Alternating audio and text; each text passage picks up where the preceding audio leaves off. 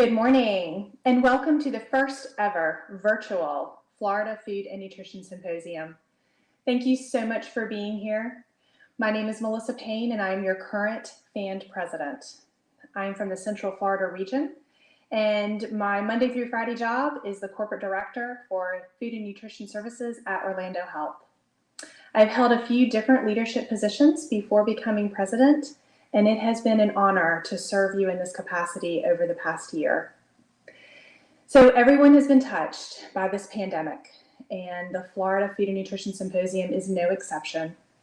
Our plans for the annual meeting in Boca Raton had to be changed, but the FAND headquarters staff, the board of directors, and you, our members, never shy away from a challenge. We postponed this event in the hopes that we might have been able to bring you a hybrid type of event that had some live sessions and some virtual sessions. And I'd like to thank Stephanie Petrosky for helping us explore that vision for some type of hybrid event and for offering the campus of Nova Southeastern as a potential venue. But I want to thank the members because after surveying you, we learned that virtual was the way to go for our symposium this year. As you can imagine, making that decision very late in the game, there was a lot of behind the scenes work that needed to be done. But I can honestly tell you that you are in for a treat. We're going to hear from some dynamic speakers. We're going to share a wealth of knowledge with you. We're going to celebrate some members and their accomplishments. And we're going to get an update from the Academy, both at the national level and the local level. This is a reminder that this symposium provides 15 live CEUs. So I want to first thank our speakers for being here today. Our speakers have done an amazing job changing with us for this event. I'd also like to thank our sponsors. Thank you to our silver level sponsor, Fresenius Kabi, and thank you to our bronze level sponsors, Advanced Micronutrient Nutrition, Medtrition, and Abbott. And finally, I'd like to thank Vanguard Audiovisual. Patrick and team have made this possible, and we truly appreciate the patience and dedication to our event. Now, just some housekeeping information.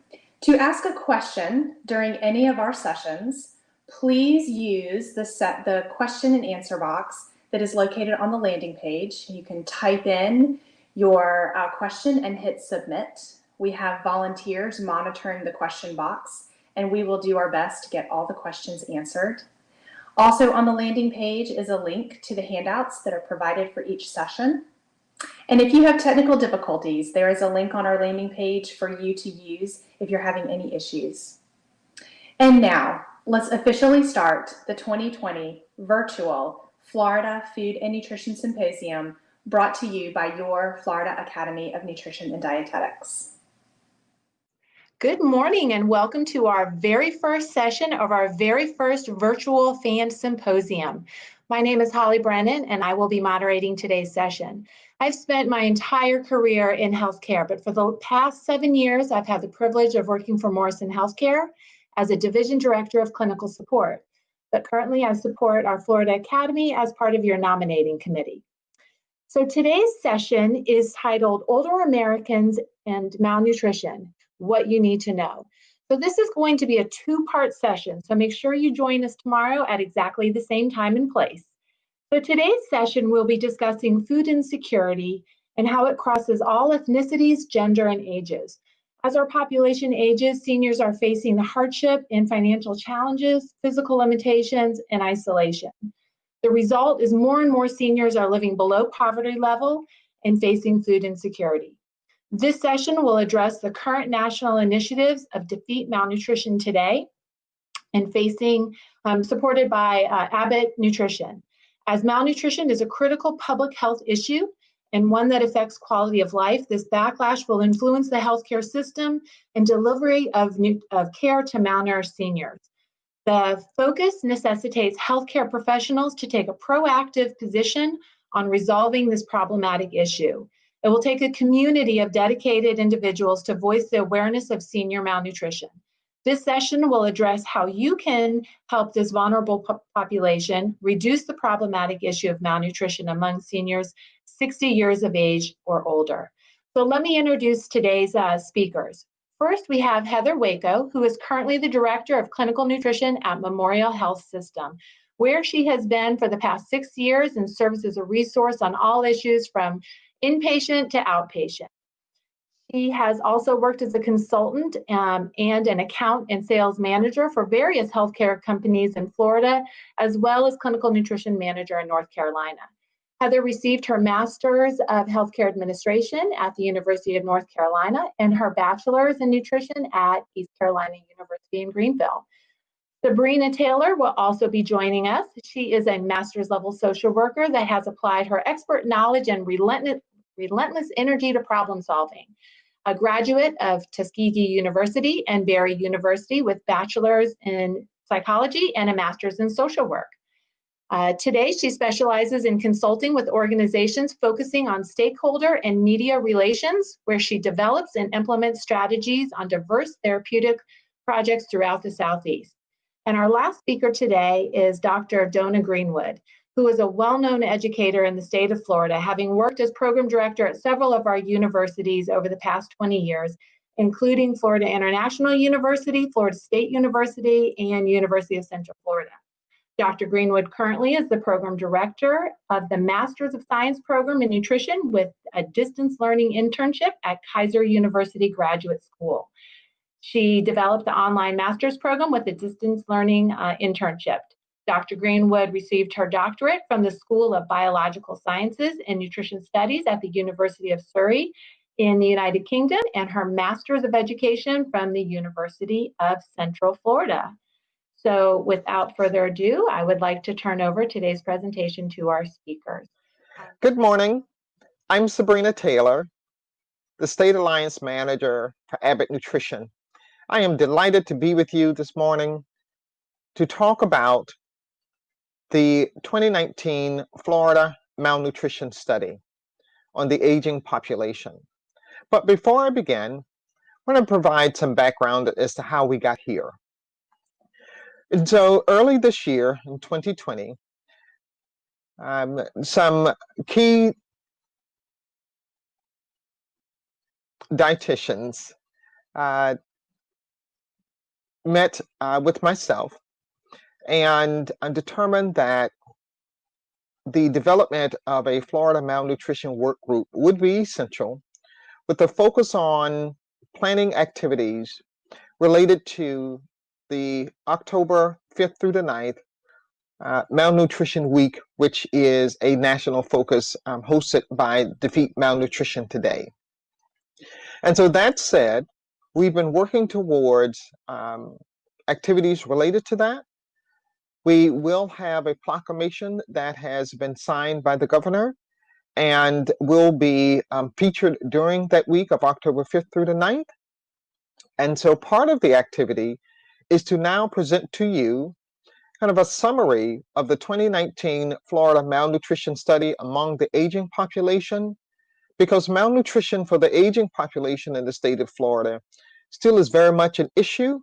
And definitely as nutritionists and dietitians, it is essential that you play a vital role in making sure that seniors are properly assessed, not only in the clinical setting, but in the community setting as well. And so my other two colleagues in the other presentations will talk about the role of the dietitian in the clinical setting as well as in the community setting.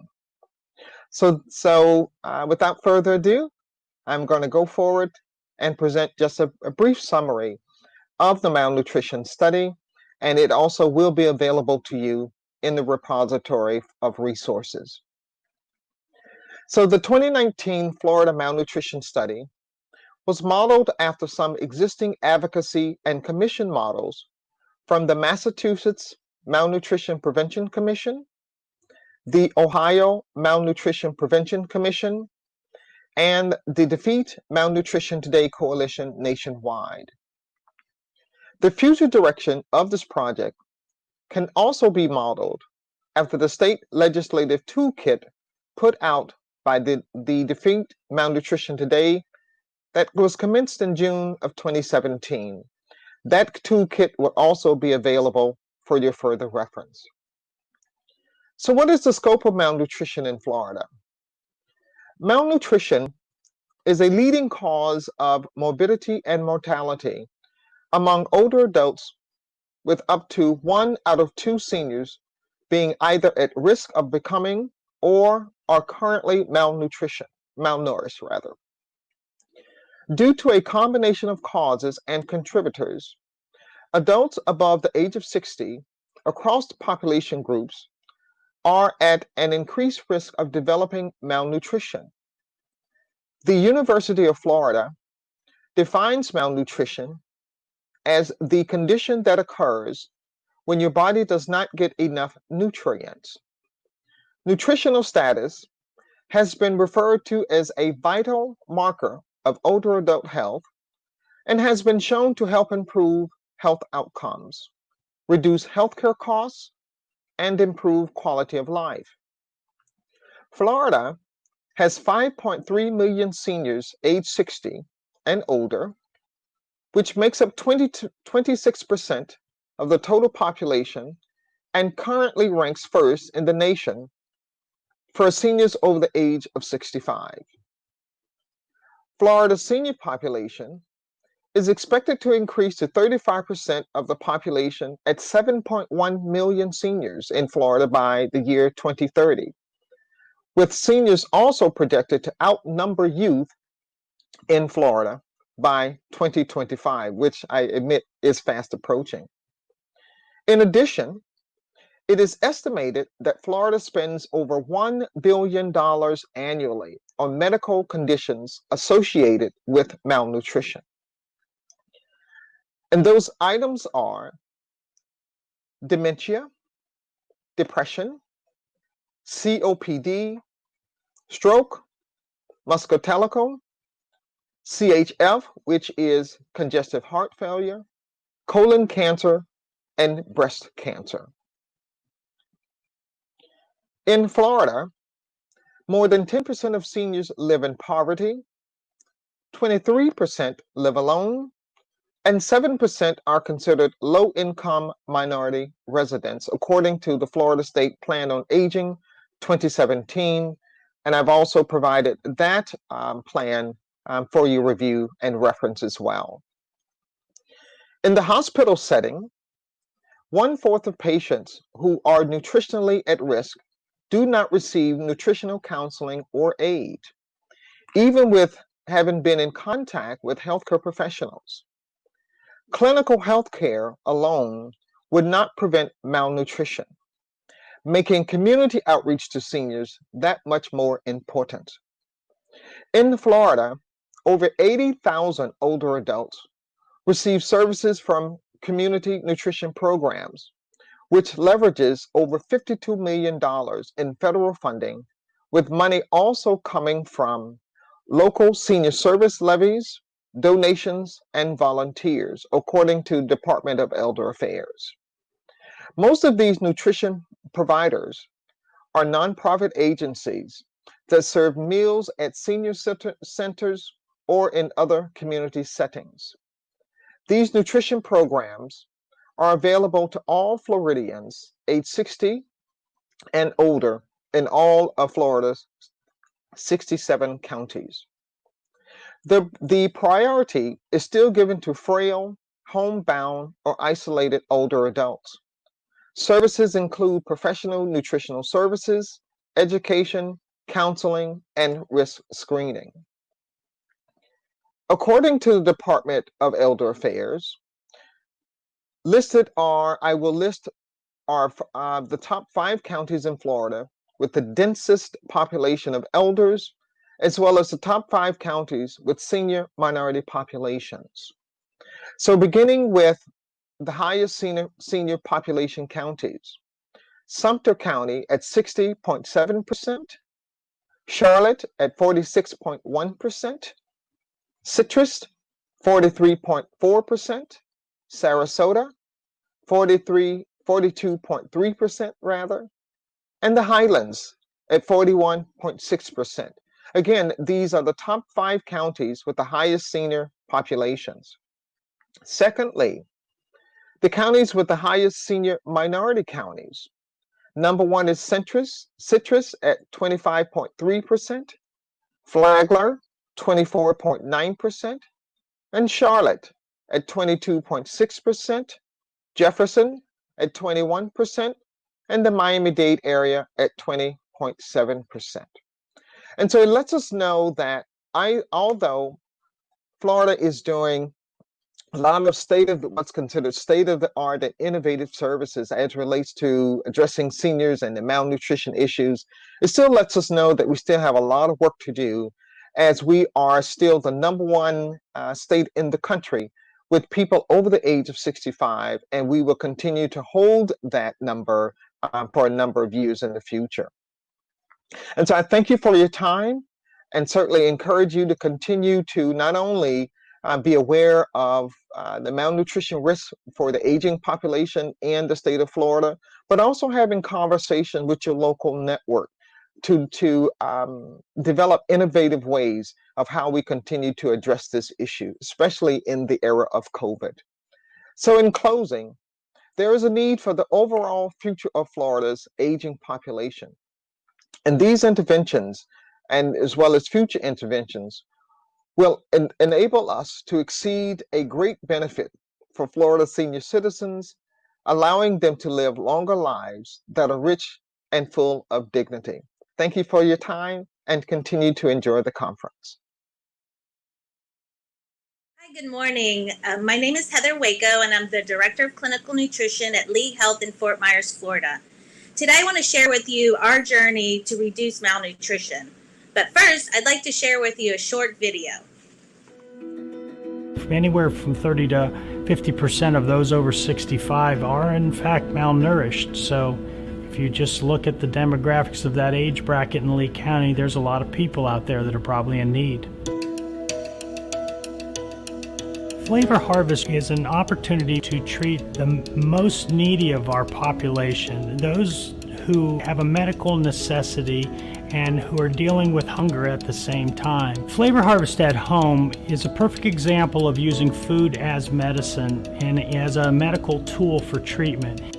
The purpose of this was to try to get the readmission rates down, because when somebody is malnourished, the probability that they're going to turn around and have to go back into the hospital for another problem, or even a very similar or the same problem, is pretty high. So if we can help them get better nourishment, help them gain a little weight, then the chances of them going back into the hospital are greatly reduced. I had a regular checkup with my primary physician, and I had to get on the scale, and she said, "Laura, you look like you've lost a lot of weight. What's going on?" And I said, "I didn't know that I was underweight." And she said, "No, you're at 99 pounds. You need to go and see the dietitian." So Laura very willingly came in because she did want to be healthy. So she came in and we talked, and she was very willing to try the program. It was wonderful, and if I hadn't been on that program, I would have been probably in bed most of the time. When your cells of your body are not getting the nutrition that they need, they're not going to perform. You're not going to feel very good. You're not going to have the energy that you want to be able just to do, the usual things of life, much less those extra things that make life a little bit more fun. We have found when the patients take the full meal program for 4 weeks that we will see about a 30% reduction in their propensity to readmit based on their particular medical condition. The program is covered by the grant from AARP, which is fabulous because it has no cost to the patient. They just come in, and if they meet criteria, we begin giving them the meals and or supplements. It is very fulfilling to know that at least one person is not going to be hungry for a period of time while they try to overcome a pretty severe condition, whether it's a surgical condition or a medical condition. And I want to say from the bottom of my heart how grateful I am for everything that everybody has done for me.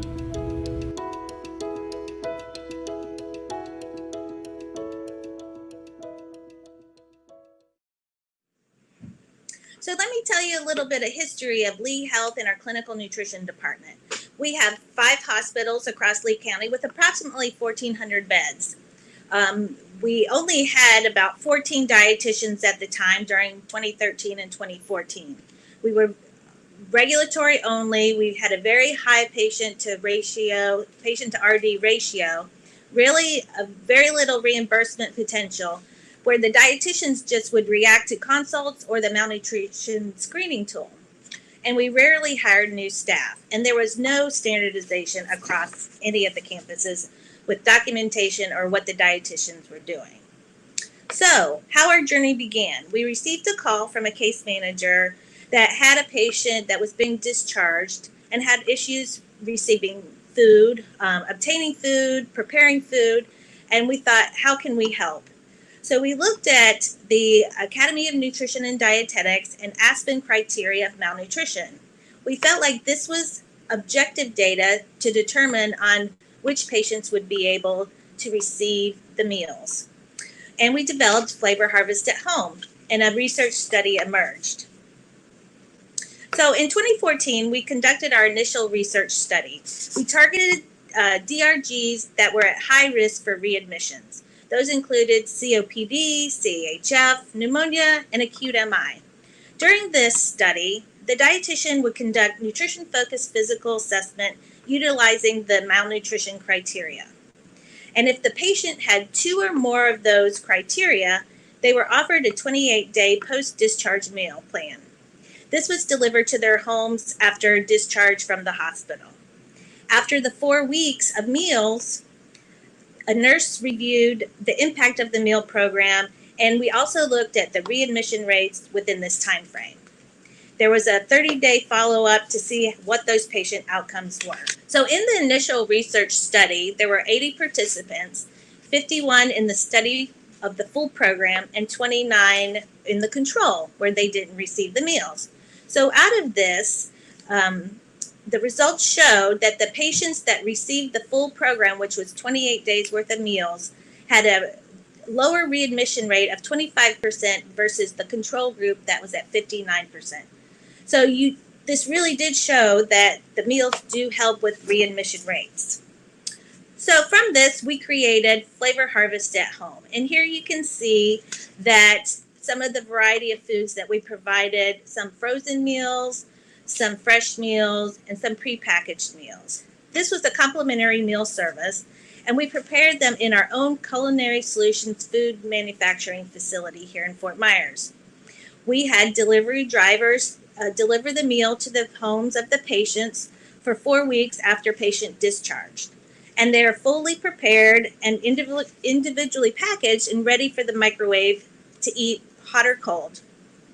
After the 4 weeks of the meals, patients are provided a list of community services to continue if they needed more meal support. So of this, there was a variety of meals provided, of therapeutic meals. We had a regular, we had the carb control, cardiac, renal. We did also have a soft and low residue, and we also had meals for those that needed either mechanical or pureed foods. This program also provided a social connectivity with the connection with the driver, as well as with our registered dietitian and our Flavor Harvest at Home coordinator. So after our initial study, in 2015, we decided to expand the program to one hospital, which was our Cape Coral Hospital. We doubled our staff there at that location and created a more proactive approach to where we worked with nursing, utilizing the screening tool, and then the dietitian conducting the nutrition-focused physical exam, working with the physicians during their hospital stay, and then also if the patient had the criteria for malnutrition, we would offer them the meals to be offered to them at discharge after they go home. So from this short pilot study, the dietitian saw about approximately 1,900 patients, and they found about 17% of those to be malnourished. We also looked at the documentation in our electronic medical record, and with improved documentation, we were able to improve malnutrition coding during this time. And as you can see from 2013 to 2015, just during this time, those almost doubled, and we saw a 46.7% increase in coding. And we also noted that there was, again, lower readmission rates of those patients that received the meals during this time. So we thought we really had something, and we wanted to expand it to all the hospitals. So we decided to expand to all 4 hospitals, adult acute care, and then we hired 10 more staff members over a 3-year period. We moved to our Gulf Coast Medical Center, and then in 2017 and 18, we were in all 4, including Health Park and Lee Memorial Hospitals. So during this time frame, you can see that the dietitians assessed almost 28,000 patients. They found almost 5,500 of those to be malnourished by the nutrition-focused physical exam. And of those, 19% of those patients were malnourished, of those 5,500. Of the 5,500, 2,700 of those signed our participation agreement and wanted to receive the meals. And ultimately, about 1,700 of them actually received the meals. And over on the right side of the graph, you can see that patients that received all 4 weeks of the meals had about a 21% readmission rate, where patients that either received 1 to 3 or never received the program was at respectively 40% and 30% readmission rates. So again, the data shows that these meals upon discharge do help patients not come back to the hospital and are not readmitted.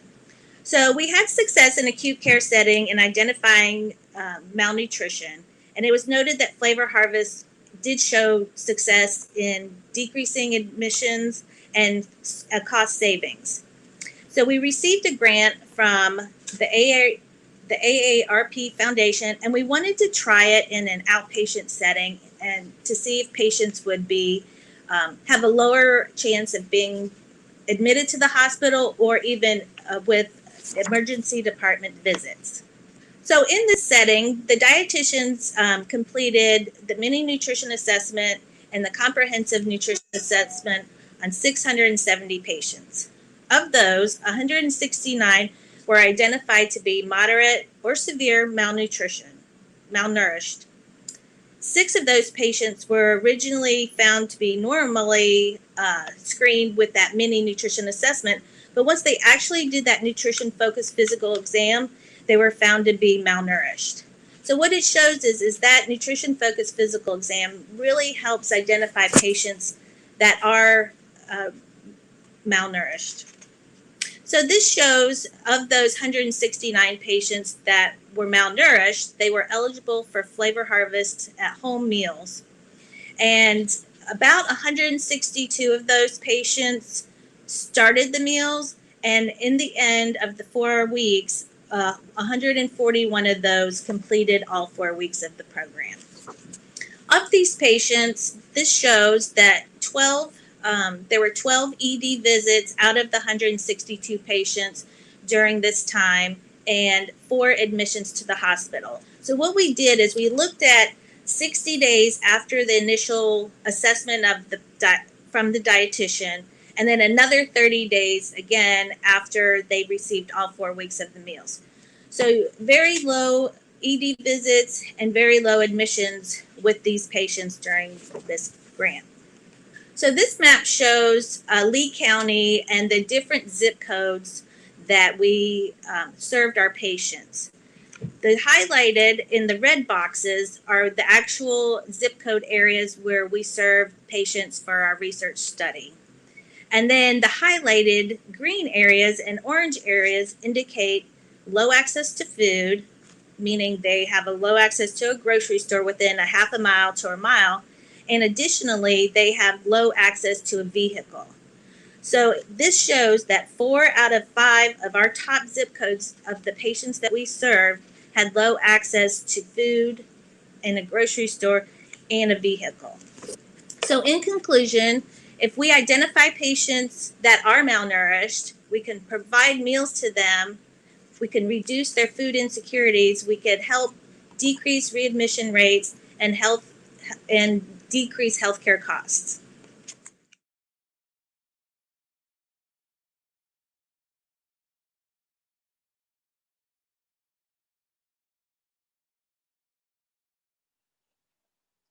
Before I begin my presentation, I want to say thank you to Sabrina for doing such a comprehensive overview of presenting to you the concerns of senior malnutrition here in the state of Florida. And also to Heather, to her team, who using nutrition-focused physical assessment in the hospital is diagnosing malnutrition. And from this diagnosis, they were able to provide meals to these seniors, helping to reduce readmission and improve the quality of life. So I'm going to talk to you more on the community side. Older Americans and malnutrition, what do we know? Before I begin, I need to talk about the objectives. And the first objective is we need to recognize the awareness from the state level and national level to reduce senior malnutrition. We've got to let communities become more aware of this problem of senior malnutrition, and we need to explore strategies within public health to improve the quality of senior health. I also have to say thank you to 3 Kaiser interns who have been working with me since March during this time, dedicating their time through the different rotations to help the seniors through Meals on Wheels, working the food bank, as well as calling seniors. So Shaquelle, Jackie, and Bianca, thank you so much. The U.S. Census Bureau estimated that in 2010, we'd have about 40.3 million senior citizens. By 2019, they estimated 54 million, of course, because of the baby boomers. However, we never realized that 7.1 seniors would be living below poverty. That's below $234 per week for all expenses. The life expectancy, around 79 years. Isolation, 1 in 4 senior lives alone. 1 in 5 seniors feels a sense of loneliness.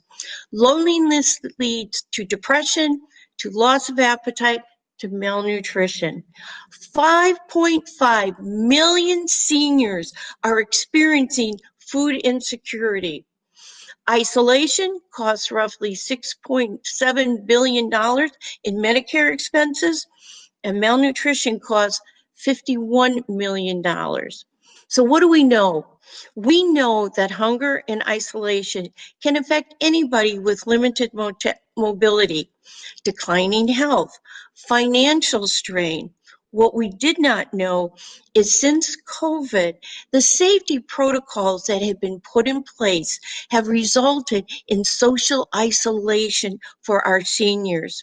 This social isolation is resulting in a decreased nutrient intake, resulting in an increased malnutrition. In the state of Florida, we estimate that about 27% of our population are seniors. 13% are threatened by hunger. 8% are food insecure. 2% are now facing food hunger. According to National Meals on Wheels, congregate and homebound, in the state of Florida, we were serving about 68,000 meals prior to COVID. Prior to COVID, I am the consulting dietitian for the Osceola Council on Aging. The Osceola Council on Aging serves Meals on Wheels and is the food bank for the county of Osceola. Prior to COVID, March 1st, 2019 to August 15, 2019, Meals on Wheels was doing roughly 276 meals per day.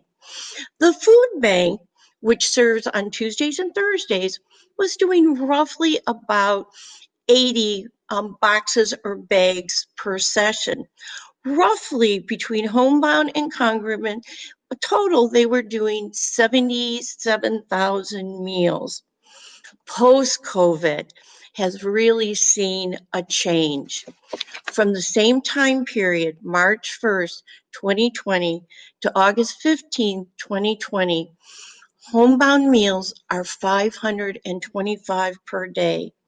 The food bank is estimating over 200 boxes or bags going per Tuesday or Thursday. That's not even the walk-ins who come to the Council on Aging asking for food. What has happened? We have a 54% increase since COVID, just in one county.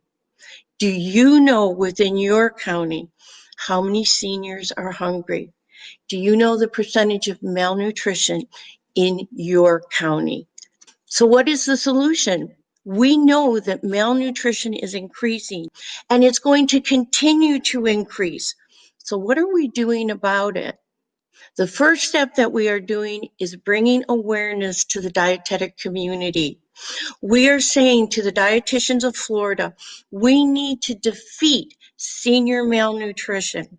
And the first way we can do this is to make you aware of this problem to a vulnerable population. So what strategies, what initiatives should we be looking at? Well, if we look at the bottom of the pyramid, which is the largest, we have to identify the problem, and that's our base. We have identified within the state of Florida senior hunger. Coming to you at this conference is now bringing the awareness to the dietetics community. But the dietetics community also needs to bring awareness to legislators, other organizations, to help defeat malnutrition. As important as we are as dietitians, it must be an interprofessional collaboration. We cannot do this ourselves. We have to reach out to nurses, to social workers, case managers, to physicians, to other charitable organizations to say we can't do it alone. It has to be an interprofessional collaboration. In looking at reaching out to other organizations, disciplines, and legislators, we may need to look at new policy at a local, at a state, or federal level. Continuum of care. This is something very close to my heart. Prior to COVID, the Osceola Council on Aging and myself started to work with one of the hospitals located in the county of Osceola. And what we were trying to do is initially go into the hospital, talk to the discharge planning team, case managers, social workers, RDs, even physicians, to say if a patient is given a diagnosis of malnutrition and they reside in Osceola County, you need to refer them to the Council on Aging.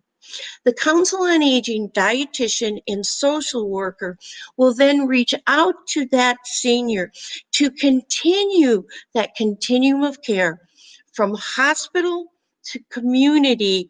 We need to maintain the services that will allow that senior a quality of life, whether it's treating the medical condition or psychosocial or environmental influences that affect their quality of care. We've got to talk to each other. If at discharge, the community becomes an integral part of that continuum of care, we will have improved senior quality of life. But it has to be an interprofessional collaboration, and we've got to start now. If Feeding America states 1 in 12 seniors are food insecure, if defeating malnutrition is stating that 47% more seniors are needing meals since COVID, what are we doing to defeat senior malnutrition? We have to talk to each other. It has to be an interprofessional collaboration from the hospital to the community, whereby we can offer that continuum of care to provide for the seniors the quality of health that they deserve. But if we don't talk to each other, if we don't recognize the problem is there, malnutrition among our senior population is going to continue. It is problematic now. It's only going to become more problematic, and our seniors are not going to enjoy a quality of health. I want to say thank you to you for bringing to you my passion from the community side of defeating malnutrition. I hope you will join us on Sunday at 8 o'clock. We will have a representative from Defeating Malnutrition, Meredith Ponder, who will present to you, as well as we're going to have a panel discussion. I hope you will join us. Please be aware this is a serious problem, and we need to do something to help our seniors from hospital to community. We need to provide them continuum of care. Thank you.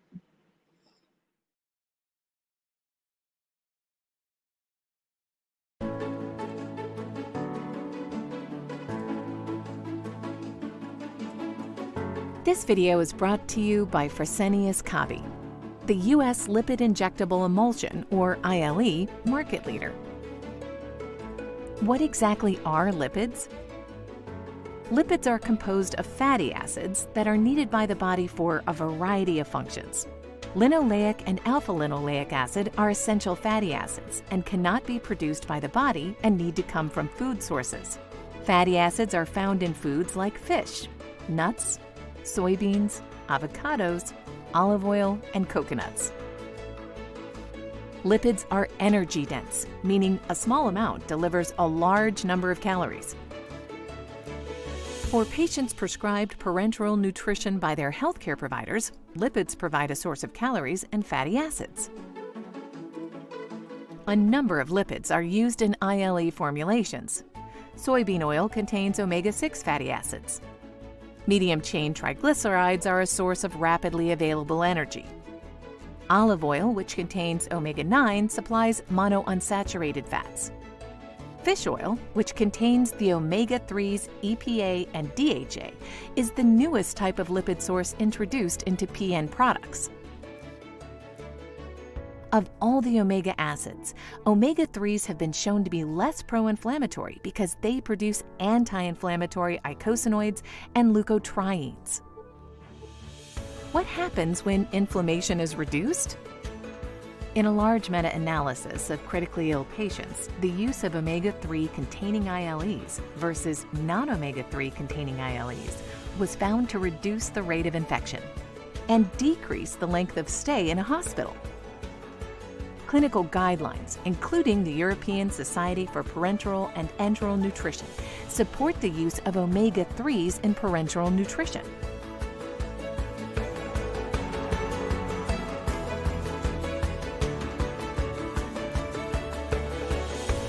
For more information about the benefits of omega-3s in parenteral nutrition, visit freseniuskabinutrition.com/omega-3s.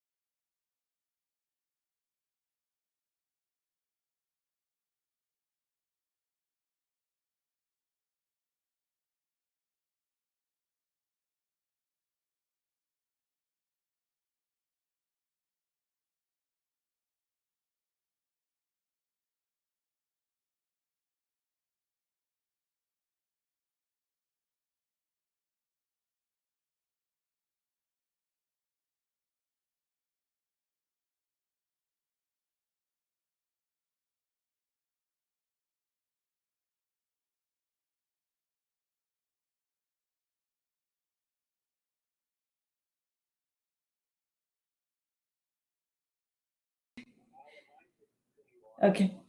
I might need that before the end of the day. Can you hear me now?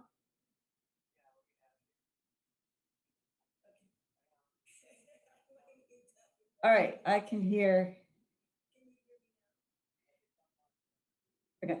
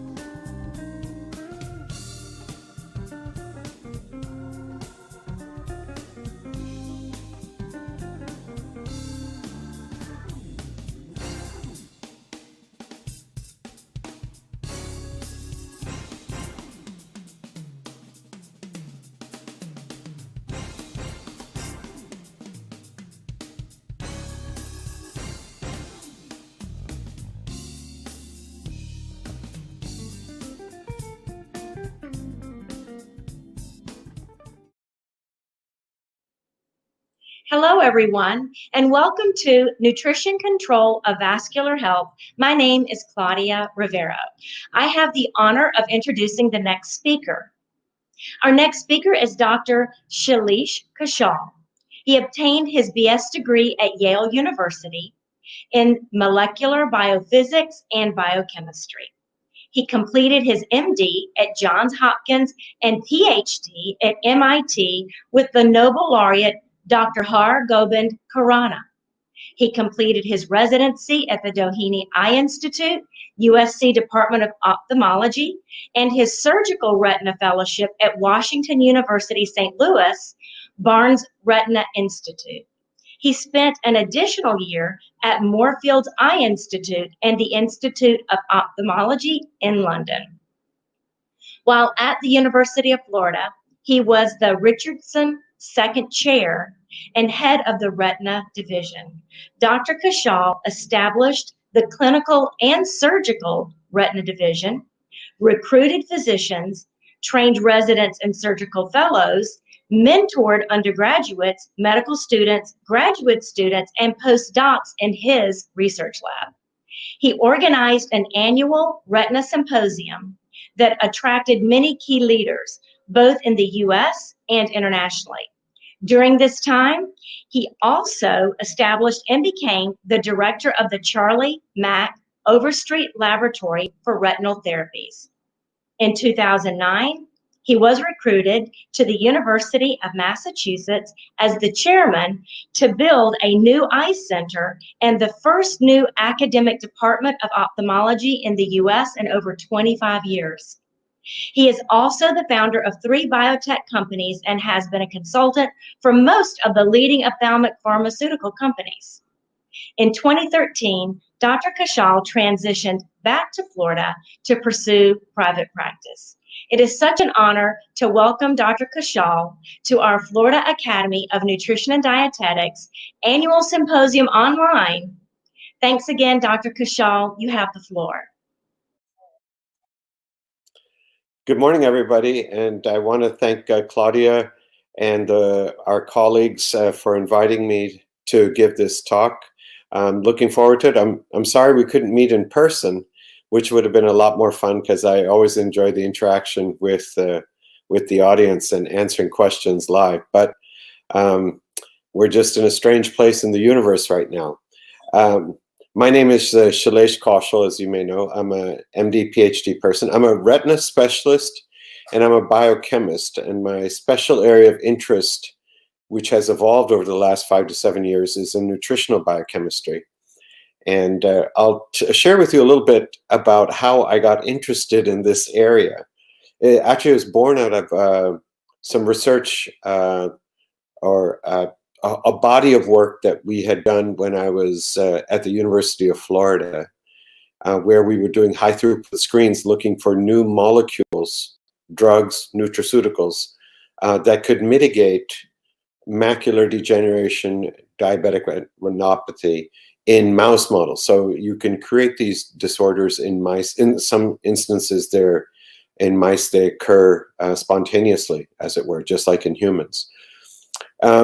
And we, while we were doing these high throughput screens, we discovered a whole set which were nutraceuticals, those compounds found in nature, really, plants, herbs, and so on, fruits and vegetables for that matter as well.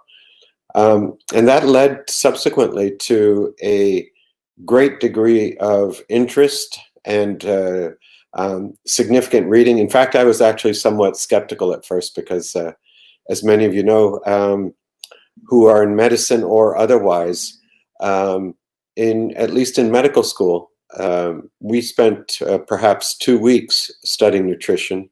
And when I was at the University of Florida, I actually asked the medical students there, and they had basically 1 day. And I know that there are medical schools around the country which have essentially no real training or formal studies for the students in this area. And it turns out to be extremely important. Regardless, what I want to do over the next 45 minutes or so is to share with you something that has become a new passion of mine among many passions in this field, and that is blood vessel health. And I'll tell you how I came to that also in the course of these slides. Next slide, please. Now, what I'm going to do is, as I've done in the past, when I've been fortunate to be invited to this meeting to give a talk, is tell you really the take-home message. For those of you who may want to do something else, I'm just kidding. Here are the basic take-home points. There are multiple elements of blood vessels, but there are two that I'm going to touch on in the course of this talk. First is the vascular endothelium. It's the lining of the inner aspect of the blood vessels. And the glycocalyx, which is this gel-like substance which lies on top of the vascular endothelium. And indeed, there's been great interest in both of these two particular structures within the vasculature. And as I said, I'm simplifying it because otherwise this same talk really could last for 4 to 6 hours, because there's so much interesting other biology and also ways to mitigate against that. But I wanted to touch on these two because they turn out to be important, and they're easy to grasp, and they're modifiable, as pointed out on the bottom of this slide. In addition to that, there's been a tremendous body of work that has been done in studying both the endothelium and the glycocalyx over the last, let's say, 5 to 10 years, perhaps even longer than that. Next slide, please. Now, the other point that I would make to all of you is that there are many ways to assess blood vessel health. One is blood pressure, perhaps not a very good measure. Certain blood tests are a way to assess blood vessel health, particularly inflammatory markers like IL-1, IL-6, IL-17, which are pro-inflammatory, and then the anti-inflammatory IL-10, which can be fairly routinely measured with most commercial laboratories throughout the United States, I should say around the world, really. Now, one thing many of you who may be familiar with this area and perhaps not have thought about, and those who are new to it will find it intriguing, is one of the easiest way to look at the vasculature is through retinal photography. And I'm going to show you some pictures of that as well. Of course, I'm slightly biased being a retina specialist. In part, this is one of the ways I became more interested in understanding the biology of the vasculature, was because as a retina specialist, we see so many patients with multiple vascular disorders, obviously the most common one being diabetic retinopathy, but others including macular degeneration and various strokes and mini strokes of the eye, which are fairly common, as well as, of course, hypertensive retinopathy. I'll also show you other ways that can be the health of blood vessels can be assessed, endothelial dysfunction in particular. Some of you may be familiar with this term. It's become more accepted that the endothelium, those lining cells, can become dysfunctional in various diseases, frankly, in nearly every chronic disease that you can think of. And I'm going to touch on that in just a moment as well, a little bit more. There's also ways to look at blood vessel stiffness. Now, these are all quantitative methods, by the way, that I'm mentioning. And the others, which we have become interested in, is looking at the glycocalyx thickness, which is quite remarkable. And I'm going to show you some pictures of that. And also with Patrick's assistance, we're going to show some videos as well, which are quite striking. And then finally, total body fat mass. That also contributes to the health of our blood vessels. In other words, lower the total body fat mass, the better the vascular health, better the health of the endothelium, better the health of the glycocalyx. So these two slides are really the summary slides, and in some way they form the framework for the rest of the presentation. Next slide, please. Okay. Now, most of us are familiar with chronic diseases, and I just wanted to summarize. It's a slight detour, but an important one as we move towards understanding or appreciating what vascular health means. And the reason why I mentioned this, and I mentioned it already, is that various chronic diseases, I shouldn't say various, nearly all chronic diseases have elements of vascular dysfunction, be it Alzheimer's, macular degeneration, obviously hypertension, coronary artery disease, and various others. Now, what are these chronic diseases? They're rising across the planet in every country. They're exponentially exploding, really. Exponentially rising, I should say. It was a list of these chronic diseases. We're all familiar with them. I've listed some of them already.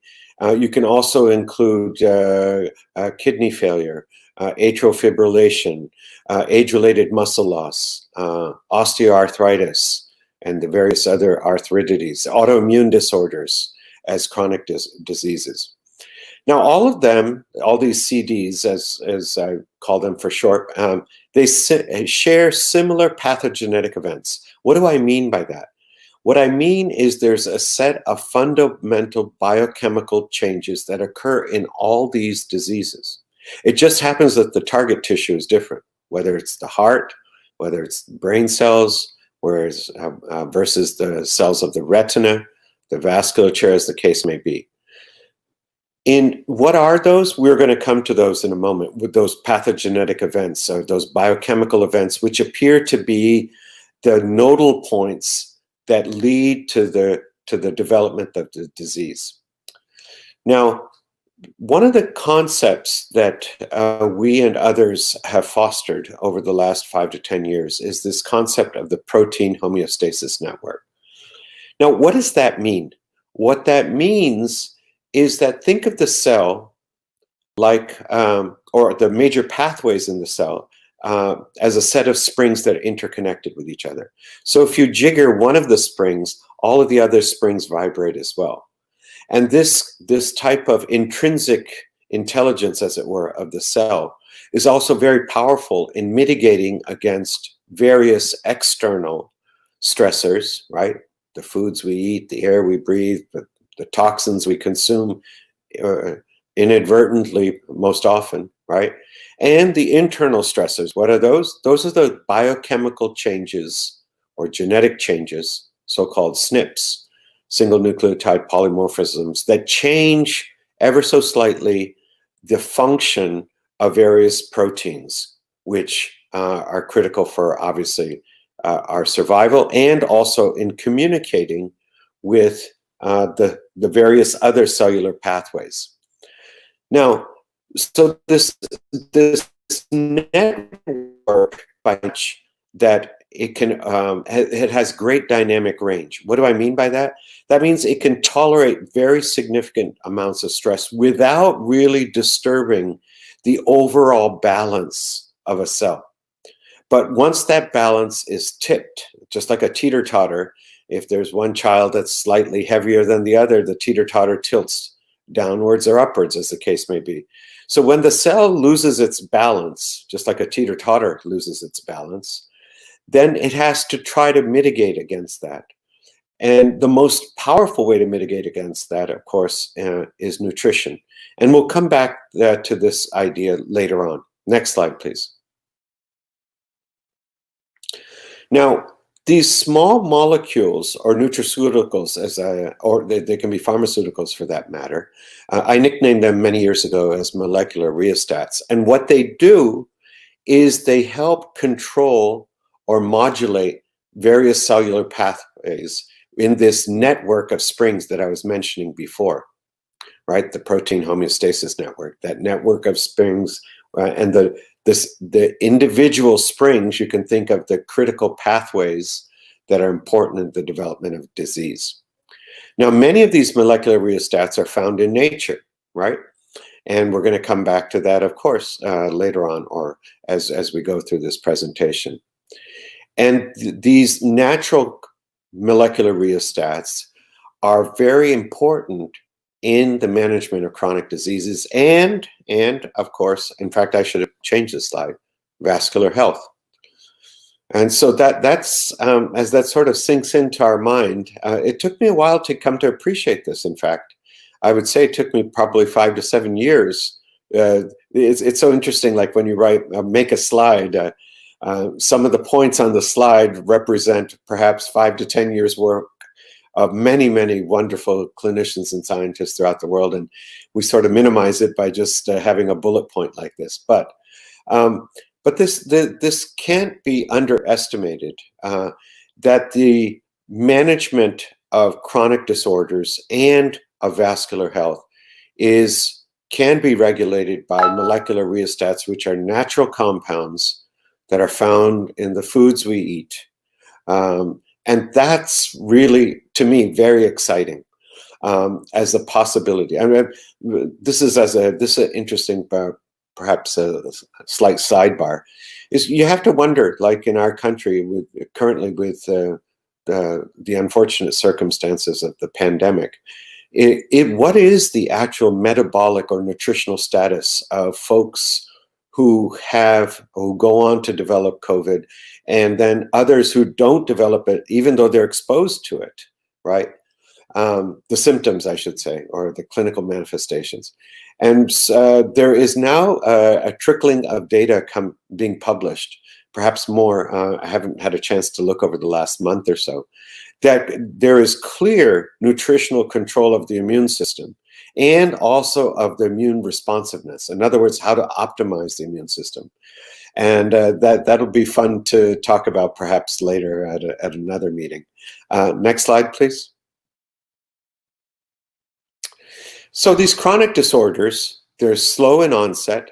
They clearly appear to be multifactorial. In other words, there's various factors, right?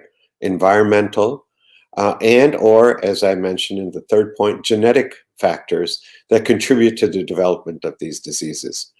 And it appears that they have multiple clinical presentations, whether it's coronary artery disease, whether it's Alzheimer's, whether it's macular degeneration, and so on, or type 2 diabetes as well. And they appear to be reversible. Whoops, there should be a space between reversible and in. I'll fix that in the future. They appear to be reversible in the early stages. And nearly all current medical therapies target symptoms, not root causes. Now, I pause there specifically. And being a clinician myself, I obviously use pharmaceutical agents all the time as well. But if you really want to treat the root cause of the disease, right, then we have to look first to biochemistry and then look to nature, is what I would make the argument, especially with my own understanding or deepening understanding over the last 5 to 7 years. Next slide, please. Okay, what are these inciting factors that lead to chronic disorders or chronic diseases? Now, I highlighted in red in capital letters, inflammation. Inflammation appears to be central and probably the dominant pathogenetic event that is contributing to all chronic diseases, including those of the vasculature, like high blood pressure and coronary artery disease. Those are the two most common ones, right? Now, the others, many of you are familiar with as well: oxidative stress, dysregulation of the insulin signaling pathway. I'm not going to touch on those in any specific detail because each of them deserves perhaps a separate full talk for a couple hours, actually, for each of those. Dysregulation of the mTOR autophagy pathway, the self-eating, autophagy being self-eating or self-cleansing pathway. Mitochondrial dysfunction. Mitochondria, as many of you know, are the energy factories of the cell. And mitochondrial dysfunction has emerged in terms of the research to support this claim, as it were. Over the last, again, 5 years or so, a tremendous body of work showing that there's mitochondrial dysfunction in nearly every single, I shouldn't say nearly, in every chronic disorder that we know. There's also immune system disbalance or imbalance. There's a catabolic or consumptive state of the cell that we have come to appreciate. And then finally, when all of these pathogenetic events conspire together, they can lead to dysfunction and or potential death of relevant tissues, whether it's in the blood vessels itself or target tissues of the heart, the brain cells, right, neurons and so on, the retinal visual cells, nourishing cells of the retina, as the case may be, and the other disorders as well. Next slide, please. Now here's that list I was actually looking for that when maybe about a couple, 5-6 slides ago. Here's I call these an accounting slide. Here's a list of some of the chronic disorders many of us are familiar with, and you can see there. I would assume that nearly all of you who are listening in either have family members or friends or colleagues who have these disorders, and all of these remarkably are rising throughout the world, not just the United States or the Western world itself. And there's grave concern about their tremendous rise, especially over the last 2 decades.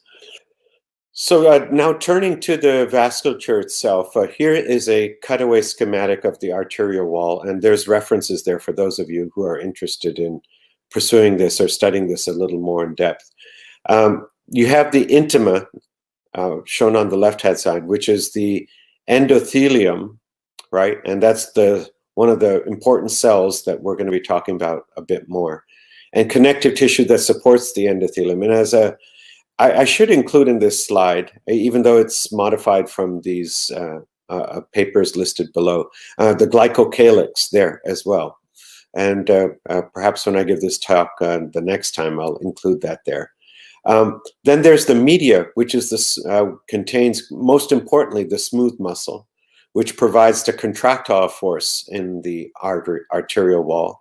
Remember, veins don't have smooth muscle, and so they're more of a passive flow system versus an arterial system, which has more active or pulsatile flow, as we all know. In fact, that's what the pulse represents, is this contractile force. And then the adventitia, which is this strong fibrous matrix around, both the smooth muscle and the endothelium. And it basically protects that region, and it subserves other functions as well. Next slide, please. Now, how do you go about clinically assessing, and I mentioned in the take-home, the second take-home point slide, that the vasculature can be assessed in the clinic. Here's an example, and by the way, I have no financial interest in any of these companies that I'm going to show you the instruments of. This is an instrument we have in our clinic, for example. And it's a interesting, fun instrument. It's as close as we get to R2D2 in ophthalmology. It's an automated camera system. So the person puts their chin in that chin rest on the left-hand side of the slide and their forehead against that band. And this camera, remarkably, you turn it on, enter the patient's name, and you simply hit start. And it'll track by itself to the right eye and focus itself and take an image as shown on that right-hand panel or monitor of the retina, and then it'll move to the other eye and take a picture of the retina. And that turns out to be very useful for us as ophthalmologists and retina specialists. Next slide, please. Here's an example for those of you who don't have the opportunity to look at a human eye. This is a patient's right eye. So the right ear would be off to the left, and the nose would be to the right of this slide.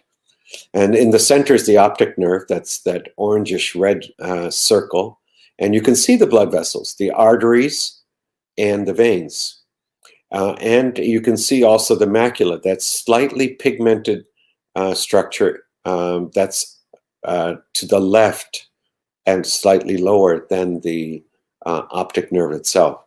So here is an example of non-invasively actually assessing the vasculature. Now, this is obviously not lost on us as ophthalmologists and retina specialists, and we take pictures of the retina and the vasculature all the time. But it's also not been lost on our friends in cardiology. Cardiologists have, some of my colleagues actually at the University of Florida and other places, have correlated stress tests, the stress test, cardiac stress tests, with changes in blood vessel caliber and also the shape of the blood vessels found in the retina. And so you can imagine some people have even gone so far, and this has been a little while since I read those papers, as to you could essentially do a stress test without actually going on a treadmill and simply take retinal photographs over a period of time.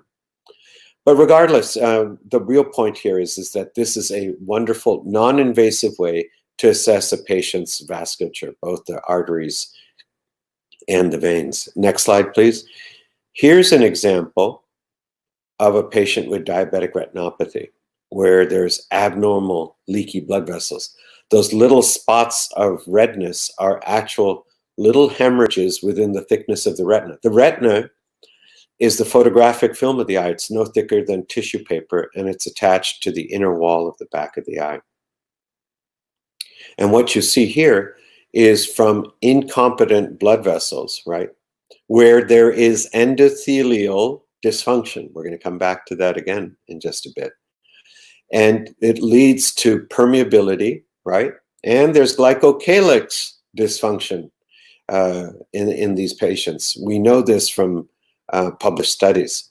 And you can see these little splotches of blood. What you may not appreciate, and we as retina specialists appreciate in clinic, is not only can there be leakage of blood, but there can be leakage of fluid, which can collect in the macula, that area of dead center good vision that I pointed out. That's slightly to the left of the optic nerve in the slide and a little bit inferior.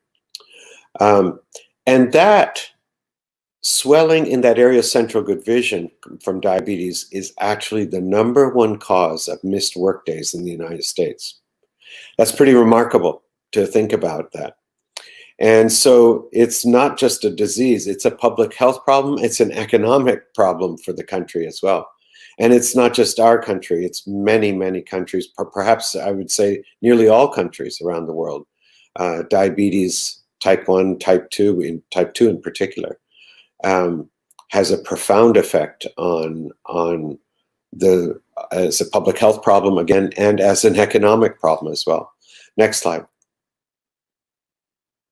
Here's more severe diabetic retinopathy. It's even more striking. The blood that's actually been deposited within the retina from leaky blood vessels. And this is also a huge concern because blood itself can potentially be toxic.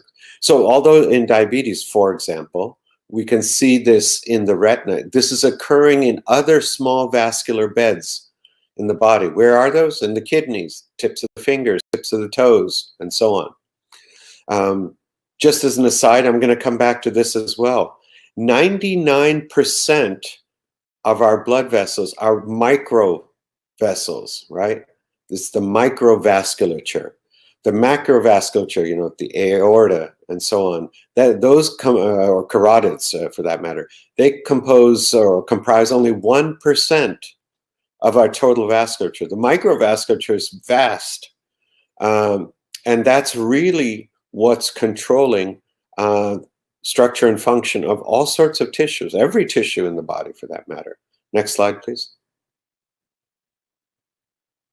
Here's something even more striking. This is a stroke in the lower part of the retina, and that's massive bleeding into the retina from the inflammation. Remember, we talked about that. So inflammatory changes to the vasculature clearly contribute to strokes of the retina, strokes elsewhere in the body, right?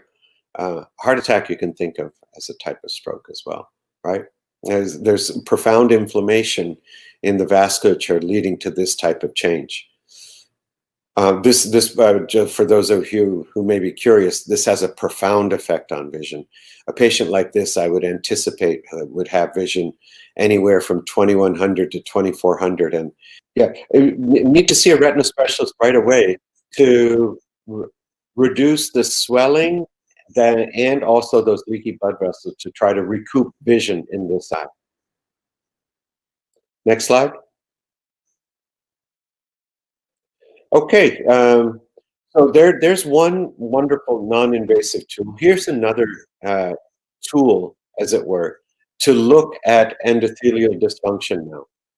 That's one of the activities, of course, of the blood vessels is to maintain the health of the endothelium, and that health of the endothelium appears, there's many factors that control it, but one of them is, or the endothelium is important in producing nitric oxide, which controls the dilation and constriction of blood vessels, mostly the dilation. This gas is quite remarkable. In fact, a Nobel Prize was given to the discoverers of nitric oxide and its effect on the vasculature. But this non-invasive instrument, which we actually use in our clinic on an intermittent basis, frankly, we should be using it all the time in all our patients, doesn't take very long to do. And it gives a very nice quantitative assessment of the degree of endothelial dysfunction a patient may have. And so this is one of at least a couple instruments that I'm aware of that can do this in a reliable quantitative fashion. Next slide, please. Vessel wall stiffness, right? This is an instrument from a company in Minneapolis. It determines both the small and large blood vessel wall stiffness. So the stiffness of the blood vessel wall, right, is directly correlated to the age of the person. This has actually been studied. So this is another way to assess the vasculature and indirectly assess the health of the endothelium and the glycocalyx as well. Next slide. Now, there are ways, and I'm going to show this in a little bit more detail because I think this is particularly useful and exciting work that's occurred over the last 5 years or so. There's ways to even assess the glycocalyx itself in real time. It's actually quite remarkable. We have this instrument in our own clinic. I do love their promo, showing this very cheerful assistant or whoever she may be doing the test. But it's a very useful test, and I'll show you with Patrick's help exactly what the results of that test look like in real time. Next slide. And then finally, body fat mass. This is probably the premier instrument to look at that, and we also have this in our clinic as well. It turns out body fat mass, more importantly than BMI in many studies, is directly correlated to every chronic disease and also to vascular health itself. So this is another simple, non-invasive test that can be done to help assess and assist patients who have chronic disorders and or disorders of the vasculature. Next slide, please. Okay, next slide. Now, for those of you, I know it's early in the morning, we're going to turn to a little bit more biology and biochemistry. So if you want to take a couple strong sips or gulps of your tea or coffee, this is a good time to do it. Here is the endothelium in two different circumstances. I just saw that I have a typo on the right-hand side. It's supposed to say hemodynamic shear stress to match what it says on the other side. So you can see the endothelium, depending on how much shear stress, in other words, that's the speed and the force of blood vessels passing through the lumen of a blood vessel, how that affects the structure and, of course, the shape of endothelial cells. And you can see where there is fairly significant shear stress. You can see how those endothelial cells look like they're packed in. It's almost like a compressive force, the force of the blood that's passing through with high shear stress versus a low shear stress shown on the right, where the endothelial cells look a little bit more spaced out than compared to the left. Next slide. Okay, like I said, I hope you've all have had a chance to have a little bit more sips of your tea and coffee or espresso, as the case may be. Here is a very simple slide, and I just chose the cardiomyocytes and the microvasculature as a schematic, or I should say this author did, not myself. And what I really want to point out is the green and the red. The actual compounds, the nitric oxide, PGI, EE2, and hydrogen peroxide on the left-hand side. It's great if you can remember those, but what I really want you to remember is the green and the red, okay? And so what do I mean by that? Well, in the green, you can see it says anti-proliferative, anti-inflammatory, and anti-thrombotic. Anti-thrombotic means reducing the chance of a clot, okay? And on the other side, where you see H2O2 and hydrogen peroxide, right? Hydrogen peroxide is a potent oxidant. It leads to, and also being produced by the microvasculature, right? Is pro-inflammatory, pro-proliferative, and pro-thrombotic. So that depending on the health of the microcirculation, right, the microvasculature really, that determines the tipping of the balance towards a more protective, the green side of the slide, versus a more deleterious effect on not only on the blood vessels, but the tissues that are subserved by those blood vessels, right? In this case, the cardiomyocytes.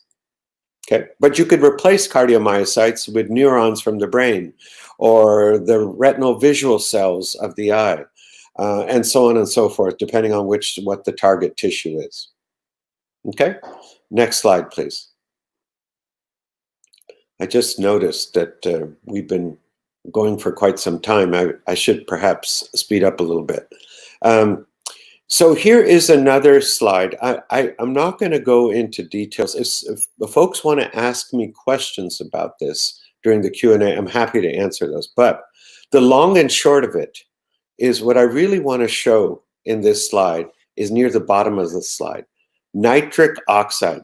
When you think of vascular endothelium, what I'd like you to keep in mind, I really want you to impress upon you, is the production that the endothelium is critical in the production of nitric oxide. And anything that's inflammatory itself will cut down on nitric oxide. But the beauty is nitric oxide itself is anti-inflammatory. Okay? So the other part is what? Hydrogen peroxide, right? A potent oxidant.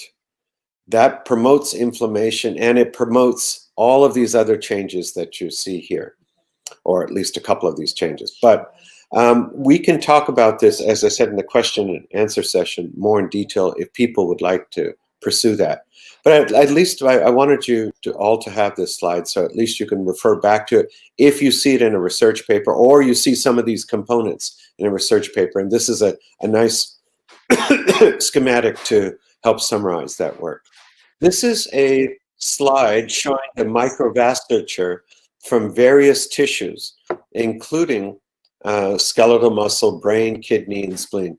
Like I was saying, this is a show and tell slide, and it's kind of fun just to look at these remarkable pictures of the microvasculature in these tissues.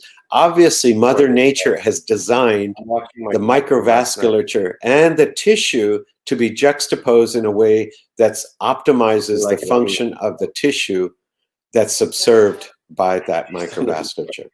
Next slide, please. Okay, now this is another way of sharing with all of you what I had shown a few slides ago. And this is now getting a little bit more granular than the slide that was 2-3 slides ago. And it shows that the real point of this is that the endothelium is at a very strategic anatomical, and you can make perhaps the argument, biochemical location within the blood vessel. Remember, we talked about those 3 layers of the blood vessel, and the endothelium is the closest to the actual lumen.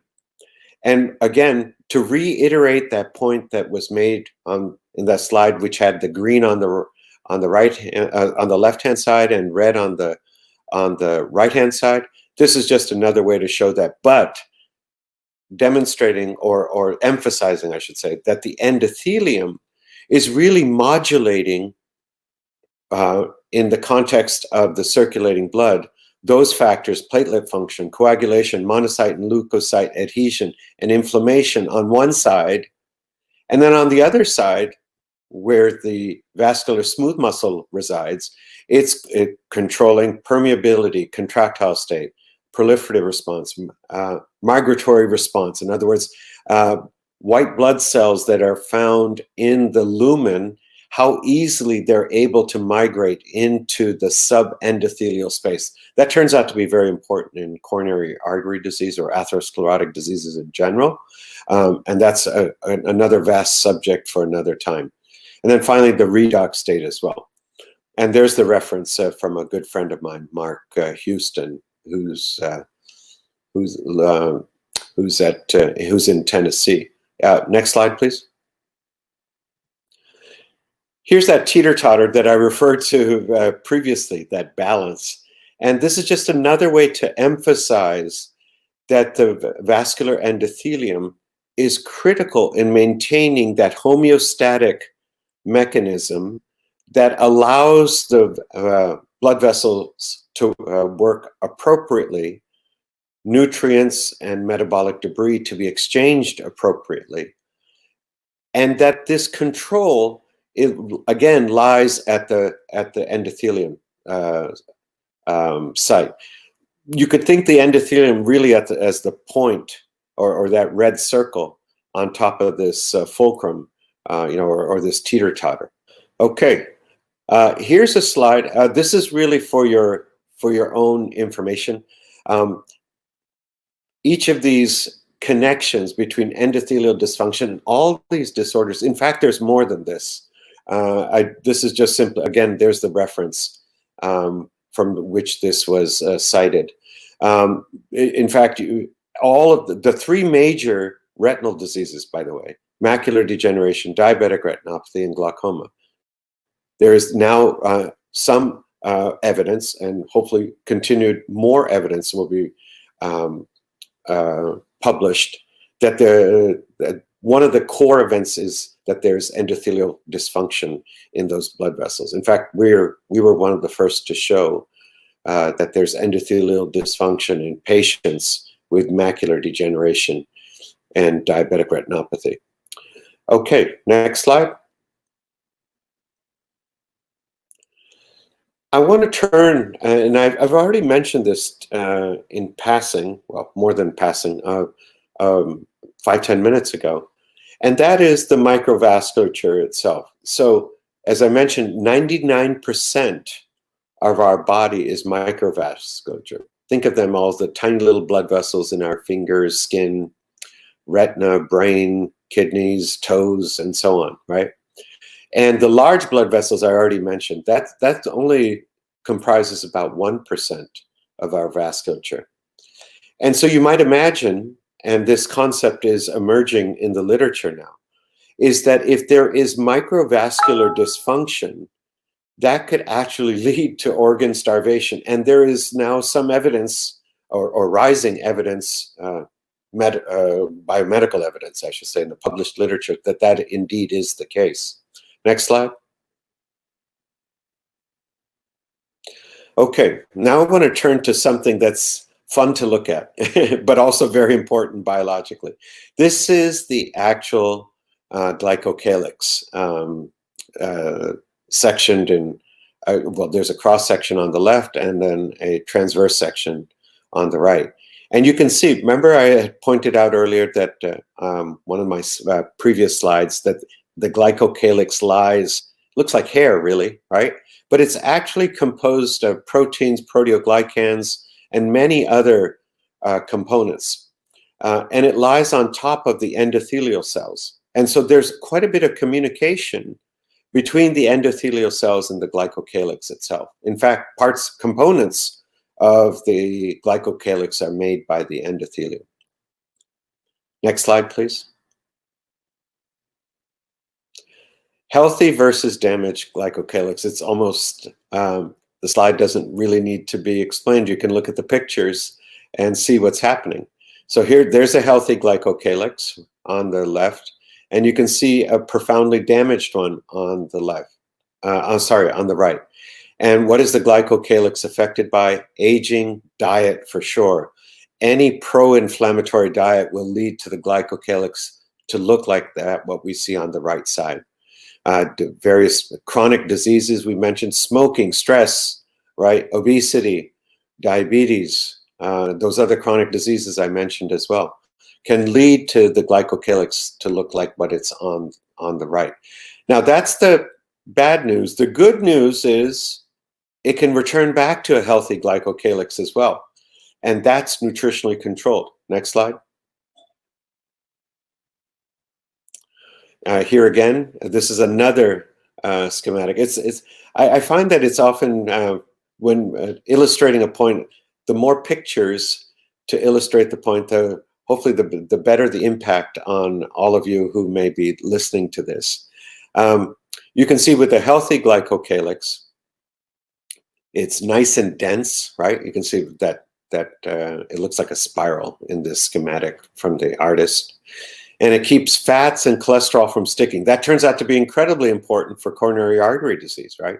We don't want those fats and cholesterol sticking to the endothelium or in the region around the endothelium. And you can see on the other side, on the unhealthy glycocalyx, that protective gel, that Teflon-like coat, is destroyed or limited, and these fats and cholesterol can enter into the artery wall because not only is the glycocalyx affected, but the endothelium itself is dysfunctional. Next slide, please. Okay, here is a healthy glycocalyx again. Click it again. There we go. There is a compromised glycocalyx. Again, to illustrate the same point. We want a nice, thick glycocalyx like the left versus the right, and otherwise all sorts of biochemical mischief can occur in the instance of the compromised glycocalyx. Next slide. Now, there are nutraceutical methods. So this is a damaged glycocalyx, and by taking various nutraceuticals, and I'll preempt myself by sharing this right now, turmeric turns out to be very, very useful, and we can talk about that in the Q&A. Resveratrol as well. Omega-3 fats also can help with the glycocalyx reestablishing itself. Anything that is profoundly anti-inflammatory, right? Broccoli, spinach, Brussels sprouts, dark fruits, blueberries, blackberries, a little bit every day, right? Plums, cherries, strawberries. It turns out strawberries are the most potent anti-inflammatory fruit. Some of you may know this better than me. I ran across this recently, and if someone could triple verify what I had read, and or if they have other information, I'd love to hear it in the Q&A section. Okay, as all of you can see, this is actually the microvasculature under the tongue. That's how this instrument that I mentioned earlier works. It's a small probe, it's a sterile probe, or I should say a clean probe that can be sterilized. Each patient would get a different probe. That's how we do it, and anyone else that measures it. And I won't go into the details of the technology, even though it's incredibly interesting, right? There's very little blood flow, right? And there's very little microvasculature, okay? And look on the right-hand side. Look at that vasculature, how rich it is. Lots of little curlicues here, there, everywhere, right? And this is after taking this particular nutraceutical combination called Endocalyx. And by the way, again, I have no financial interest. Frankly, I tell my patients to take those things that I mentioned previously: turmeric, the omega-3 fatty acids, resveratrol, the dark greens, and the dark fruits for sure. And you can literally go from left to right, shown in these pictures. What's remarkable with this instrument, by the way, is you can actually determine the number of those microvascular beds. It's just simply remarkable. I actually spent a bit of time with the scientist, talking to him, as well as the folks from the company, before we introduced it in our own clinic. And I know that other folks are using it. I would never want to give the impression we're the only ones. In major universities throughout the world are using this technology, non-invasive technology, to look at all sorts of chronic disorders, from septicemia or septic shock, stroke patients, and so on and so forth. Next slide, please. Okay, I should conclude here fairly quickly. Here's some general recommendations for overall and vascular health. I'm sure the people in this audience are familiar with those, but it's worthy of reminding everyone. Reducing or eliminating white sugar, white flour, reducing food allergens and toxins in our food, reducing environmental toxins, reducing trans fatty acids, which are profoundly inflammatory. Next slide. Now, this is really for all of you, and I'm happy to answer them or discuss them in more detail in the Q&A if any of you would like, or you can even contact me. I think I even give my email address here at the end. But these are things that you can do for the prevention and treatment of coronary vessel disease, right? CVD. But really, that's code word for vascular health. In fact, I should change it to just say vascular health. And you can see some of the items, and it looks like a huge laundry list, but I would focus, excuse me, all of you to turmeric, right? Number 6, vitamin C for sure.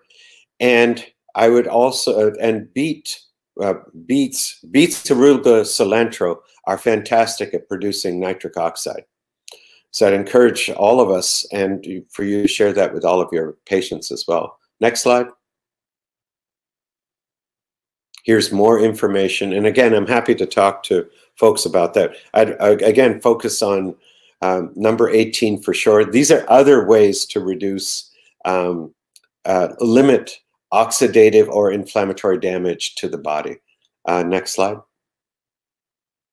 I wanted to have something that was fairly detailed, and here's more other nutraceutical methods to reduce inflammatory changes that are critical in terms of controlling vascular health. Next slide. I know I've gone way over my time.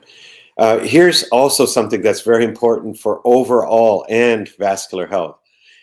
These are, in fact, we have a handout, by the way, that we give to all our patients in clinic.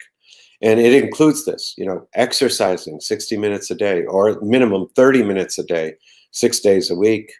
Try to get 8 hours of sleep. I know there's many studies to show that we as Americans are profoundly sleep deprived. Stress reduction. And I tell my patients, it's easy for me to say, reduce stress. We all have stress. But I tell them one of the simplest things, it's actually been studied and published on, is 5 minutes of deep breathing, all the way in, all the way out. That reduces stress cortisol quite dramatically. And of course, controlling body weight and body fat mass. That's what composition refers to. Next slide. These are pharmaceutical treatments for blood vessel health as well. And this is done in the spirit of completeness, really, for all of you. Next slide. So this is the type of testing I get on patients who I suspect may have a chronic disorder or vascular disease. And again, I'm happy to talk about it more in detail during the Q&A. Next slide. This is some of the metabolic testing that we do for our patients to really get a good metabolic profile of what may be happening in that patient's body as a snapshot in time. Next slide. There we go. Well, I want to thank you all. I know it's really unusual to give a talk virtually, as it were. I've never really, actually, this is my second one. And it's, I try to be chatty as I am in person. I hope this was very helpful to all of you. I'd be delighted to answer any of your questions. And thank you so much for listening.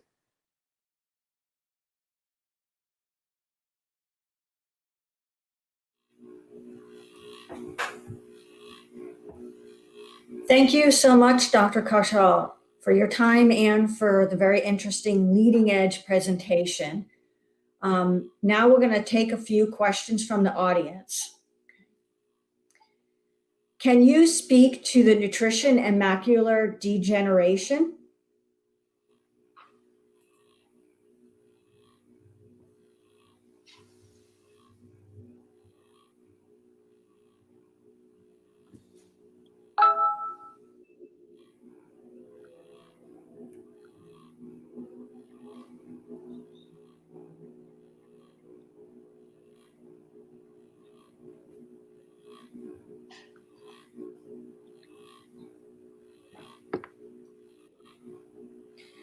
I'll repeat the question. Can you speak to the nutrition and macular degeneration?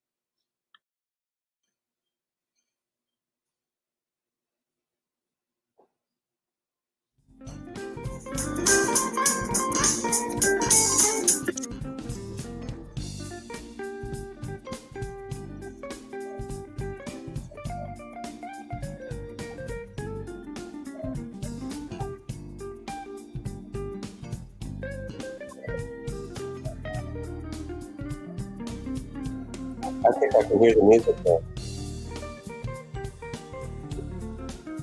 I didn't hear that woman who again.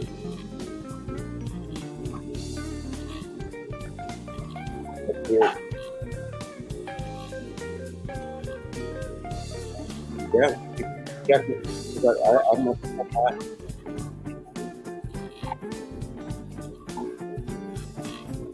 No, it's maxed out. What is it? Yeah, see, I put it on mute, I don't hear the music.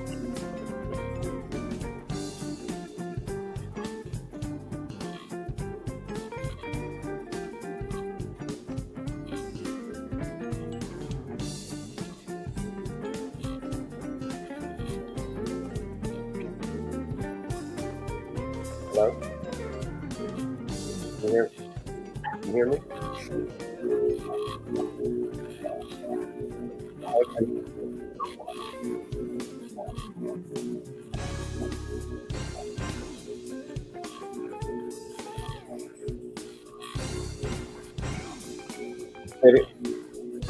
Sorry? I was texting you the question. Okay.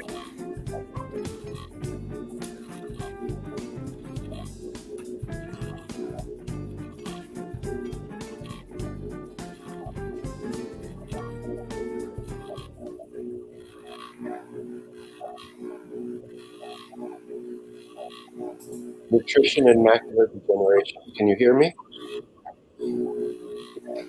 Yes. Hello? Can you hear me? I can hear you. Oh, okay, good. The first, I got a question. It's right in the sweet spot. Well, first of all, good morning, everybody. And I had to mute myself because I never listen to my own talks. And one other thing, my wife wanted me to clarify. I took a shower and I have a similar white shirt, so I haven't been sitting in the same white shirt all night long. But the question, which is a wonderful question, is the role of nutrition in macular degeneration. This is a significant passion of mine. We could talk about this for hours, but here, let me just summarize it in a way that's hopefully useful to the listeners and the audience. As I mentioned in my talk, I have all our patients who have macular degeneration, or frankly, any retinal disease, but particularly macular degeneration because it's so common and it has such a profound impact on vision and lifestyle for patients, especially in our area of North Central Florida. We live here in Gainesville, and we have clinics all throughout North Central Florida where there's a lot of retirees, including the villages in Ocala and Citrus County. What I tell patients is there is clear, compelling evidence that macular degeneration is a nutritionally controlled disorder. That's the first thing. And then I go into moderate detail. So I describe to patients at each visit, I describe a little bit more so that we layer the information on for them.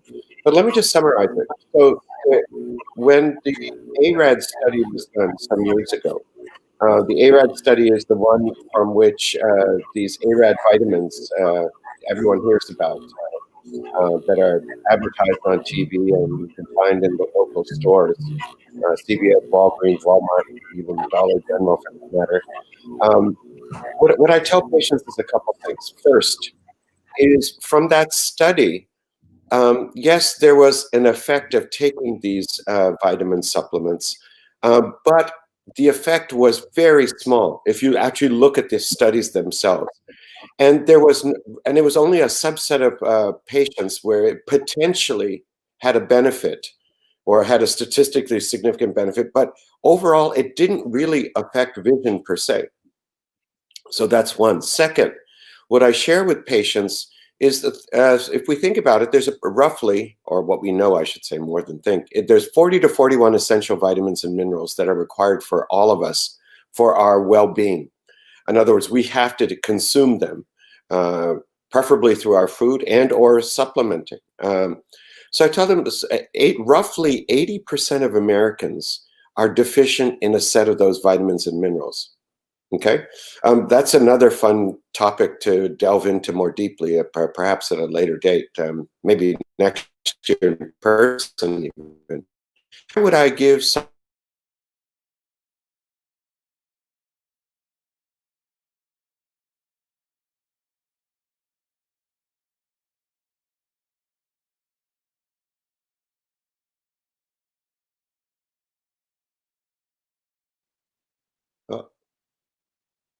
there we go. Okay. Why would I give somebody just 6, which is typically what's found in these ocular vitamins, when I'd rather replenish their body with all 40 to 41? So the first thing I tell patients is a good multivitamin with B complex. B complex meaning all of the 11 B vitamins. Typically, that's the biggest for the 11B vitamin. And I talk to them a little bit, depending on their level of interest in vitamins, particularly vitamins C, D, and the B complex itself. And I also talk to them about the role of zinc and so on. So that's the first step. The second is I tell them about taking omega-3 fatty acids. So I start with describing to them what omega-3 fatty acids are good for in the eye and in the brain. It turns out they have a profound effect in the visual cells. In fact, the highest concentration of omega-3 fatty acids per unit weight is in the retina itself. So we want to make sure that patients are taking appropriate amounts. What I tell them is if they like fish, cold water fish twice a week. Or if they don't care to eat fish, then supplementing with omega-3 fats at least 2,000 to 3,000 milligrams a day. Now I tell them fish oil, then I tell them about krill oil, which has omega-3 fatty acids, as well as astaxanthin, which is, in my estimation, better than taking fish oil. But the best really is cod liver oil. And of course, when I say cod liver oil, everybody remembers from their childhood the stink of cod liver oil. And I tell them the stink is because that cod liver oil had gone rancid. And nowadays, there's much better techniques of isolation and even flavoring. I tell them about cod liver oil that's lemon flavored. In fact, that's what we take, tablespoon, nearly every morning. So not a teaspoon, a tablespoon, right? And I wash it down immediately with some nice tea or whatever the case may be. So what is in cod liver oil? So cod liver oil is loaded, liquid cod liver oil, that's it, loaded with omega-3 fatty acid. It has some vitamins A, D, and E in it, which are very good for the body, for the brain, retina, and heart, for sure. And it has a set of compounds called the retinoids. The retinoids, some years ago, we discovered at the University of Florida that they actually improve visual function. And even those of you who are blessed with good vision, if you take cod liver oil, you may notice that your night vision improves. And that's because of the combination of the vitamin A and the retinoids that are found in cod liver oil. So I tell patients to do that. Third, we talk in detail. By the way, in those instances when patients aren't so keen to take either fish oil, krill oil, or cod liver oil, pecans, almonds, walnuts, right? I recommend them to eat those, right? Avocados to a degree. The third thing is greens, kale, broccoli, spinach. Those three are loaded with a compound called sulforaphane. I suspect some of you or many of you in the audience are familiar with it. It was originally discovered by a mentor of mine when I was a medical student at Johns Hopkins many, many years ago. And there's just wonderful, huge body of research showing that it's very effective in protecting the retina. Okay, I'm looking at some of these other questions, and I'm answering them hopefully as I'm chatting. I hope that this is going okay. If you can hear me, I'll go ahead and read the next one. Okay, go ahead. Do you recommend the various eye health vitamins? Do you think that they are effective? Yeah, the answer is, so I don't, I was mentioning it earlier, and perhaps that got missed because of the internet connection. I don't recommend the ocular vitamins per se. I tell patients, look, whatever you bought, finish it. So don't waste your money, right? But what I tell them is a good multivitamin, a high quality multivitamin with the B complex. And many of them will cite Silver Centrum and so on. And I tell them, look, there's studies that have been done. And I have nothing against the company, but they're demonstrating that Silver Centrum and many of the ones that are available at the drugstore, they're not really absorbed very well by the gut. So I'll mention them, a set of companies, again, that I have no financial interest in. In some instances, or over the last couple of years, patients have asked specifically, geez, Dr. Kaushal, we don't want to go hunting on the internet for high quality vitamin. Can you help us or get one formulated for us? And I originally thought that would be conflict of interest. But actually, it turns out it's the same one we take. So being a biochemist, we formulated our own to help our patients, really. And we don't really even market it per se. It's available in our clinic. Any of you who are interested, you're welcome to contact us. We're happy to share all our information with you about this. But yeah, so a good multivitamin with the B complex is much more useful. I also talk to patients about mitochondrial health. I mentioned it in my talk early on in the context of chronic diseases and mitochondrial dysfunction. I speak to them specifically about alpha lipoic acid and acetylcarnitine, right? And again, the B vitamins and vitamin C, which improve mitochondrial function. And you might imagine, since they're the energy factories of the cell, they also improve energy production overall. So they're not only good for the retina, brain, every tissue, but a sense of well-being as well. And what I tell patients also is everything that I share with them, we actually do as a family. So it's a way to at least hopefully get those of them who have never supplemented before or consider changing their diet or their nutritional status. So I never talk to them about dieting. What I talk to them about is optimizing their metabolism. And the way you can do that is by altering, tweaking slowly, right? The way we eat. And that's really fundamental. As I tell again, coming back to macular degeneration, I tell those patients, I said, geez, they'll tell me, well, geez, Dr. Kaushal, we've been doing this for 3 months, nothing's happening. And I said, look, these chronic disorders like macular degeneration, it's like turning a tanker in the ocean versus a speedboat. Speedboat, you can turn on a dime, right? A tanker, it takes a while because the disease literally took decades to develop. And we're trying to reverse those aspects of the disease which are reversible. And many of them are substantial depending on when you catch the disease. But it's still turning this tanker around. And we, at some point, as a physician, we're cheerleaders as well. So I keep encouraging them and I tell them, look, we're doing the same thing as a family. And that helps them buy into the idea that they need to really change their nutritional behavior, right? What they're consuming. And in helping to mitigate against the development or the progression of various chronic diseases like macular degeneration. Okay, ready for the next question. It's not necessarily nutrition related, but what do you recommend to prevent retinal detachment? Okay, retinal detachment is a different situation than these nutritional disorders we're talking about. So I think of retinal detachment in the same way that you might think of a broken bone, right? It's an anatomical problem and it requires an anatomical solution. Just like a broken bone, you have to reset it with an orthopedic surgeon. Same way, retinal detachment. So just those of you who may not be thinking about the eye or the retina per se, the retina is the photographic film of the eye. It's no thicker than tissue paper and it's attached to the inner wall of the back of the eye. And what happens in retinal detachment is there's often the most common form, there's many forms of retinal detachment, but the most common form is the jelly within the eye called the vitreous. Gently tugs on the retina, causes a tear, and the fluid between the lens and the retina itself seeps behind the tear, and it's literally like wallpaper coming off the wall. And so that requires a mechanical solution, right? And that means operating. Like, for example, yesterday, of the 9 surgeries that I did, a couple were retinal detachments.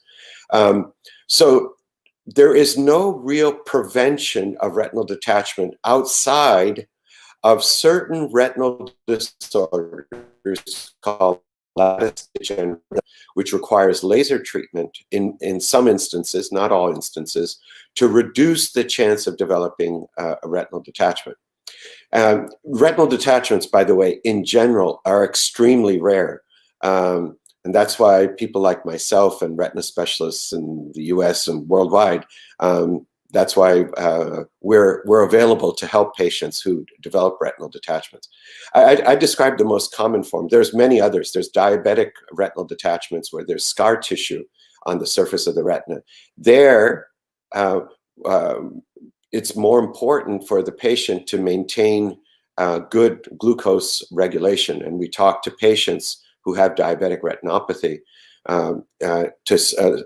in moderate degree in conjunction with their primary care and internal medicine doctors about glucose regulation. And I tell them the simplest thing, especially for type 2 diabetics, is get rid of those simple carbohydrates, white sugar, white flour, processed foods.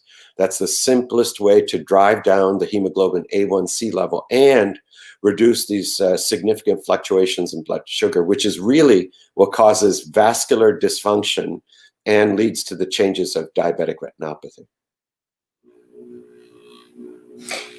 The next question, when body fat is reduced, is there a point at which having too low a body fat is negative for vascular health? That is a fantastic question. Whoever sent that question, I really like it. It deserves a long answer, a more detailed answer. But the long and short of it is there is really there's no danger of having low body fat. What is more concerning really is total body inflammation. See, fat, we used to think fat was a passive tissue, that it didn't really do anything. We've come to learn that fat is actually an actively metabolic tissue, and it produces significant inflammatory cytokines.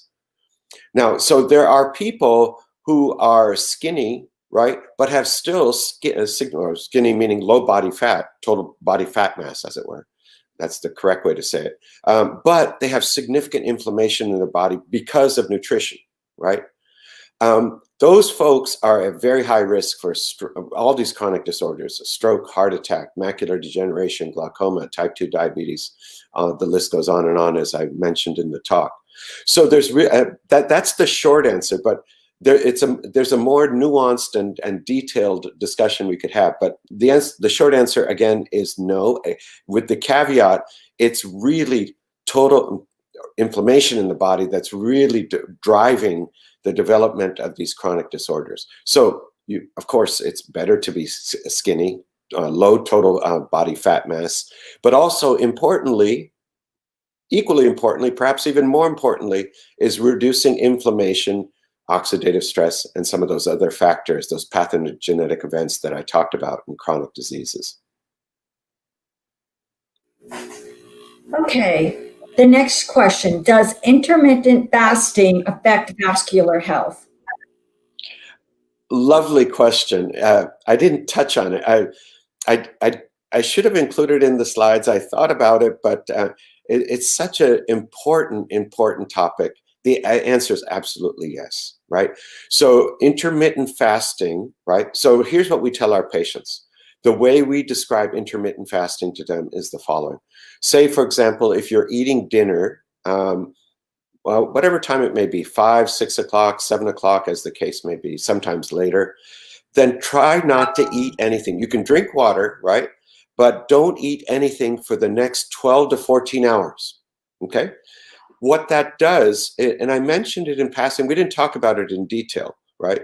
Was this process of autophagy and stimulation or inhibition of mTOR, the mammalian target of rapamycin. It stimulates autophagy.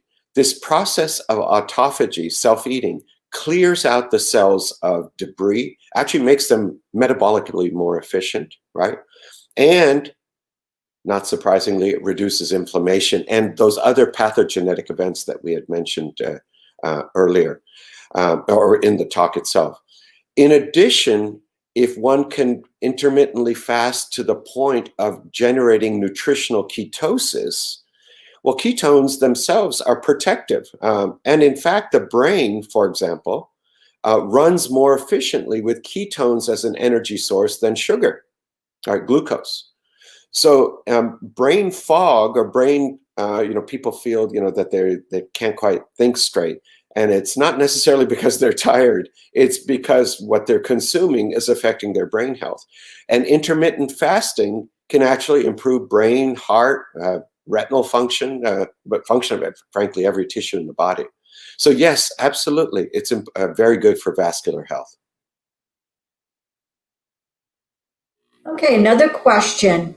How long does it take for glycocalyx to regenerate after therapy has been initiated? Another great question. I didn't answer that specifically in the talk. I love these questions. I'm so delighted people are engaged this early on a Saturday morning. So the answer is just within a few months. If someone is aggressively supplementing and reducing those profoundly inflammatory foods, it can happen more quickly. We've seen in clinic, in some patients in the villages where we have one of our clinics, within 4 to 6 weeks, which is just wonderful. That there's a whole body of wonderful research around the glycocalyx itself, and there's significant interest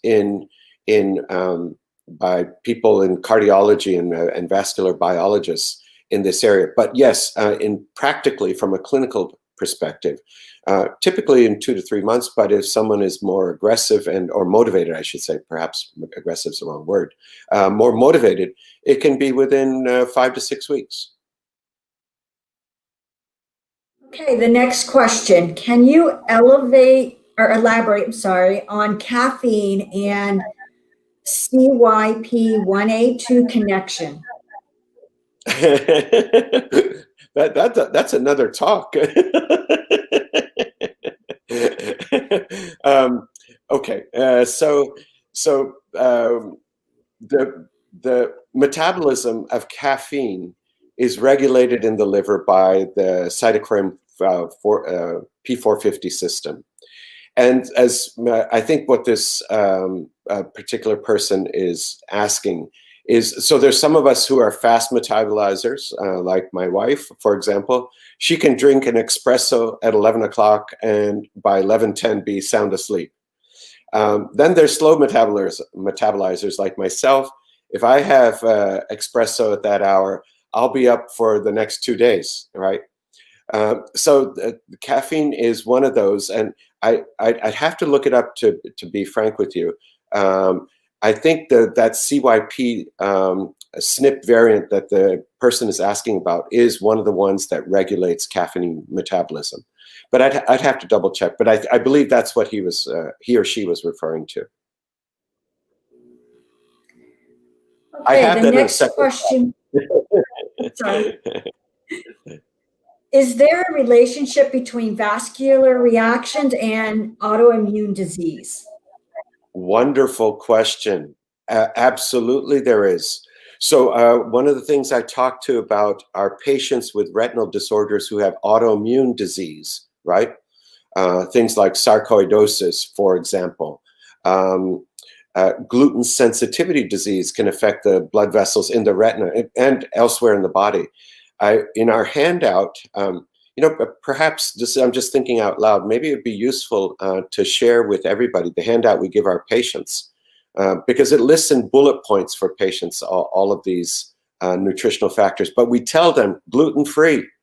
There is overwhelming compelling evidence that all autoimmune disorders are controlled by the gut and gluten sensitivity. Some of you may have attended a meeting that we run once a year. Unfortunately, because of COVID, we're not going to have it live this coming year. It's called Reversal of Chronic Diseases. We've had Alicia Fasano speak a couple times from Harvard, one of the world's experts on gluten sensitivity and gluten biochemistry in the gut. And his talk most recently at our meeting, he talked really about the role of gluten in nearly every, I believe every, frankly, autoimmune disorder we know of. And so the reducing gluten is important not only for the gut, right, and these autoimmune disorders, but when I give this talk about vascular health next time, I'm going to make sure I include that. I really appreciate this question. The next question is, what type of cod liver oil do you take?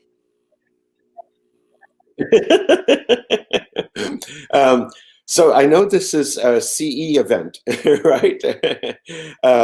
That's why I purposely didn't mention the brand. But if someone would like to know, perhaps I can text it to you, Bonnie, and then you can share it with everybody. Or do you want me to say it? It's up to you. The next question, any recommendation for posterior vitreous detachment, PVD, and what causes this? Yes. Okay. So now this is a retina question.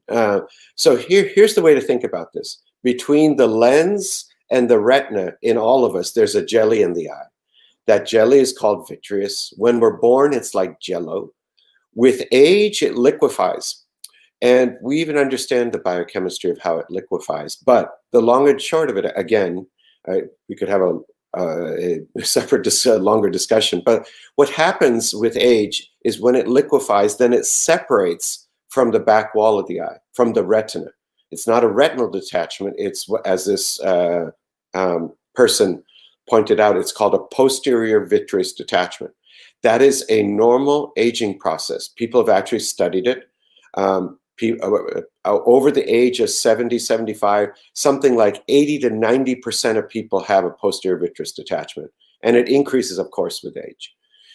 Patients can experience it as floaters, right? And floaters themselves don't really pose any danger to the eye. But floaters are also the same symptom of a retinal tear or retinal detachment. So patients who develop floaters often end up seeing a retina specialist like myself or one of my colleagues to make sure they don't have a retinal tear or detachment. In fact, as I mentioned earlier, developing a retinal detachment as well as a retinal tear is quite rare.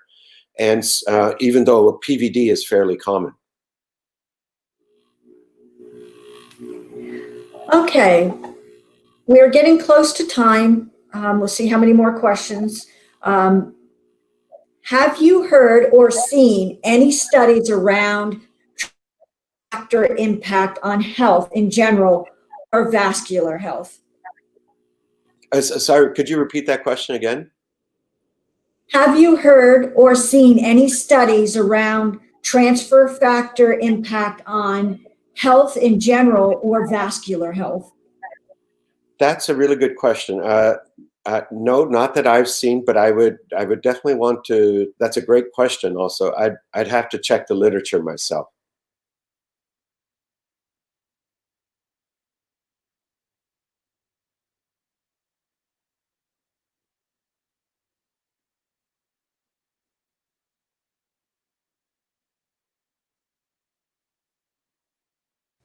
Welcome, Florida Academy members. I'm Karen Sutters, Director of Nutrition at Medtrition and a proud registered dietitian.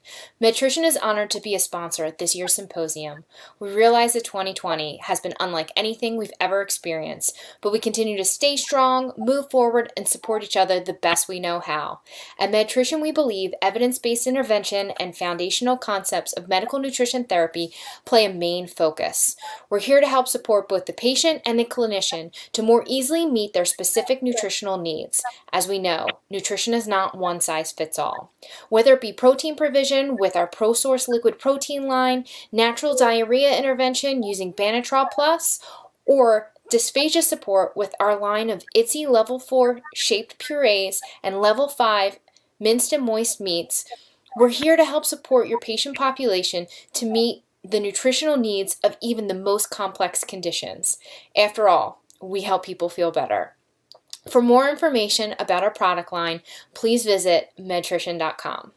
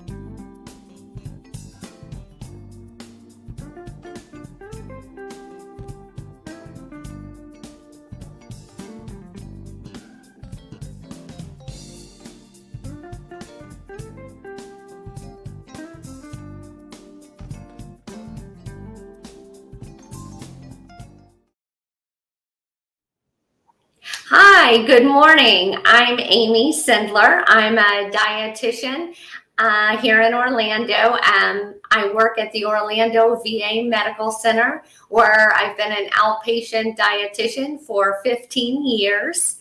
I also had the pleasure of serving as secretary of FAND from 2017 to 2018.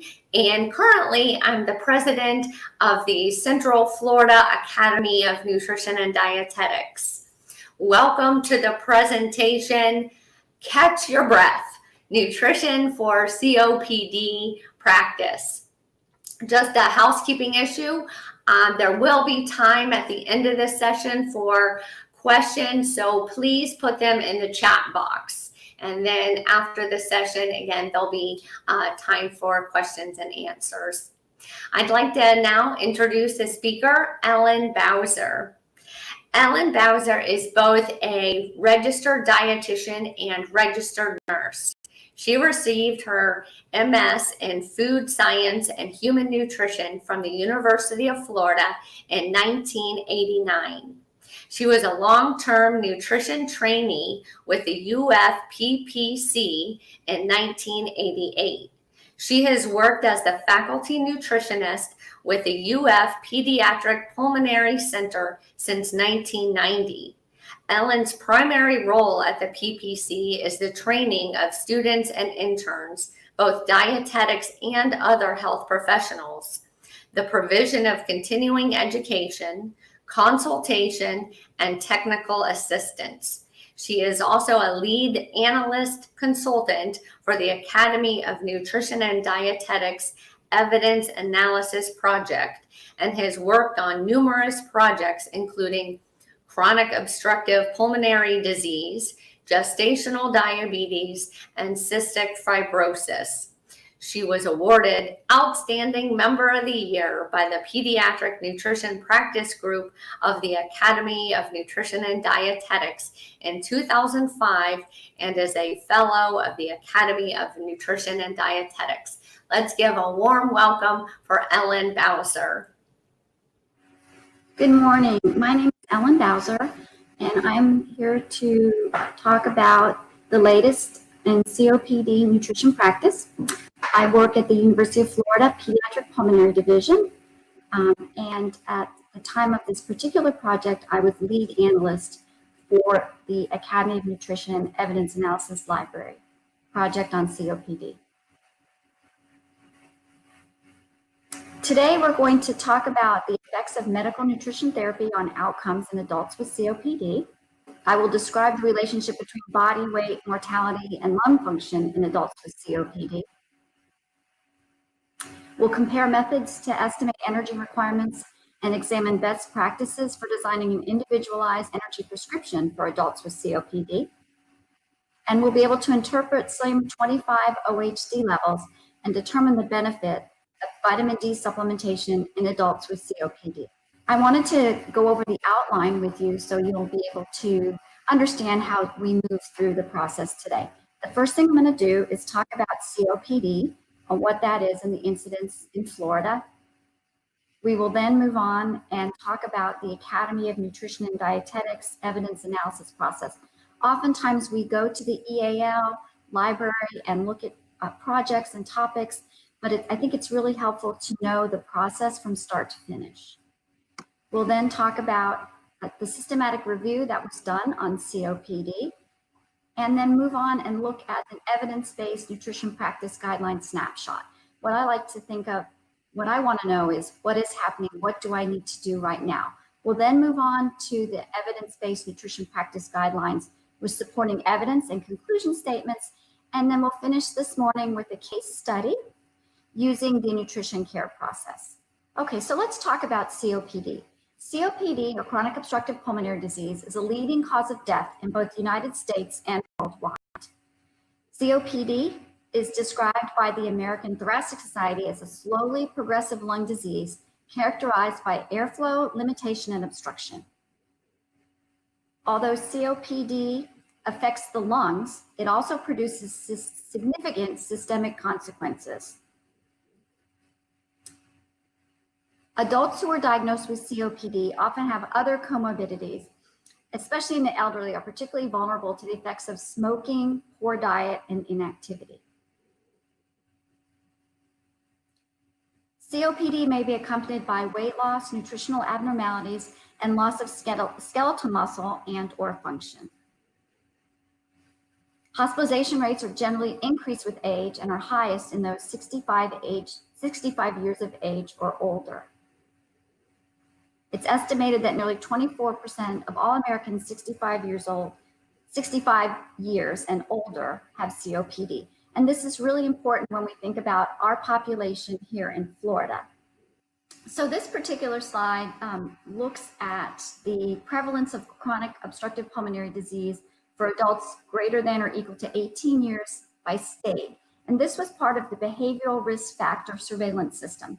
And in this particular surveillance system, adults are asked the question, have you ever been told or do you have chronic bronchitis, emphysema, or COPD? And we can see in Florida, 6.5 to 7.5% of all adults answered yes to that question. So it's a real problem for those of us who live in Florida. The next thing I wanted to talk about was the Academy of Nutrition and Dietetics Evidence Analysis Library. The EAL is a benefit that we as Academy members have. It certainly is available for people who are not members. They can purchase a membership, but it's full of great information for us as nutrition practitioners.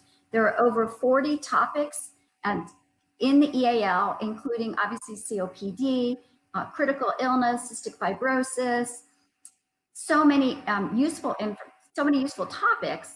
And not only are there the results of the systematic reviews, but nutrition, evidence-based nutrition practice guidelines. So we're going to talk about the EAL as we move in to talk more about the CF project.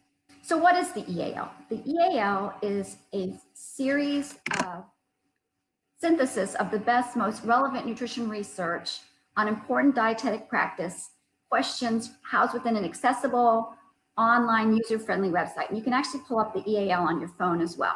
It's a series of systematic reviews developed by Academy members in a way that's done in a systematic way with each step documented. So there's objectivity, transparency, and it's very reproducible. There will be expert work group members who are brought in to evaluate, synthesize, and grade the strength of the evidence to support the conclusions. So we're going to talk about the COPD project as we go through steps of this process. The COPD project on the EAL actually was the first version of it was actually done in 2007, and that was a systematic review by the Academy, and then guidelines were released in 2008. In 2017, the Academy and the EAL staff decided to do an update on COPD. So in 2019, we were able to publish the systematic review and guidelines, and then in February of this year, there was a publication in the Academy's journal. So I just wanted to give a shout out to all of the members of the expert work group. Corey Hansen was our chair, Katie Braun, Wendy Castle, Heather Cunningham were dietitians incredibly helpful, Fritha as well, Edna Fiore and Todd Pierce were actually our patient advocates. And so they were adults with COPD who gave us the family perspective on what it's like to live with COPD. Margaret Lang was very helpful, as well as a dietitian. David Frankenfield was our consultant, and David helped us tremendously with the questions related to energy expenditure and using certain calculations to develop the RMR and TEE. I also wanted to mention Tammy Pimonti, who was the project manager. She was incredible. She has the amazing ability to look at every detail as well as the big picture. And so this project was really a culmination of all of the people listed on this slide. So let's talk about the EAL process. So really it's gathering research. It's then taking that research and developing guidelines and then making evidence-based practice recommendations. And so we're going to talk about each one of these in detail. The first thing that happens is a systematic review is developed. And so with the systematic review, the process is questions are formulated, The research is gathered, the articles are critically appraised and summarized, and then conclusion statements and the grades are given to the strength of each conclusion statement. And I'm going to apply this process to our COPD project. I need to mention the EAL conclusion grading table. This is really important when we talk about the strength of our conclusion statements. It goes from grades 1 to 5. Grade 1 is what we want, but we don't often find a lot of grade 1 conclusions because we need studies of strong design, really clinically important, free of serious doubts, or those would be negative studies that have large sample sizes and statistical power. Grade 2 is fair, maybe weaker design, more inconsistencies with the results, studies of weaker design. Grade 3 is weak, small number of studies, or there's strong design, we can't find those studies. Grade 4 is expert opinion. We didn't have any grade 4 in our COPD project, and grade 5 was not assignable or there was no evidence found. So again, what we really want is grade 1, but the way that the grading is done is that each conclusion statement is graded individually by each work group member, and then we look at them as a group and vote. And so there's a lot of discussion that goes on within the work group members to make sure that we're consistent in our grading. Okay, so to get us moving now to our COPD project, these are the outcomes that we were looking at. So to take the slide that we just looked at, the Wordle I created with all of our outcomes and interests, and I'm going to lay them out so that we can look at them. There were so many outcomes that the work group wanted to look at because they obviously didn't want to miss anything. Obviously, we looked at for mortality, we looked at lung function, acute exacerbations, quality of life, functional status, that would mean activities of daily living, exercise capacity, systemic inflammation and oxidative stress, respiratory symptoms, weight status, body composition, severity of illness, emergency department visits, readmissions, admissions, length of stay, and healthcare utilization. So you can see that this is a long list of outcomes of interest. And because there were so many outcomes, we oftentimes had to, if there were a lot of articles that were found in the lit review or the lit search, we would have to limit some of the outcomes of interest to those that we thought were the most important, for example, mortality and lung function when we're talking about COPD. So there were topics then that came up based on the outcomes. We looked at medical nutrition therapy. Obviously, that's important because we're dietitians and that's what we do. We wanted to look at methods to estimate energy requirements or predictive equations, how to determine how many calories a patient might need, methods to estimate protein requirements, energy and macronutrient intake, macronutrient composition or the percent distribution, body weight and composition, and micronutrients. And with the micronutrients, we were particularly interested in vitamin D. Before I move on, I just wanted to say, I'm not going to talk again about methods to estimate protein requirements because we found no evidence at all on protein requirements. So that was not one of the topics that we moved on because there just was nothing in the literature. Okay, now once we have the topics, then we need to develop our systematic review questions. We need to develop the questions to answer based on what we have in the literature. So those topics then turn into questions. What is the effectiveness of MNT on outcomes? What are the best methods to predict energy and protein needs? And again, as I said, there was no information on protein needs. What associations exist between energy and macronutrient intake and outcomes? Does the macronutrient composition of the diet affect outcomes? What effect do body weight and body composition have on outcomes? Does vitamin D supplementation help outcomes? And what associations exist between serum vitamin D levels and outcomes? So again, you can see we had to come up with a list of outcomes first, then the topics to develop the systematic review questions. I just wanted to mention the inclusion criteria for the studies.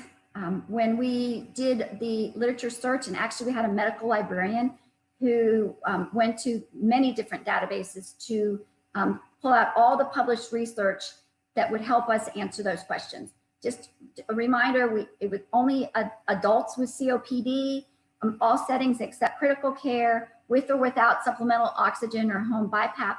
The studies had to have subjects greater than or equal to 10. Initially, we looked at peer review literature 2005 to 2017, but because the previous guidelines had been published in 2007, we decided to do the cutoff from 2007 to 2017.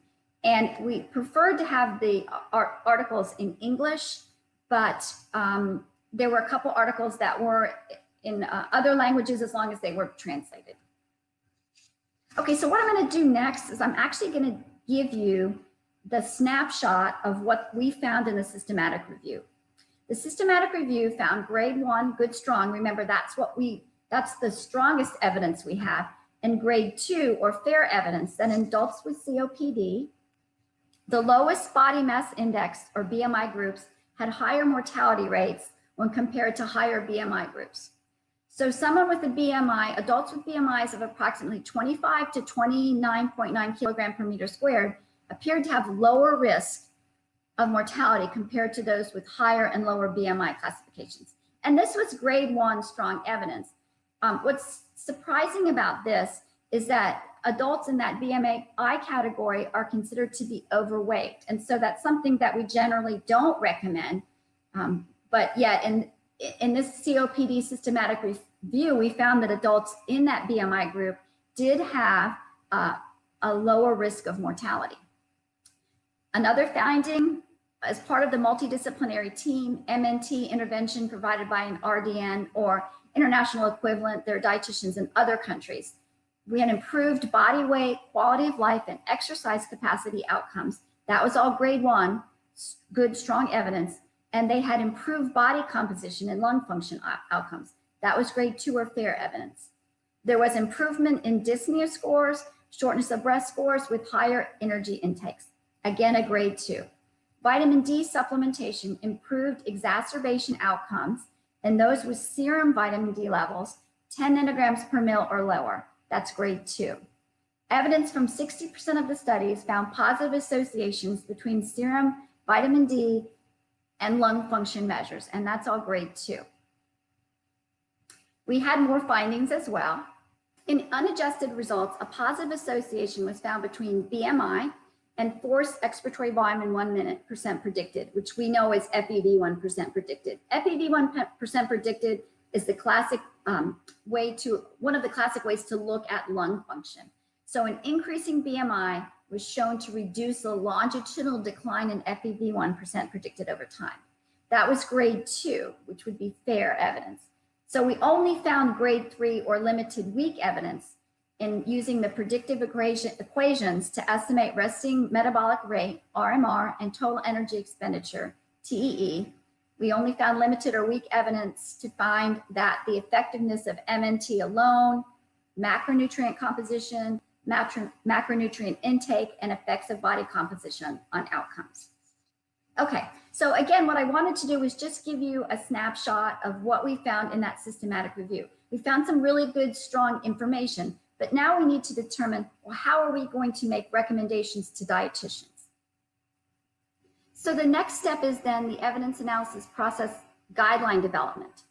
And so that is based on the nutrition care process. We draft recommendations and an introduction. It goes out to an internal and an external review. There's final approval, and then the guideline is implemented. So the information that we found in the systematic review is then applied to develop evidence-based nutrition practice guidelines. So what is an evidence-based nutrition practice guideline? It's a series of statements that's used to assist the practitioner and patient decisions about the appropriate nutrition care. An evidence-based nutrition practice guideline, or EBNPG, has a scope, their interventions and practices considered, their major recommendations, and there's ratings of strength. So the next thing I wanted to do is just show you the slide that describes how the ratings are developed. We have strong, fair, weak, consensus, and insufficient evidence. So these are for the evidence-based nutrition practice guidelines. There's strong evidence. That means that the benefit exceeds the harms. That would be grade 1 or grade 2, based on our conclusion statement. There's fair, that would be grade 2 or grade 3 evidence where the benefit exceeds the harms, but the evidence is not as strong. Weak evidence is quality of evidence is suspect, or what we find is that the studies show little clear advantage to one approach versus another. That would be a weak recommendation. Consensus expert opinion, again, we don't have any of that. And insufficient evidence would be grade 5. And again, that was our protein intake. So each of the evidence-based nutrition practice guidelines will have a recommendation. Strong, fair, weak are the ones that we're looking at. The guidelines have 3 components: an action statement, what the dietitian should or shouldn't do, a rationale, why the recommendation is appropriate, and then a rating. We talked about strong, fair, weak. I didn't mention conditional or imperative. Imperative is for the majority of the population. Conditional would be within certain, there would be a subset of the population. For example, maybe someone with COPD who might be on oxygen. That's just an example. We didn't actually have that, but just the difference between the conditional and imperative. Okay, so what I'm going to do right now is I'm going to move ahead, and actually I am going to give an abbreviated version of the nutrition practice, evidence-based nutrition practice guidelines. We're going to go through each one in detail, but again, I wanted to give you an overview so that you can follow along. These all follow the nutrition care process, and the first step is assessment. So these are the recommendations from the evidence-based nutrition practice guidelines. The RDN should assess the energy intake of adults with COPD. The RDN should assess the body mass index or other measures of body weight. Now, obviously, those seem very intuitive, but we have the evidence to back that up that we'll talk about when we move on. To calculate the resting metabolic rate in adults with COPD, we found that dietitians may use either the World Health Organization including weight equation or Harris-Benedict. If we know the body composition map by fat-free mass or body fat, the dietitian may use the Wester-Turp equation. And again, we'll talk about all of those when we move on. To calculate total energy and expenditure in non-obese adults with COPD, the RDN may use the 30 kcals per kilogram body weight to estimate needs. It's important that RDN assess serum 25-OHD levels in adults as part of a routine nutrition assessment. And if an adult with CF is having 2 or more exacerbations in a year, the dietitian should assess those 25-OHD levels. Now, again, this is the abbreviated version. We don't have the rationale and ratings, but we will talk about those when we move on. In nutrition intervention, the registered dietitian nutritionist should provide MNT to adults with COPD to improve patient outcomes.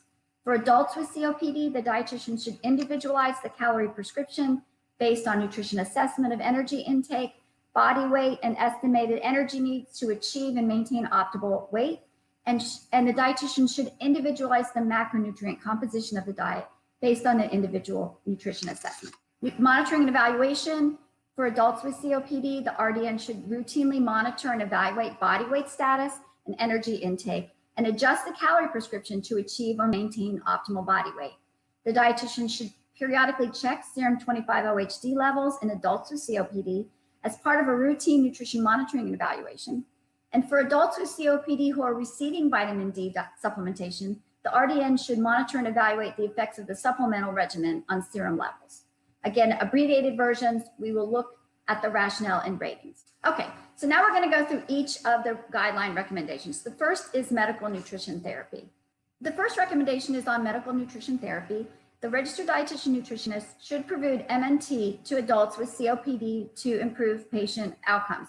That's a strong rating and it's imperative. And what I'm going to show you next is the supporting evidence. There's a lot of information here. Just wanted to show you these are the 2 systematic review questions. So the evidence indicates that MNT provided by an RDN or international equivalent as part of a multidisciplinary program was effective in improving body weight status, quality of life, exercise capacity, and body composition outcomes. And you can see we had 1 grade 1 and 1 grade 2 conclusion statements. The next evidence-based practice recommendation will be methods to estimate energy intakes. What we found was there were many different equations evaluated that are being used to determine energy requirements for people with COPD. Some of these I had never heard of before, but these were articles that were all over the world. And so what we found was there were two recommendations, one that looked at estimating resting metabolic rate, and the RDN may use either the WHO, including height, or Harris-Benedict. And if we know body composition, then the dietitian may use the Westerterp equation. But what we found was the rating was weak and conditional. If you move on and look at the supporting evidence, we really didn't find a lot of real strong evidence. We had limited evidence that Westerterp equation has a prediction accuracy rate of 68%, followed by the WHO 63, and Harris-Benedict is 61. So these were actually the strongest prediction rates. But again, you can see it was really limited, weak evidence. The next thing we wanted to look at was estimating total energy expenditure. And what we found is that 30 calories per kilogram body weight is something that dietitians can use to estimate energy needs. Again, it was a weak or an imperative rating, because what we found when we looked at the evidence was, again, we had limited or weak grade. The limited evidence showed that the 30 calories per kilogram body weight was not much different from measured values on average, but the variability was wide. So again, it's limited or weak evidence. The next evidence-based practice guideline we have is on assessment of body weight status. The RDN should assess BMI or other measures of body weight. And obviously that's a strong and imperative rating. Our supporting evidence showed a strong association between body weight status and mortality.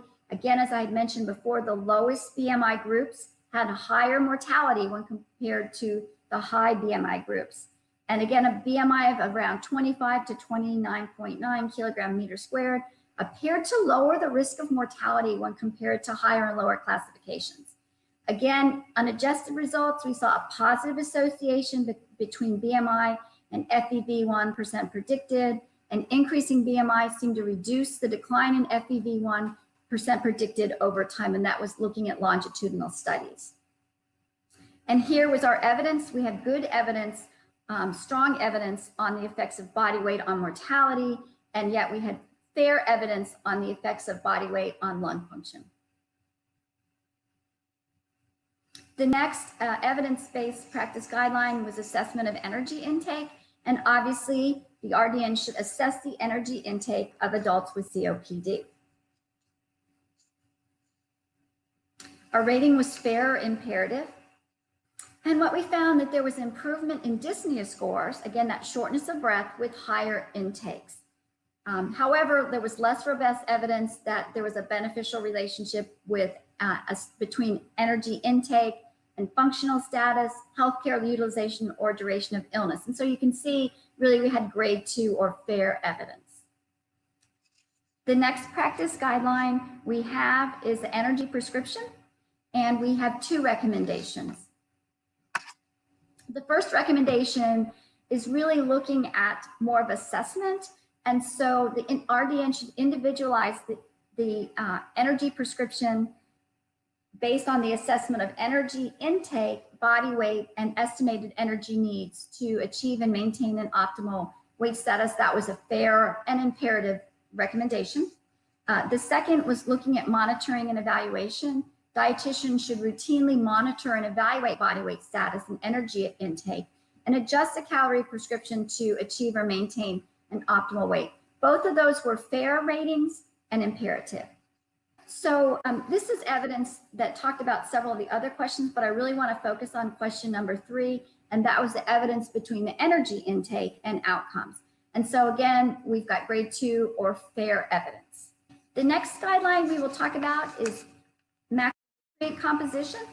It's something that we oftentimes have thought about, particularly when some of the older recommendations were to modify carbohydrate or fat to improve lung function.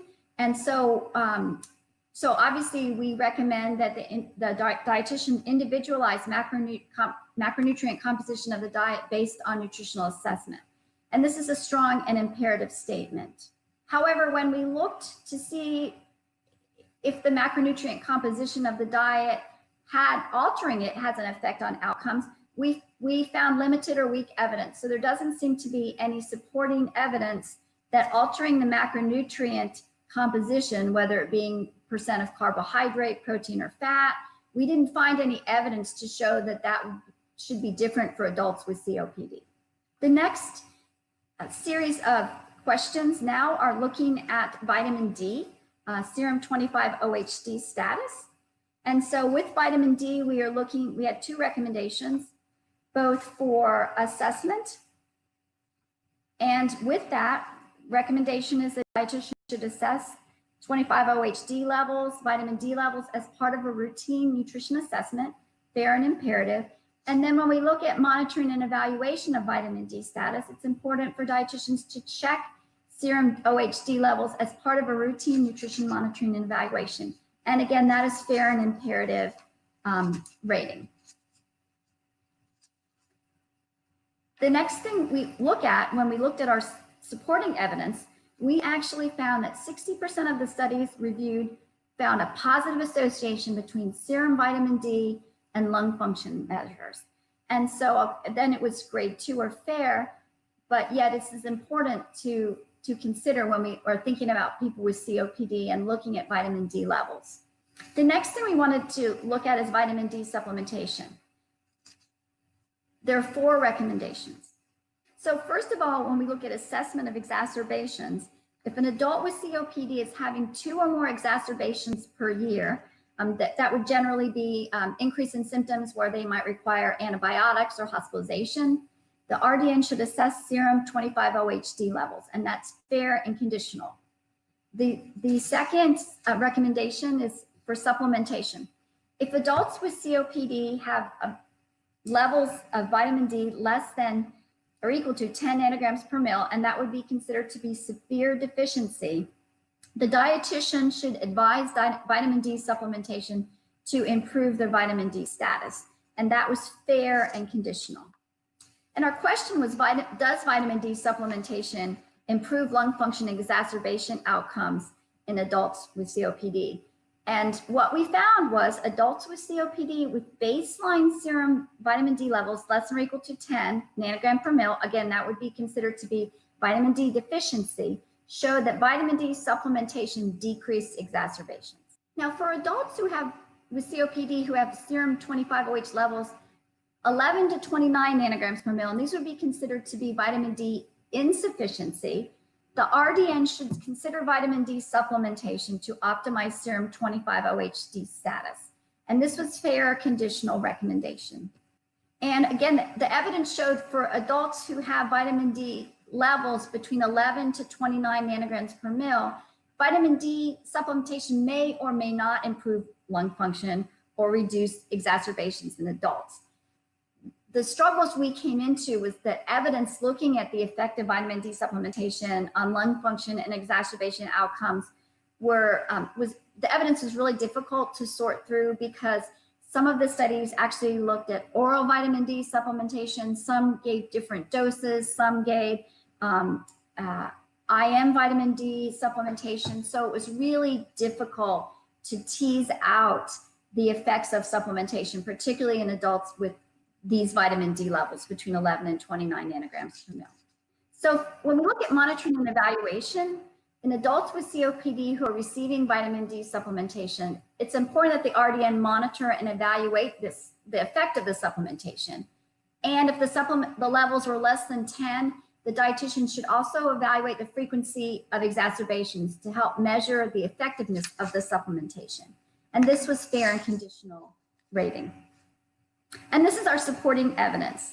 So evidence again, adults with COPD, baseline serum vitamin D levels less than or equal to 10, vitamin D supplementation decreased exacerbations. Those at levels 11 to 29 may or may not have improvement in lung function or exacerbations when supplemented with vitamin D. So what are the effects of vitamin D on lung function? We know that vitamin D regulates and modulates multiple processes in addition to bone. And it's important to know that the epithelial cells and the respiratory monocytes and macrophages actually have a vitamin D receptor. So we believe that vitamin D acting through this receptor may be important in protecting against viruses and infections. This next slide is, I know, complicated, but it's really a schematic of how vitamin D may be able to fight off infection through not only fighting off viruses, but assisting with muscle function and tissue remodeling. This is a picture of the JAND article on the evidence-based practice guideline. I would encourage you to go to this article. It was in press as of a couple days ago still, but should be coming out in the Journal of the Academy of Nutrition and Dietetics sometime soon. Okay, I'm gonna move on now, and we're gonna talk about our case study. And we're gonna use the nutrition care process for this particular study. And this is Mr. G. Mr. G is 5'9", his weight is 150 pounds, his BMI is 22.2. He has come into the hospital with an acute exacerbation of his COPD. His usual body weight was 170 pounds, and his BMI was 25.1. So he's lost 20 pounds over the past 3 years. His wife says he's eating about 2/3 of what he normally eats over the past few weeks at home. He's in the hospital, his diet order is regular. So now we're looking at a nutrition assessment for Mr. G, and we noticed that his hospital meal intake of the past 2 days was only 75% of his regular diet. He had no significant findings in his nutrition-focused physical exam. He told us that his dietary supplements was a multivitamin every day, but no other supplements. And at this point, the dietitian recommended a vitamin D level, which came back at 10 nanograms per milliliter.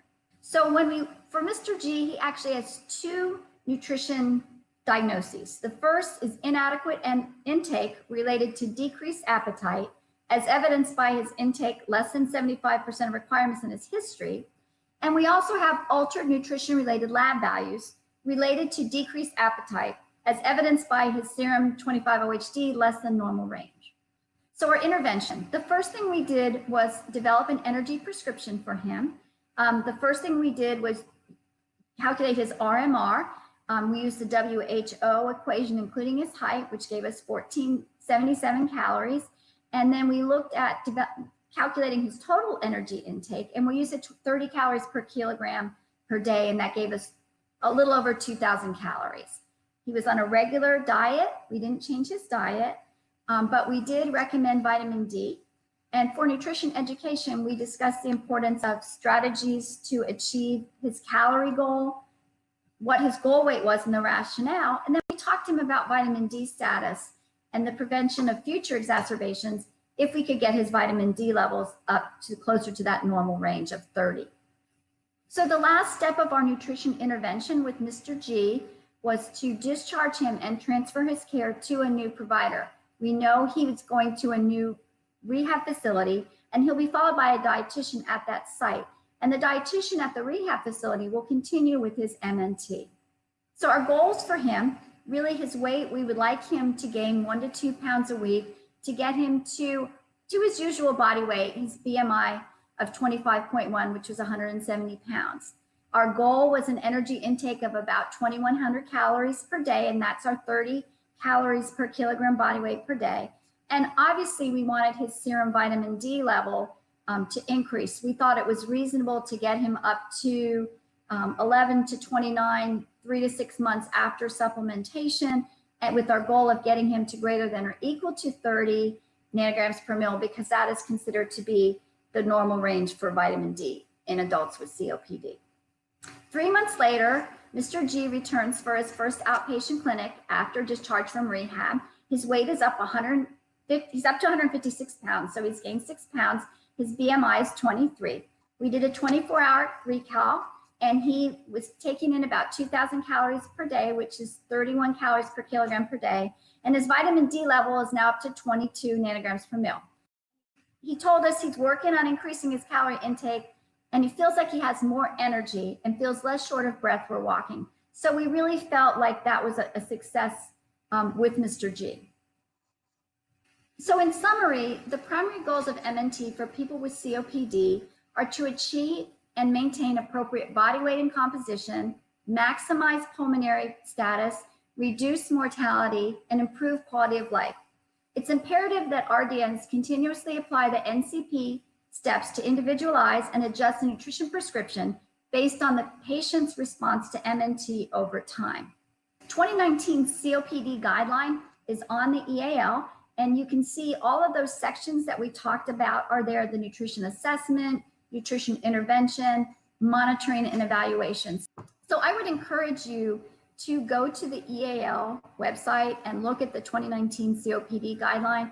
As you can see from this slide, all of the steps from the nutrition care process, assessment, intervention, monitoring, and evaluation are all there in much more detail than what I talked about today. I would also encourage you, if you have questions about the studies I mentioned, all of the studies that are included, or even if they weren't included, but they came up and were evaluated for this project, all that information is there on the EAL website. I would say, however, that we really need a lot more research in the field of COPD and nutrition, particularly in medical nutrition therapy. We didn't find as much information, I think, as we wanted to. And so really, I would encourage dietitians and medical professionals, we need more intervention studies to look at the effect of MNT on outcomes in adults with COPD.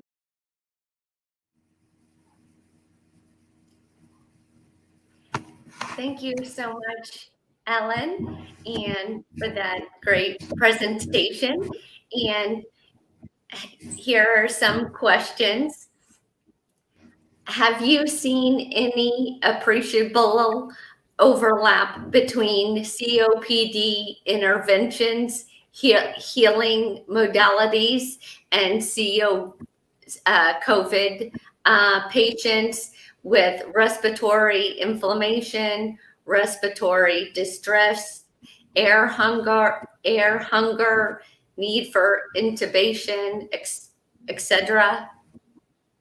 That's a really good question, because a lot of the respiratory issues that people have with COPD, we also see with people who have respiratory effects of COVID. So I haven't myself seen anyone with those two conditions. I'm sure that probably other dietitians who work with adults with COPD and COVID might be able to share that information with us. But I think one of the topics that has come up with both COPD and COVID is vitamin D. Vitamin D levels before, vitamin D obviously with COPD, I talked about that in my presentation, but also vitamin D levels in people who develop COVID. And so there's information on maybe there's an association between low levels of vitamin D and severity of COVID. Thank you. And another question is the vitamin D 25OH level accurate during hospitalizations? Should this level be used to prescribe supplements with a decrease due to acute illness? Well, that's a very good question. What we found in the literature is that the vitamin D levels were taken during exacerbations. I haven't seen any information in the literature that would suggest that there would be a difference in vitamin D levels with someone who is healthy versus sick. It's a good question, but I don't know that vitamin D is affected acutely by illness. But certainly that, even when I looked at the information from the Endocrine Society, they didn't seem to distinguish between levels during acute illness and during a time of wellness. Okay, thank you. I guess and about that, you could repeat the level. Okay, and how about, do you have any high level recommendations on percentages of fat, protein, carb for the KCAT patients? Well, that's a good question. We were surprised to find only one paper that looked at altering the macronutrient composition in people with COPD. Again, looking at, kind of traditionally we've wondered if maybe a higher fat diet might be helpful for people with COPD in terms of their breathing, their CO2 production. But again, we only found one paper, and in that paper, we ranked it it got a negative quality criteria rating because it was just it wasn't a strong study. And so, based on that information, we felt like we could not make a recommendation about altering the percent of a macronutrient distribution. I think for someone that's cachectic and they may need additional protein, I think that would be something that would be up to the individual dietitian. Okay, thank you. And also, what are your thoughts on indirect calorimetry for these patients, even using those models that are portable and made for non-intubated patients?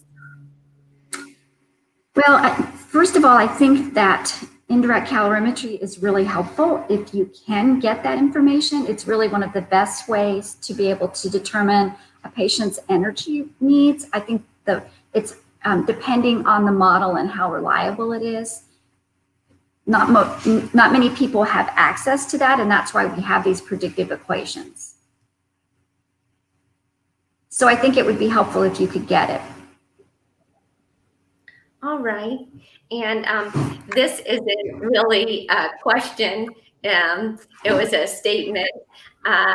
The reviewer appreciates you emphasizing the different grades of evidence. Sometimes patients assume all evidence is created equal, especially as they're surfing the internet for different resources. That's a really good point.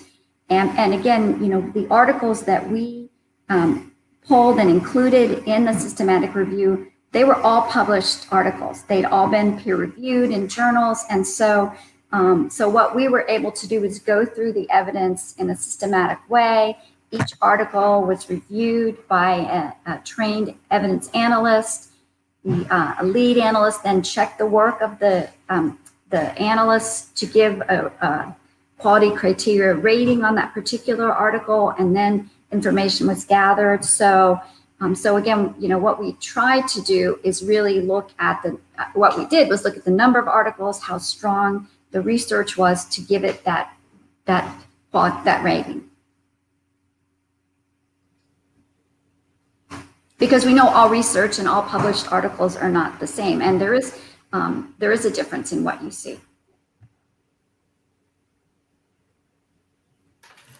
All right, and one more question. What is the recommended amount I use of a daily vitamin D3 supplement when a patient has a level of 10 or less? Well, the recommendations from the Endocrine Society are for adults with vitamin D deficiency. You give them 50,000 IUs of D3 once a week for 8 weeks, or you can give them 6,000 IUs of D3 daily, again for up to 8 weeks. And then once you get them to that goal of 30 nanograms per mil, the maintenance dose for adults would be 1,500 to 2,000 IUs per day. And I can actually put the reference, I can send it so people have that reference. Again, it's from the Endocrine Society, the Journal of Clinical Endocrinology and Metabolism, July 2011. But there are very specific guidelines on what to give patients if they have vitamin D deficiencies. All right, and now the next question goes back to research. What makes a study a strong study? Well, that's a great question. When we look at evaluating an individual study for the purposes of the EAL, there is a quality criteria checklist that is completed, and it looks at various factors such as Is the purpose clearly stated? Are the outcomes clearly stated? The subject number, the number of subjects that may have dropped out. It looks at the statistical methods. Were they, are they good statistics? They're not making any assumptions? Are the outcomes clear? Is it, if it's possible, are the researchers blinded? There's a set criteria that if you go to the EAL, you can actually look at the quality criteria checklist for each study that's included. And so that can give you information about that. And depending on how many yeses or nos are checked on the quality criteria checklist, then it's basically added up, and it's either a strong, a positive, neutral, or negative ranked study. And then that information goes into whether it's considered to be a strong conclusion. Thank you so much for that clarification. Also, did you find any research on zinc supplementation and its effects on COPD? That's a great question. Because it turns out there is a lot of published research on COPD and nutrition. And because we were really looking at, we had to limit the scope of what we were looking at. And so with our micronutrients, we really just focused on vitamin D. There may be information out there on zinc. We just didn't use that it didn't come up in the questions that we were looking at. So maybe when this particular project is revised or updated, zinc may be something that's looked at. Okay, and now back to research. What kind of training does an evidence analysis have? Oh, that's a great question. So the Academy of Nutrition and Dietetics, EAL, does occasionally, periodically ask for new evidence analysts, and it's a volunteer position with a stipend. And so when I became an analyst, this was many years ago, I actually went to Chicago to the Academy and had a 2.5-day training on looking at articles, being able to systematically review them. It was a great experience. I learned so much about research and how to evaluate research. And then before I could actually serve as an analyst, I had to analyze an article, and then my lead analyst at the time then had to analyze that same article. And we had to match the way that we evaluated the article so that I had to get good enough to be able to match what she was able to do to be able to move on and evaluate articles independently. So every now and then the Academy will ask for people to serve as analysts. I think the requirements are the minimum of a master's degree or PhD. I believe that they would like people who have at least 3 years of experience. I don't know now if they're continuing, obviously, to bring people to Chicago. I think a lot of the training is probably done online, but it's a great experience. If you have a chance to do it, I would encourage people. Oh, very nice. And is vitamin D3 better than D2, or are they? Oh, that's another great question. There are recommendations for D2 in the Endocrine Society guidelines. Generally, what we find is that sometimes it's just easier to get D3. And so we just generally recommend D3. If someone has to use D2, they can. But my understanding is it's probably not absorbed quite as well. Okay. But we only looked at in our articles on for COPD. Okay. And this is another comment. Dr. Google is not always right. It requires professionals to analyze medical articles. That is so true.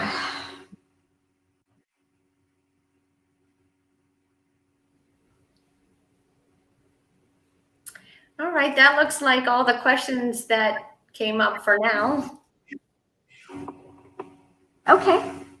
Well, I'm certainly available. I think my email address was on my slides if people have questions. I would encourage everyone to go to the EAL. There are so many topics. And again, what's really nice about it is it's so transparent. So you can go in and look at all the individual articles if you want to. You can just get the guidelines. And it's nice that we've got information that's been critically evaluated by a group of experts and then was also reviewed. It's also important that we included patients as well, because I think it's key to include the patient's perspective in everything we do. And I will certainly include the reference from the Endocrine Society. Great, thank you so much. And you're welcome. By giving you a round of applause. Thank you very much, Amy. You're very welcome. And our next session is going to start at 12:15. Heal Right is a delicious food that comes in these convenient micronutrient squares. Heal Right is totally different from anything else. Some have called it the most nutrient-dense food in the world. It was scientifically developed and clinically tested by an esteemed group of doctors and researchers in collaboration with the USDA. In clinical research, Heal Right positively impacted factors related to obesity, diabetes, heart disease, and digestive disorders. The outcomes were groundbreaking, some even life-changing. Heal Right has all the missing micronutrients and the other building blocks of health that are missing from the normal diet. It gives your gut's microbiome what it desperately needs to be healthy. When a microbiome is healthy, it is a defender and healer, and serious health conditions can be managed or even prevented. Learn more by visiting healright.com. Heal Right, health from within.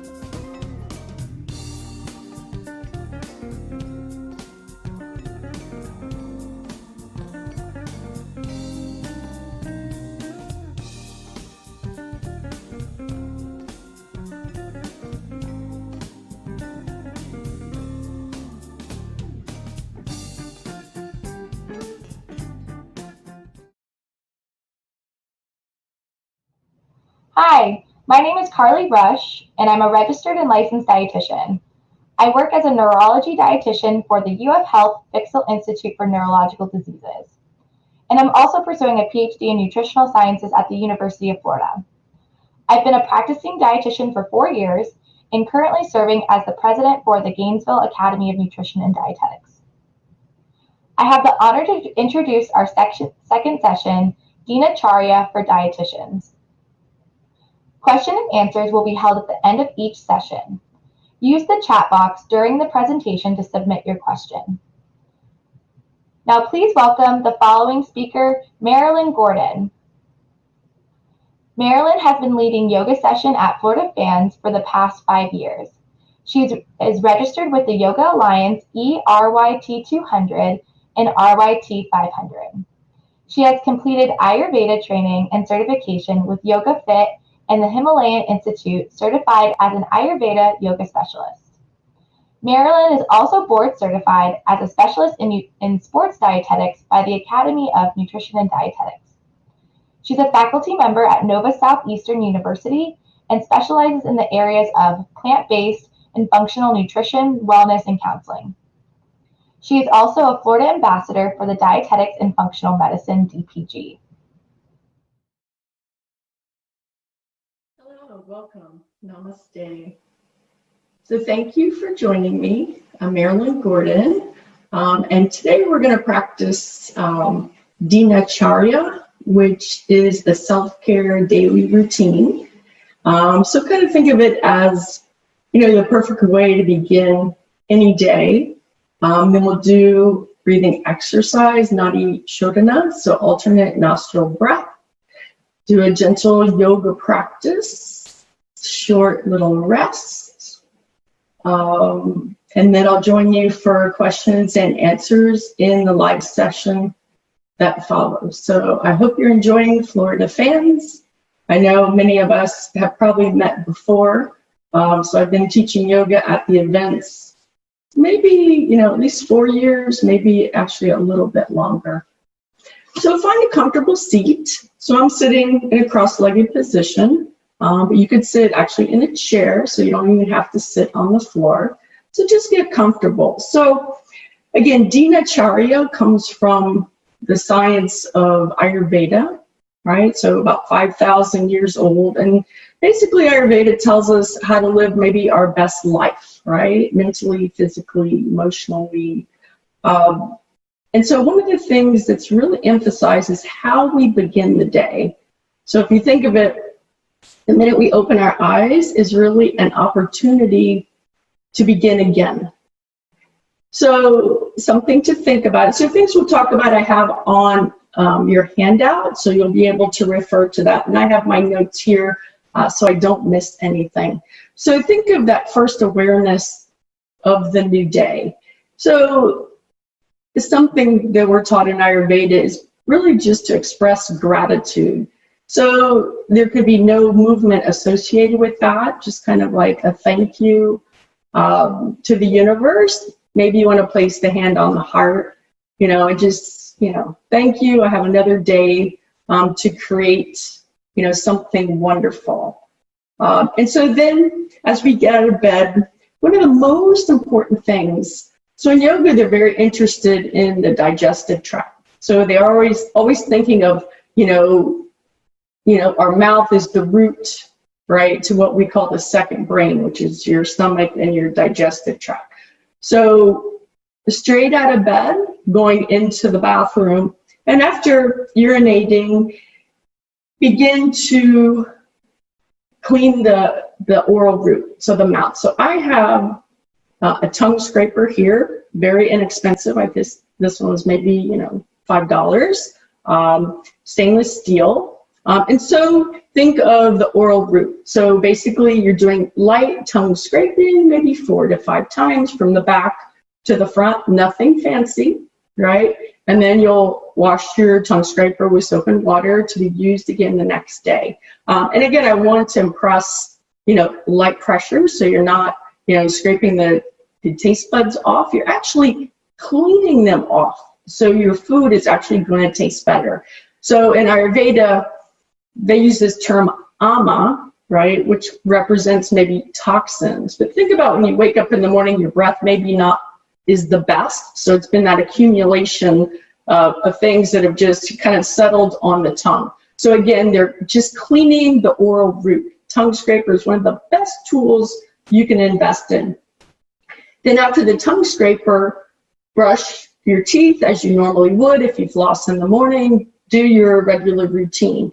The next thing would be a nice room temperature glass of water, and you squeeze maybe about half fresh lemon into it, and go ahead and just drink that down. So again, always interested in cleansing, detoxification, and so they feel like this is kind of even a little bit stimulating for the digestive tract and a little cleaning for the liver. So the next thing would be make your way to your mats.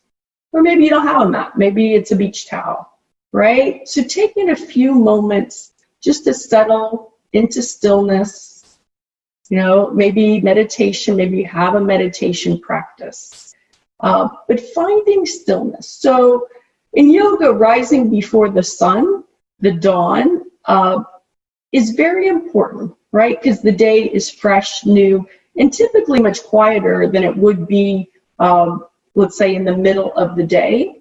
So sometimes people have trouble getting up early. So maybe depending what time you normally get up, just even 5 minutes. So you devote those 5 minutes just to sitting in stillness. So nothing fancy, right? This is how it begins. And over time, you may find your 5 minutes, you know, expands to 7 minutes, maybe 10 minutes, you know, so it's nature's way just of clearing the mind. I generally think of the mind kind of like a snow globe, you know, and I shook it up, right? So you see all the little white, you know, little snow like falling. So that's kind of our mind. Like there's so many thoughts racing through at any given moment. But if you sit long enough with a snow globe, you know, what happens? All those little white flaky snowflakes just make their way to the bottom. And all of a sudden your snow globe is clear. And that's our mind. So just finding stillness, letting some of those thoughts just kind of float down to the bottom. And all of a sudden there's clarity, peace and stillness. So another way to assist with that sometimes is just focusing on your breathing. And if you're comfortable, you can close the eyes and just focus on where the breath goes. When you take a breath in, where does that breath go? Maybe notice the breath moving through the nostrils, and you can feel that just that little light little wisp of air moving in and out. So that's a nice place just to place your awareness. So taking the awareness away from the thoughts to the breath. And just observe that. And again, start small, just a few minutes.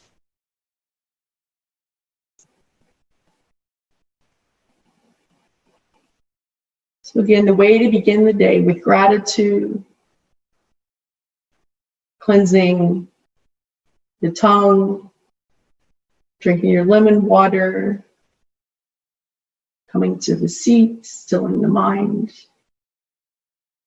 So all of that may not even take 10 minutes. So even when we say we don't have time, well, just start small. So now we're going to make our way into our practice for today. So if you're in your comfortable seat, but you've become a little uncomfortable, go ahead, maybe stretch it out, put me on pause, take a stretch, and then come back to your mats. So we're going to start with alternate nostril breathing. All right. So with one hand, peace fingers, just put it right gently between the eyebrows. Just nice little space there. You might like some circles. And then go ahead and close the right side with your thumb. So the left side is open. Let's gently breathe in left side. And then when you're ready, breathe out left side. Let's close the left side with your fourth finger. Open the right. Inhale right. When you're ready, exhale right. Closing right, inhale left.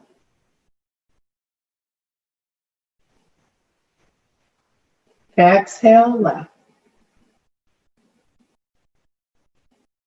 Closing left, inhale right. Exhale right. Closing right, inhale left. Now close the left, open the right, exhale through the right, so that gentle crossover. Inhale right.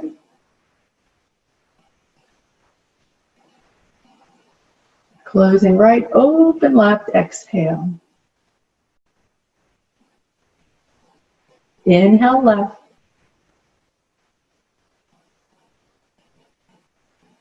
Closing left, exhale right. Inhale right. Closing right, exhale left. Let's just bring our hand back to our knee. Just take a moment breathing in through both sides of the nose.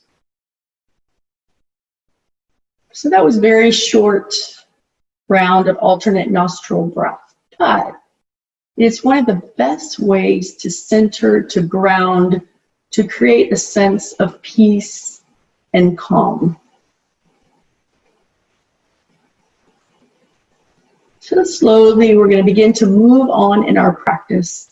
And since I do not know your body, you need to do things that feel good. And if I do anything that doesn't work in your body, you're just going to leave that out and then do something that does feel good. All right. So bring hands just to heart center, respecting the light, the goodness in each and every one of us. So I thank you so much for just coming to this practice today. All right, when you're ready, let's float the arms up. Big breath in. And then exhale, bring all that energy into heart center. Let's do that a couple times. Big breath. Exhale, so long expansion. Use the breath. Inhale. Exhale. Couple more, breath in. Breath out.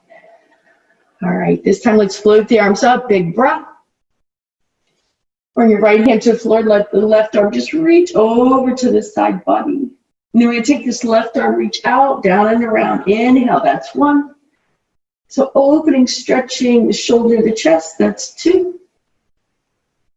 Make this the 3rd one. Take your time. Inhale, just float all the way up and over to the other side. Left hand down, right arm reaches. Pause and breathe.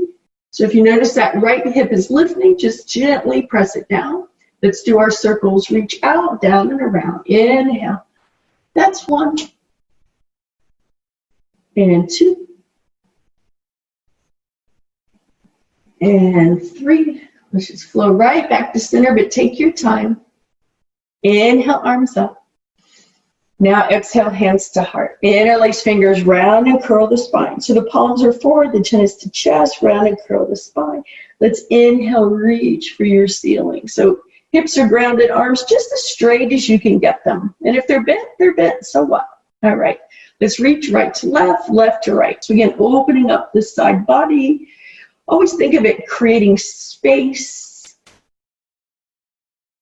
All right, let's release the hands, arms come behind. So you can either gather the hands, like interlacing the fingers, or just reach back like there's a beach ball back there.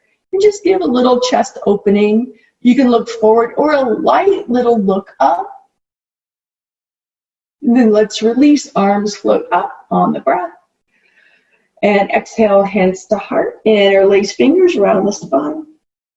Inhale, reach for the sky. Release the hands. This time, arms come behind. So I'm going to turn to the side so you can see. Arms come behind. Flatten the feet. Lift the hips. We're in a reverse table. So this is a nice way to switch sides, right? So we're in our seated position for a while. Push your hips to the sky just a little more. And then nice and easy, hips come down. Let's put the opposite leg in front. So this might be your least dominant or least favored side, but just get comfortable. We won't be here too long. Let's float the arms up, big breath. Exhale, hands to heart. Interlace fingers, round and curve. Inhale, reach for the sky. This time, let's place the hands behind the head. So you have a cradle for the head. Draw your elbows back. Chest is open. Big breath in. Exhale, elbows in. Chin to chest, round and curl the spine. Let's do that again. Inhale, open, big stretch. Exhale, round and curl. Last time, inhale, lift, open, expand. Let's bring our right elbow down, left elbow up, side body stretch. Flow to the other side, left elbow down, right elbow up. Nice and easy, back to center. Release the hands to the sky, spinal twist. So turning to your left, right hand, left knee, left arm behind, seated twist. And then inhale to center. Exhale, twist to the other side. Moving our spine in all directions today. Inhale to center. Exhale and twist. One more time. Inhale to center. Exhale to twist. All right, let's inhale to center. Exhale, hands to heart. Interlace the fingers, round and curl. Inhale, reach. Big stretch. Exhale, arms come behind. Again, this time, foot and extend the legs. Point the toes. Draw the shoulders up, down and back. Hands behind the hips. Lift the hips. Reverse climb. So just press down, lift up. All right, nice and easy. Hips come down behind. Just swing your legs around and let's come to all fours. Table pose. So if your knees are sensitive, you can put a blanket right under your knees. So be comfortable. We're going to do cat-cow. So again, taking our spine in all directions.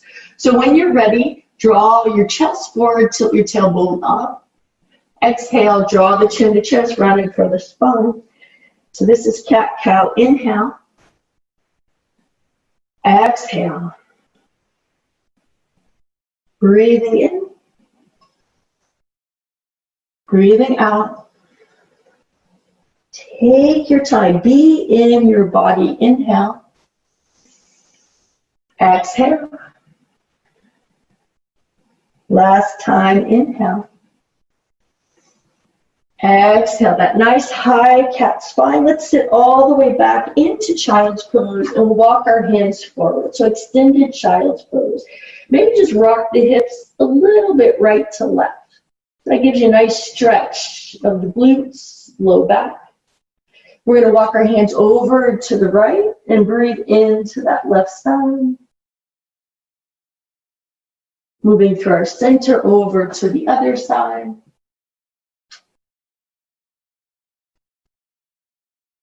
And then we'll slowly come back to center. Let's draw the navel to the spine as we inhale, lift. So it brings us back to table, and we engage the core so we protect our back. Moving into spinal balance. So let's take our left leg back, hip height, and then take your right arm forward. So this could be challenging, so make sure that left wrist is right under the shoulder. See if you can lift the arm, lift the leg, so really extended stretch. All right, so we have spinal balance. Let's see if we can flow with this, strengthening our core. So deep breath in as we lengthen. Exhale, elbow to knee. So we're just going to do a few. Inhale, reach and stretch. Exhale, elbow to knee. Couple more. Inhale. Exhale. Inhale. And exhale. This will be our last one. Go ahead, stretch it out. Now see if you can bend the left knee. Reach back for the toes. So we're creating a little quad stretch. So again, even if you can't find your foot, right, you can still reach in that direction. Check in with your breathing. Make sure it's relaxed. All right, so we're going to move into a modified Ardha Chandrasana, the half moon. So I'm going to release my leg, bring my right hand down, pivot on the right knee, and just open to my left. Maybe you reach over the ear. Maybe you reach to the sky. Maybe you reach back again for that foot, or just in the direction of the foot. All right, hand to the sky. Let's bring that left hand back down. Gently square the hips. Come back into your table. Let's sit all the way back into child's pose. This time, forehead to mat. Bring your hands by your feet. Open, close the hands. So just giving your hands, your wrists a little break. And then when you're ready, let's walk the arms forward. Engage the core center on the inhale. Rise to table. Let's do the other side. So this time, right leg back. Long and strong, left arm forward. Draw the navel up into the spine. Right shoulder is over right wrist. Let's create our flow. So inhale, we stretch. Exhale, elbow to knee. Inhale. Exhale. Breath in. Breath out. Inhale. Exhale. Inhale. Exhale, pause. Let's go ahead and straighten it out. Maybe lift the arm, lift the leg. Your option to bend the knee. Maybe reach back for the toes. Give a little kick. And then when you're ready, let's release.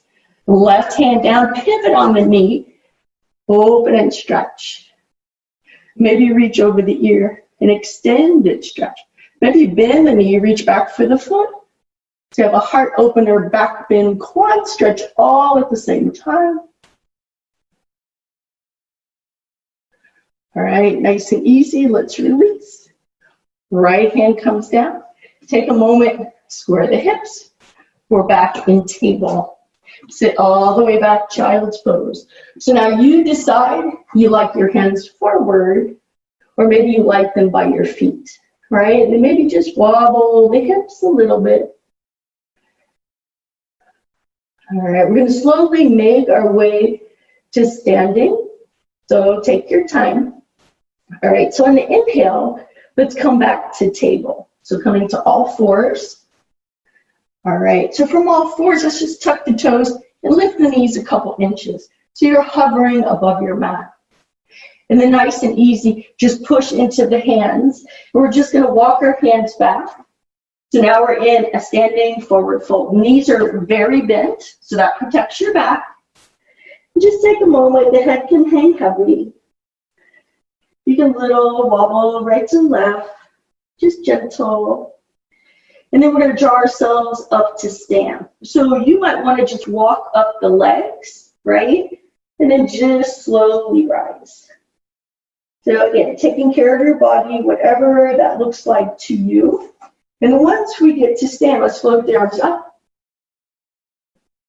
Nice and easy, exhaling, hands to heart. So let's use our cardiovascular system just a little bit. So we're standing on our mat. Feet are about hip distance apart.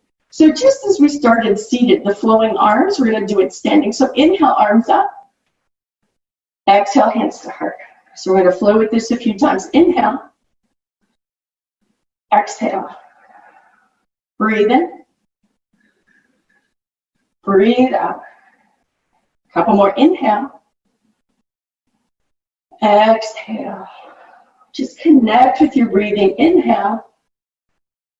And exhale. So we're going to turn this into swan dive down, reverse swan dive up. And I'm going to turn to the side so you can see that I am bending my knees. Let's inhale, arms up. Swan dive down. So bend the knees. So the hips are back, right? Knees are bent, core is engaged, and then press into the heels, reverse the stand. Inhale. Exhale. So warming up cardiovascular system, the heart, the lungs, the quads, the glutes. Inhale. Exhale. So we swan dive down, we reverse swan dive up. So whenever you have to get down to the mat or get up from the mat, nice, safe way to do it. Couple more. Inhale. Exhale. Breath in. Breath out. Let's do a couple more. Inhale. Exhale. Last one. Big breath. Swan dive down. Reverse swan dive. Stand with a breath. Exhale, hands to heart, and just pause and notice. Again, that awareness.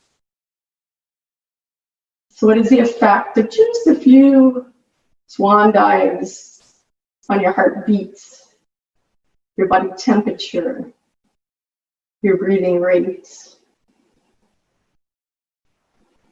All right, moving on. Let's come to the wide, the long end of the mat.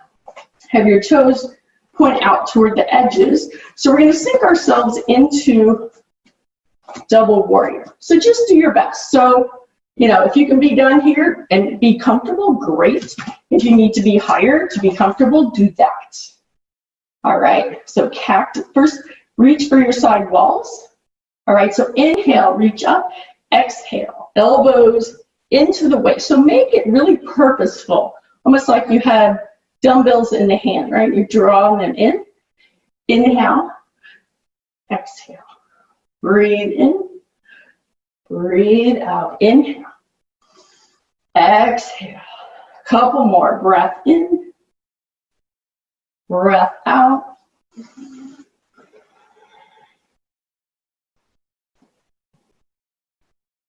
Again, waking up quads, glutes, hamstrings, increasing the breathing rate. All right, this time we're going to settle in that double warrior squat. You can place the hands on the upper thighs, just not on the tip of the knee. All right, so just take a moment. See if you can draw the knees back just a little. And then a shoulder stretch. You take the left shoulder to the right, right shoulder to the left. Just a few of these. Nice and easy. Come back to center, lengthen the spine. And then let's slowly begin to straighten the legs. Turn the toes to the front. So you can step to center or give a little hop right to the center of the mat. Moving on with flowing chair. So I'm going to turn to the side so you can see my chair. So feet are open as wide as your hips. Let's inhale, arms up. Exhale, have a seat in your chair. All right, strong core, strong legs. Inhale up. Exhale, chair. Breath in. Breath out. Inhale. Exhale. Breath in. Breath out. Last one. Inhale. Let's have a seat in our chair. Utkatasana. Nice and easy. All right, let's come into a forward fold. Uttanasana. So nice, easy forward fold. So again, the knees are bent. Head's just kind of hanging heavy. Nice and easy. And now let's slowly do that same reverse swan dive to stand. So cores engage. Pressing into the heels. Foot all the way up with a breath. And exhale. And start. All right. If you're in the center of the mat, walk to the end of the mat. All right. So we're going to do a bit of a warrior posture flow. All right. So inhale, arms up. And as you exhale, step back with the right leg.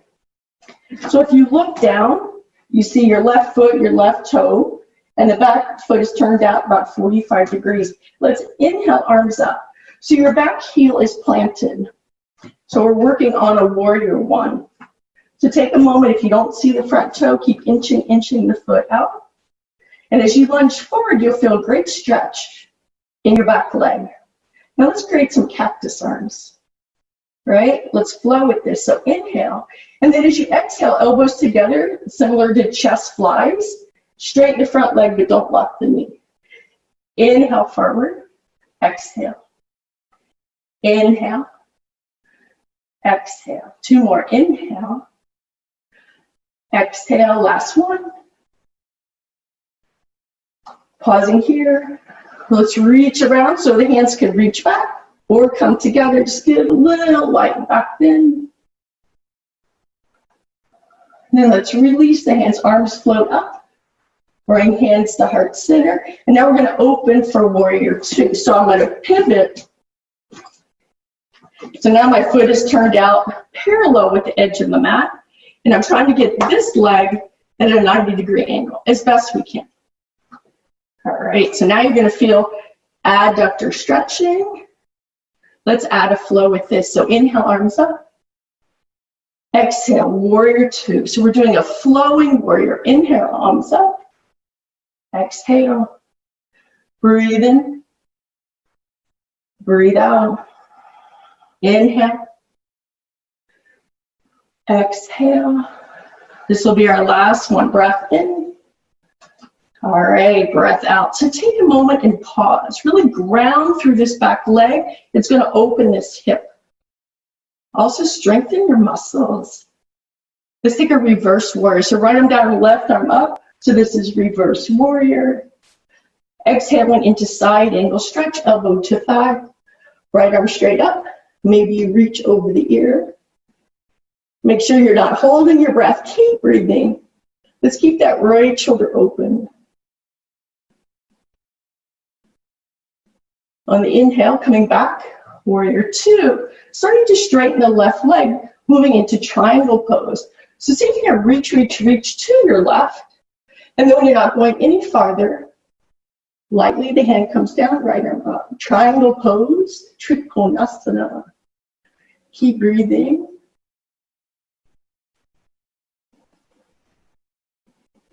So when you're ready, let's start to bend the left knee, the front knee. Take your right arm, reach down and around. Inhale, and it just brings you right back up. All right, let's straighten the left leg, turn the toes in, turn the right leg out. So we're going to come into warrior one, but the right leg is forward. So take a moment. That left foot turns in, right? Remember, we want to see the right big toe. Inhale, arms up. Find your cactus. Breathe. Let's create our flow. So I'm going to turn to face you so you can see the front view. So check your hips, your shoulders, right? Everything is forward. All right, create the flow. Inhale. Exhale. Breath in. Breath out. So think of open, stretching the chest. Now when the elbows come together, you're opening, stretching the upper back. Inhale. Exhale. Breathe in. Breathe out. A couple more. Inhale. Exhale. Last one. Take your time.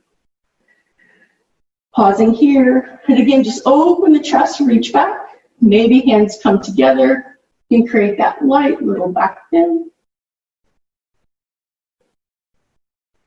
And then release the hands, arms float up. Bring the hands to the heart, and now we just open like you're opening the hips to your left for warrior two, right? So take time to make a wider stance. So it really is a dynamic hip opener. So again, we're trying to get this at 90-degree angle as we press the back foot down. Arms are shoulder height. Unless your arms are tired, then you're going to rest them, okay? So always listen to your body. Let's add our flow. So inhale, arms up. Exhale. Let the breath go. Inhale. Exhale. Breathe in. Breathe out. Inhale. Exhale. Last one. Inhale. Take a moment and pause. So really press the blade of the back foot into the floor. Maybe you can lunge just a little deeper. Keep breathing. So if the breath gets choppy, you're working too hard. Reversing our warrior, left arm down, right arm up. Let's move into side angle. Right forearm to thigh, left arm straight up. Maybe you reach over the ear. Nice and easy on the inhale, coming back. Warrior two. Let's start to straighten the front leg, but not locking the knee. So you have to engage the quad. Let's start to reach, reach, reach. Keep reaching to your right. Keep reaching. And then finally, right hand down, left arm up. Keep breathing. Triangle pose, Trikonasana.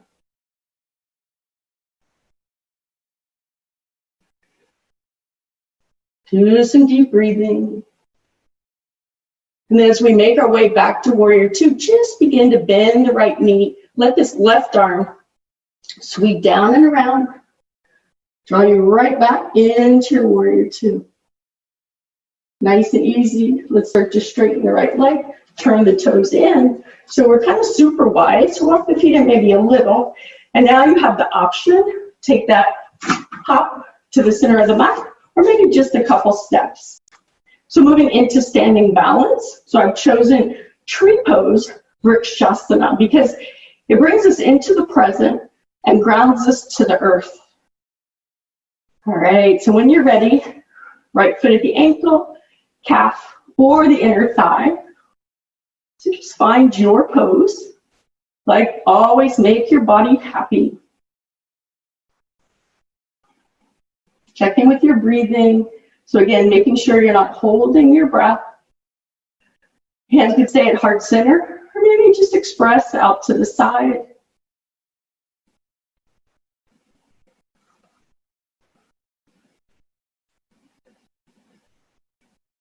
And whenever your arms are, let's bring them back to the heart. Draw the knee to center. Maybe give it a little hug, say thank you. Hands to hips. Let's go ahead and just extend that leg and bring it all the way back to the mat. Super slow. And we'll plant that right foot. Maybe you need to work out the left ankle because it was working so hard. All right, tree pose. So now this time your right leg is your root. And again, this leg just kind of opens to the side. So you'll feel now that hip opening effect. Foot can move to the calf, maybe the inner thigh. So any place but the joint of the knee. We don't want to push that joint out. Draw all your energy into center and lift it up. And again, you can express the arms any way you like.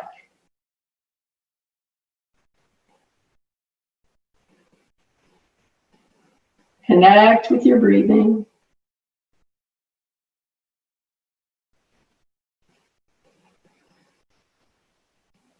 And we'll slowly bring our hands back to heart center, never rushing. Draw the knee to center for a little hug. Hands to hips. Let's just go ahead, push that leg out. And then with control, slow as you can, lower to the mat. So building strength in that standing leg.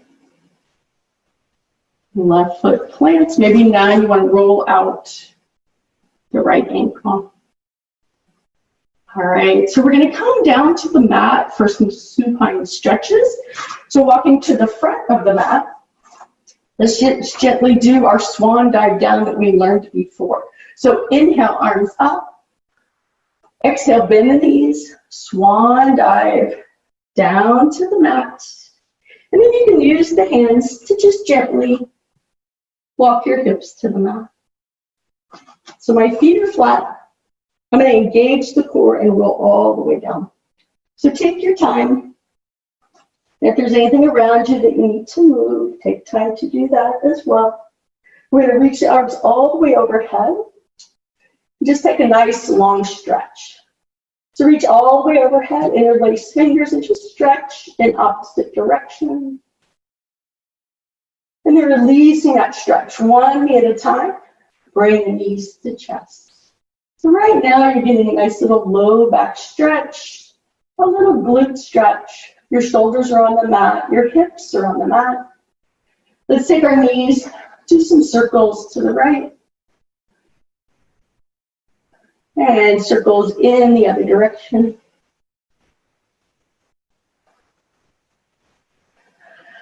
Let's pause, knees to chest. Now push your knees forward, open the knees and draw them in. So now circling into the hips. Let's go in the other direction. Let's pause, knees to chest. Briefly, just extend the legs to the sky. Point and flex. So see if you can open that toes. Open your toes. Create space. Let's circle our ankles in one direction, other direction. And nice and easy, knees back into chest. So we're going to take a reclining spinal twist. So let's keep our left knee in, take your right leg and just extend it all the way down to the floor. All right, so left knee is to chest, similar to what we were doing standing. Let's take our right hand outer left knee, so our left shoulder is on the mat, and just guide left knee to the right. And maybe you can look left or just look to the sky. So supine spinal twist, don't force. Keeping your shoulders grounded to the mat. But slowly come back to center. Giving that knee a little hug. Let's bring the right knee in to join the left. And then we're going to release that left leg all the way down. So again, just take your time. So right now your right knee is drawn in, giving it a really good hug. Let's move into our twist. So left hand outer right knee, right arm out to the side, palm is down. Let's guide our right knee over to the left. So again, you can look straight to the sky. Maybe you want to look to your right hand. Just don't force. It should always feel good.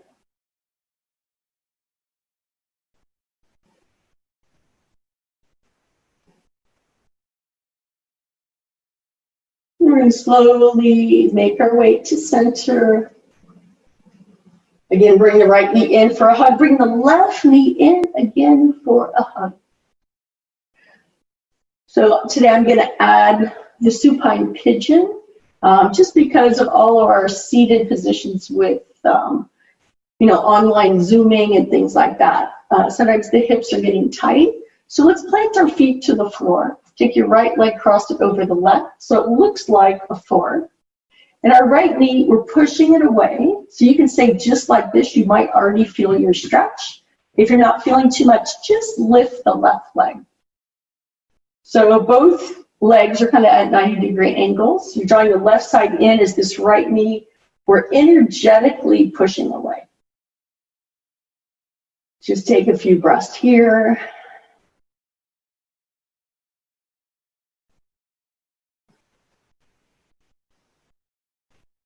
And then just gently, if your foot is lifted, let's bring the left foot to the floor. Undo the right leg. Let's switch sides. So left over right. So you create your 4. So you decide you stay right here, or maybe you want to lift the right leg.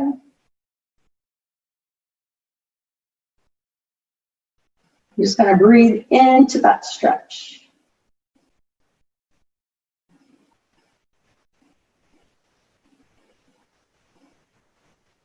And then slowly, let's bring right foot to the floor, unwind the left leg. So our knees are at least as wide as the mat. Let the knees fall to the right. And then gently fall to the left. So they might call these windshield wipers. It's just a little release. All right, let's walk our feet now back in line with the hips. So our last position today is bridge pose. So we have a few versions. So ankles are on your knees, feet are flat to the floor, arms that are at our side, palms down. So when you're ready, press into the feet and just do a pelvic tilt. So your hips left the floor. Now option, press into the feet and just lift the hips to the sky. So take a moment and breathe. So you can decide, this is good, I want to stay right here. If you feel like you need a little more, bring the hands together under your hips and maybe walk your shoulder blades under you. So it's going to give you a little bit of height. Arms are straight under the body, hands are clasped together. And just breathe. Bridge pose, Setu Bandhasana. So a heart opener, a quad stretch, hip flexor stretch. And they say all back bends. So this is considered a back bend. So all back bends bring us joy. So we should probably practice these every day. Take some big breaths. See if you can expand your belly with your breathing.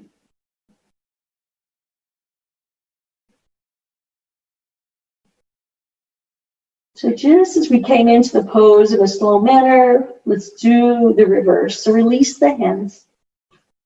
Walk one shoulder out and then the other. Working our way from the top of the spine, slowly bringing each vertebra back to the mat. Trying to lengthen the spine, creating space, releasing tension, tightness. And then once the hips settle, just observe. So maybe observe the sensation in the spine, observe the breath.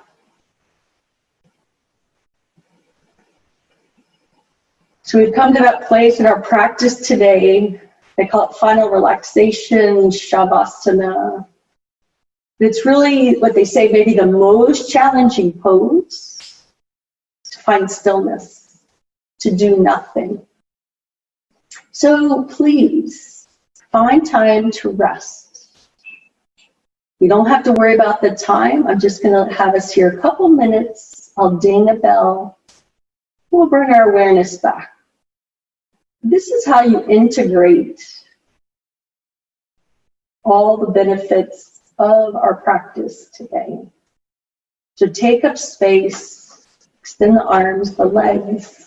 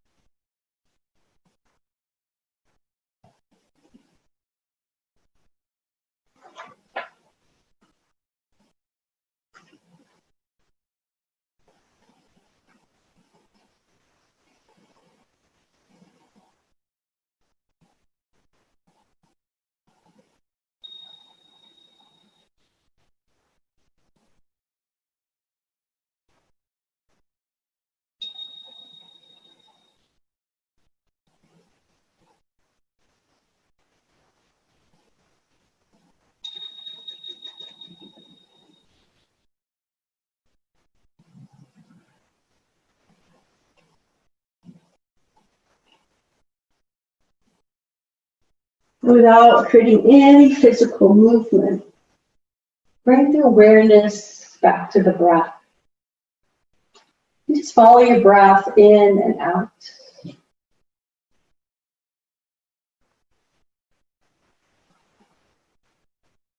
when you're ready, you create some movement. Maybe open, close the hands, wiggle the fingers, the toes, circle the wrists or the ankles.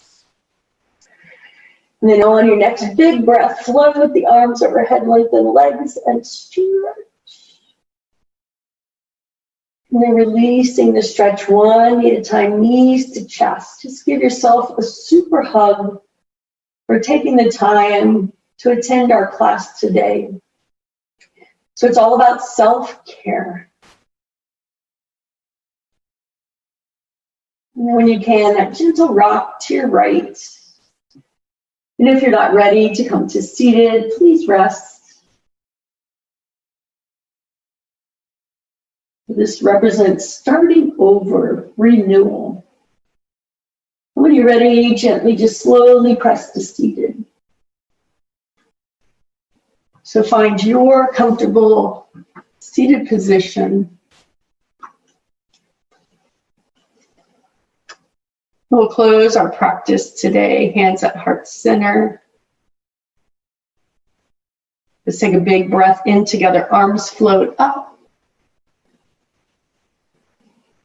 Exhale, hands to heart. And I thank you so much for sharing this experience today. And I want to say namaste, which means the light in me honors the light in you. So have a wonderful day. Namaste to all.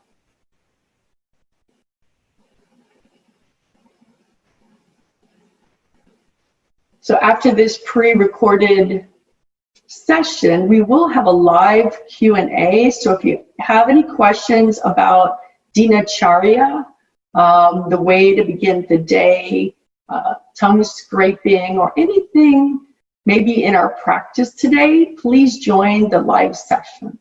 Thank you so much. Enjoy Florida fans, and I hope to see you in person very soon. Have a great day. Namaste. Marilyn, hello. Thank you so much for that wonderful demonstration. I know we all probably really enjoyed it. I want to announce before we do the Q&A, I want to remind everyone to visit our silent auction. You can find that at the number 32auctions.com/band silent auction. That is the number 32auctions.com/band silent auction. So we have 10 minutes for question and answers. If you have not already, please use the chat box to type in your questions. So to kind of kick off the Q&A, I'll start off with a couple of questions. Can you discuss the process of becoming a yoga instructor for those who might be interested? Oh, that's a great question. So the initial certification is a 200-hour training. And because of COVID, you know, there are some studios that are doing them virtually. So that is available now. When I trained many years ago, I actually flew all over the United States for each, let's say, level of my training until I accumulated my 200 hours. So at the time, it was quite an arduous process, and it took me, I would say, at least 5 years to complete the training. But the good part of that is in between, you do a lot of practice. And that's why they call it a yoga practice, because we're just always practicing. So it's never like, you never know everything. You only realize you don't know anything. So that's the nature of yoga. Great. And then for those that are looking to get practice more yoga, and we're trying to choose a studio or a program, what are some things that we should be looking for when seeking that out? Yeah, so, you know, right now things are a little different. Some studios are doing only virtual classes. Some are doing live in-studio classes with social distancing and, you know, face coverings. But I think, you know, certainly right now the cleanliness would be utmost importance. And then certainly after that is the expertise of the instructor. The other thing is, if you're new to yoga, you know, I would definitely suggest telling the instructor, you know, that you're new, and so they can keep an eye on you and really help you if they see anything, you know, that potentially could get hurt and things like that. You know, so that's sometimes what's missing with virtual, is you're really not seeing the person, you know, close up to be able to look at alignment and other things. But, you know, when I started practicing yoga, it was in a hospital-based fitness center. There were really no studios out there like we see today. And so I guess I felt a little bit of safety that was being delivered in an environment of health professionals and exercise professionals as well. So now, unfortunately, sometimes studios can open, but the person did a very short training and they really don't have a lot of experience. So I would almost like interview your instructor, find out where they trained, who they trained with, how long they've been practicing. And then if you have any particular, let's say you have low back issues, maybe you're pregnant, like things like that, finding out, do they know accommodations for that, right? Could they assist you with that if you needed assistance? And that will tell you a little bit about their knowledge. Great, that's great. And do you teach classes anywhere or lead any online instructional programs for anyone to join? So I work at Nova Southeastern University, and we have a recreation center. And so I've been teaching yoga there for about 10 years. And I just love the population because certainly the college students are all levels. So I have some college students come in, they were practicing yoga with their mom, when they were a little kid, versus some come in, and it's their first class ever, right? And so it's a great just diversity for me, just to help with different levels of yoga. And so because of COVID, certainly we shut down and we went virtual. So I kind of got used to teaching yoga through Zoom. It's certainly different because again, you lose that little bit of, community with your class. Sometimes when people don't use their camera, you feel a little disconnected and that type of thing. But the practice is still happening, which is a beautiful thing. And as in the future when things clear up a little bit, moving back into the studio setting, I certainly would love to do that. So yeah, I've been teaching about 10 years, practicing about 25. And as I said, the more I practice, the more I study yoga and also Ayurveda, you just realize you really don't know a whole lot, and it keeps you humble, I must say. We could all say that about studying and learning nutrition too. The more you learn, the more you realize that you don't know, and you try to seek out more and more information too. So that's really great to point out. So we have another great question in the chat box. So any recommendations for how long someone should wait to eat breakfast after establishing this type of morning routine? Yeah, so again, that morning routine could be as brief, if you put everything together that we did, it could be as brief as probably 7 to 10 minutes, or it could be up to a half hour or longer. I think the way to think of it is sometimes we set these lofty goals, oh, well, I'm going to come to the mat and I'm going to meditate for an hour. And then when we don't do that, we're a little disappointed and we think there was no benefit. So I would rather you think of it as even a minute sitting still with a clear mind is better than not doing it at all. So depends on the time the person has. But once you've had your meditative practice, depending if you're also going to do asana, if you're going to do some type of yoga movements and things of that. But whenever you're finished, usually you actually can be quite hungry.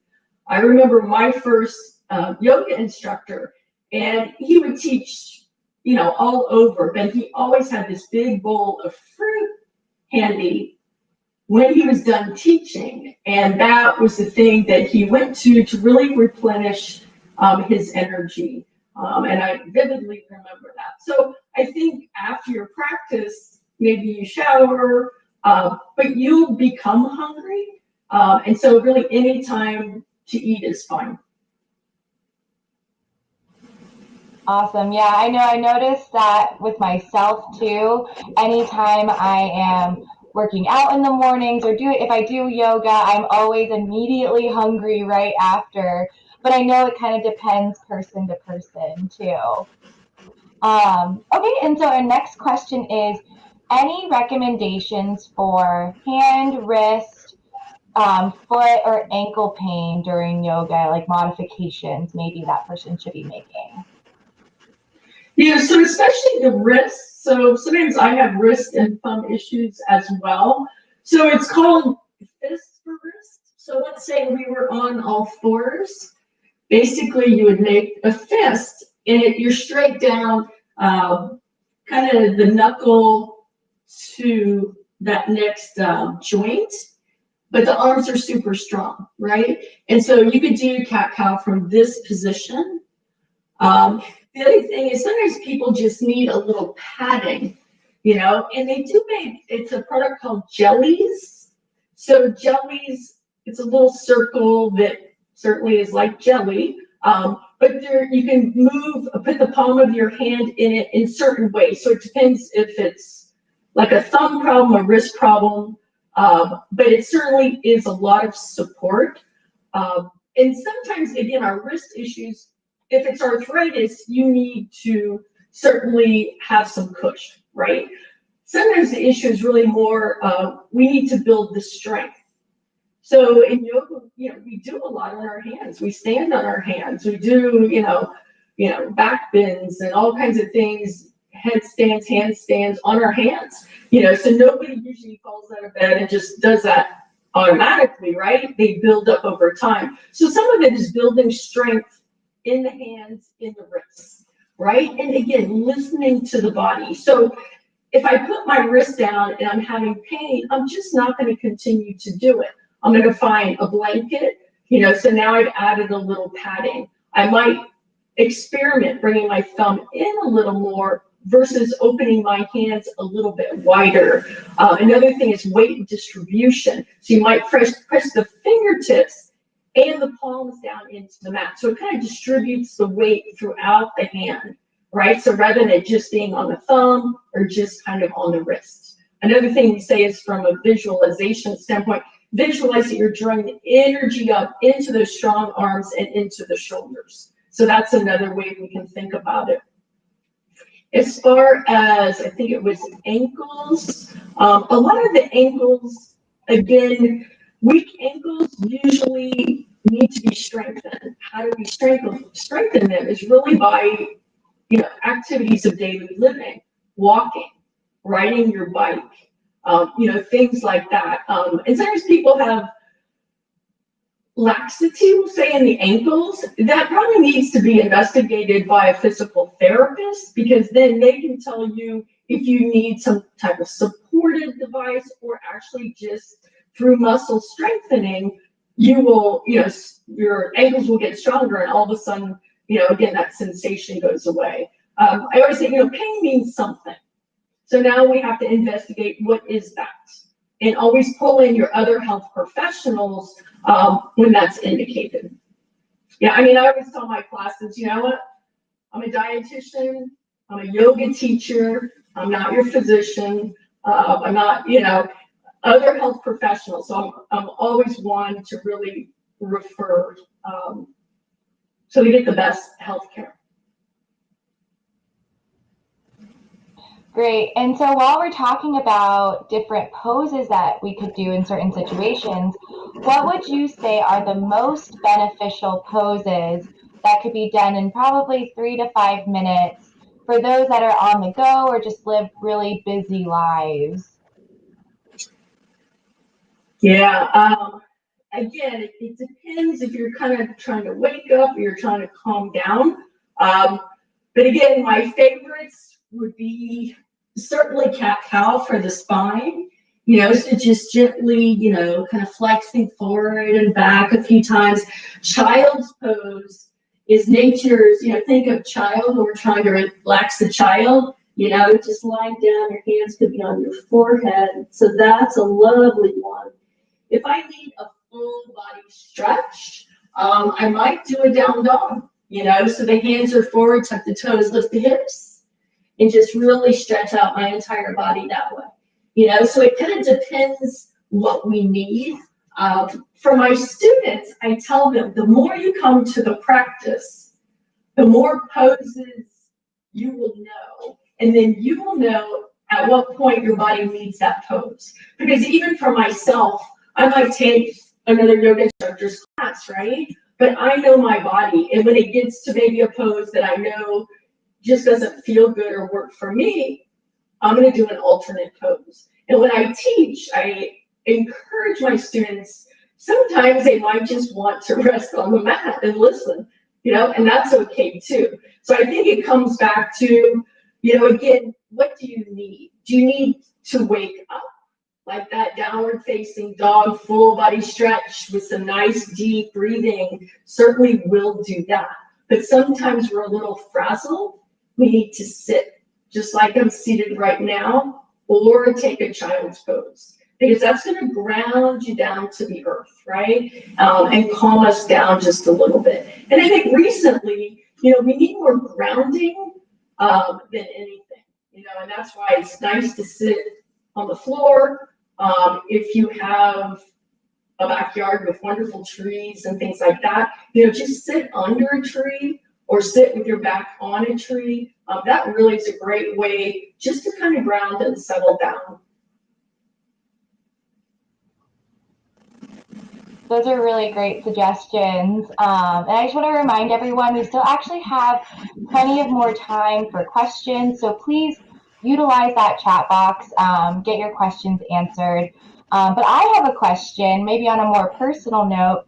How did you hear about Ayurveda, and what kind of drew you to it to learn more?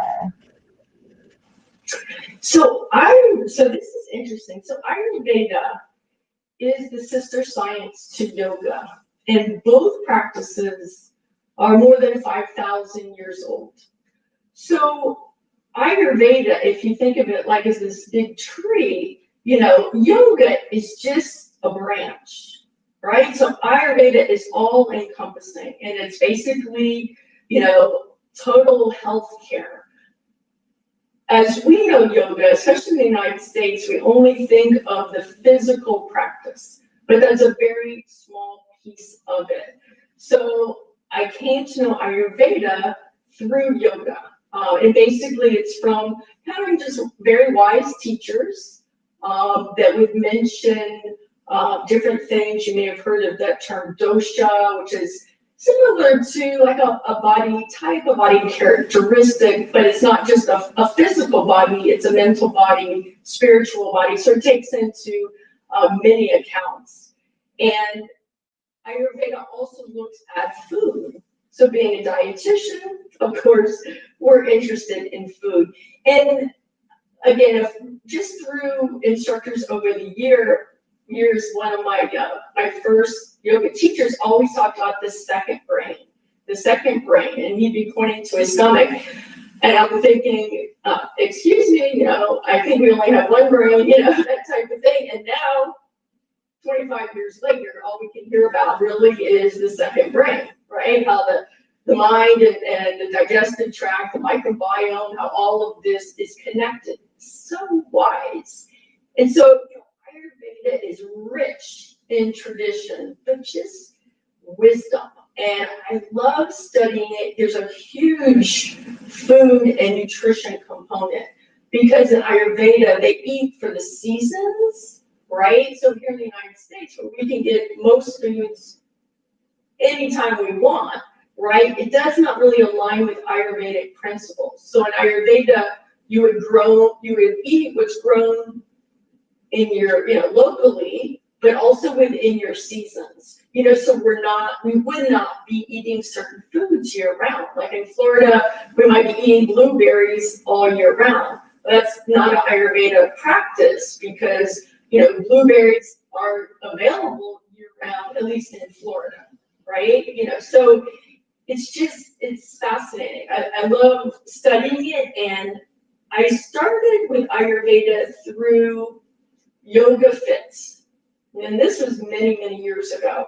And they had a level 1, a level 2 training. Then I spent a week at an ashram in Texas, in Austin, where this was an amazing week. We actually had a whole group of us came together to practice yoga and Ayurveda. They had a kitchen. All the meals were Ayurveda inspired and vegetarian.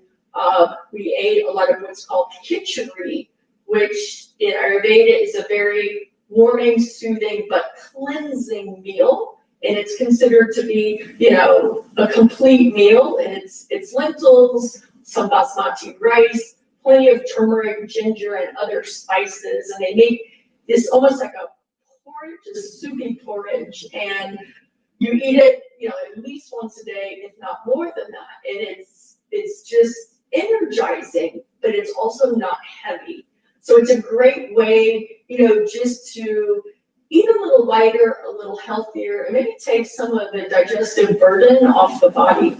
And so that was a beautiful, beautiful week. And, you know, so that was kind of my experience with Yoga Fit. And then later I found Himalayan Institute also had some trainings. So I started working through their training for the Ayurveda yoga specialist. And, you know, the way I approach it really is from a wellness perspective, you know, so if I were to be speaking to someone, you know, that might need yoga, you know, for stress, anxiety, they might have digestive issues, you know, so what, you know, eating method would be nice and kind to their digestive tract. So it's a very wellness approach that certainly aligns with the dietetic practice. I can't say there's anything that I've run into that I would say is a conflict. And again, through, you know, what has become more commonplace, you know, in dietetics, part of the dietitians and functional medicine group, you know, all we can hear about is turmeric and ginger, all these herbs and spices good for your health. And Ayurveda has been using those spices holistically, again, for a very long time. So there's a lot to be learned from some of these older traditions. And, you know, I'm quite honored actually to, you know, be included in those trainings. Great, that's wonderful. So we have one more question before we transition to our break. So their question is, I scrape my tongue daily and yellow stuff comes off. Does that symbolize or mean anything? So it was hard hearing a little bit, but I think you said the person scrapes their tongue and yellow comes off. Does that mean anything? So from a yoga perspective, Ayurveda perspective, that is, they call it ama. So think of it kind of as residue, maybe waste. They might use the term toxins. But again, a light removal of that actually almost like cleans off the taste buds, which helps our food just taste that much better. And it cleans your breath, right? And so if you don't do any tongue scraping now, treat yourself. Again, do it gently, start practicing, and you'll notice how the breath just improves. And it's also, you know, it's good for the entire oral cavity, you know, as well as digestion as well. So again, the other thing is if you do any, you know, tongue observing, you'll see how the color, but also the texture of the residue on the tongue will change based upon the foods that you've eaten. And that might give you some signs that certain foods might be better for you, certain foods, maybe these aren't so good for me, right? It's just a matter of being a good observer.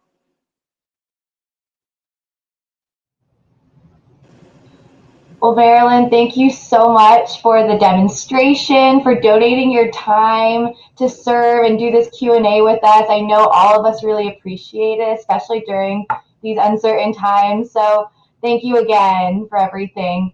We're now going to transition to our break, and our next session is going to start at 1:45.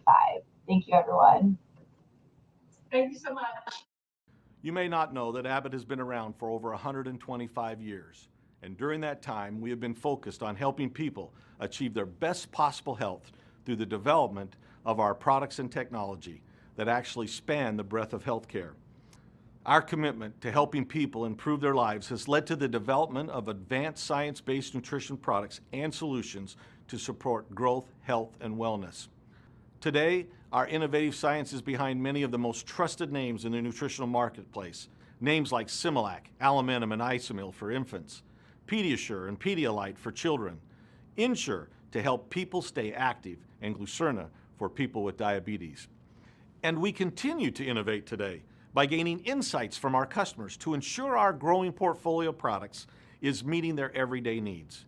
Inspired by our patients and our consumers and you, our partners, we aspire to elevate the role of nutrition and to fulfill our responsibility to help millions of people who consume our products each day. Our commitment to you is to deliver breakthrough products with a promise of exceptional service. And our vision is to be the trusted worldwide leader in providing innovative and superior nutrition products that advance the quality of life for people of all ages. Thank you for your partnership.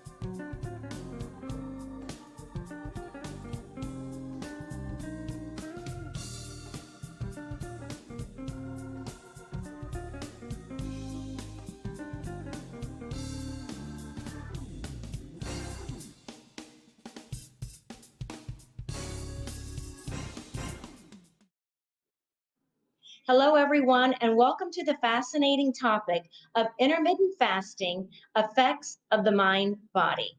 So Dr. Stephen Anton will be presenting this amazing topic, and I know I am going to be looking forward to hearing the latest and the greatest information because so many clients want to know about this topic. So without further ado, let me read you Dr. Stephen Anton's bio.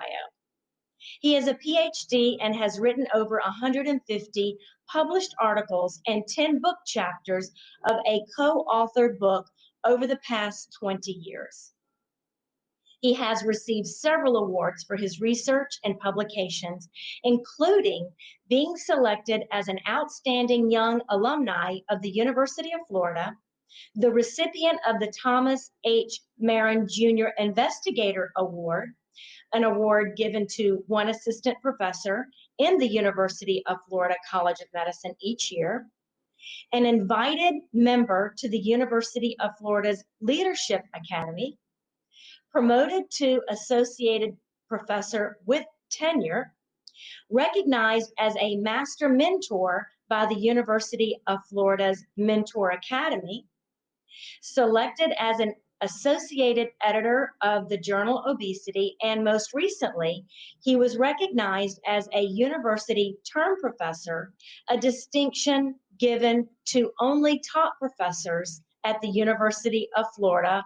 Wow, Dr. Anton, go Gators, and we are so happy to have you. And the wonderful thing about this is that we will have a question and answer section as soon as Dr. Anton is done. And there are a few rules, so go ahead. I'm going to go ahead and read those now. We have 10 minutes for question and answers after Dr. Anton. Please use the chat box to type your questions. So without further ado, Dr. Anton, take it away. Okay, thank you so much for the opportunity to present today. And I'm delighted to be here and talk to you about the effects of intermittent fasting on mind-body health. What you see here is a picture of the nice building where I work at the University of Florida, the Institute on Aging here at the University of Florida. All right, so just to give an overview of what I want to talk through today, first go over some of the key metabolic changes that occur with aging, and then start to connect how our metabolism and our brain functioning are intricately linked, and then discuss some potential interventions, in particular comparing calorie restriction with intermittent fasting and the mechanisms that can underlie the health benefits of both intermittent fasting and calorie restriction, and then ultimately talk about what research is showing us regarding the effects that intermittent fasting may have on both metabolic and brain health, and then ultimately some practical applications. So probably everyone in this audience is well aware of the detrimental effects of obesity on our health. I'd just like to show this slide as a quick reminder that, carrying excess weight can have detrimental effects from head to toe and impact the function of multiple organs in a detrimental way, including the brain, which we'll focus in on in a little bit. This slide also, to me, tells the story in terms of what's really happened in our country, in particular, over the past few decades. It's really eye-opening in the sense that when you look at the prevalence of obesity in 1990, very few states, actually no states, had rates of obesity greater than 20%, and that by 2017, almost all states had rates of obesity greater than 25%, with the majority having rates greater than 30%. And it's just this transition that's occurred in the last 30 years is not something that I think is driven by a genetic factor, but by lifestyle factors, and we'll describe this shortly.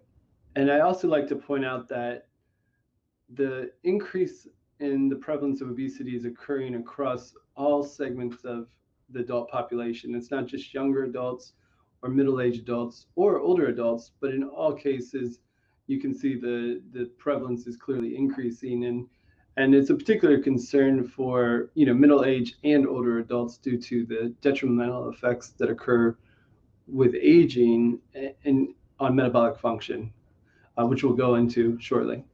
And one of those effects is when our body's lipid storage capacity has become saturated, the excess fat or lipid droplets have to go somewhere. And unfortunately, what we often see is that they start to surround our vital organs, liver, kidney, etc., and start to impair their function.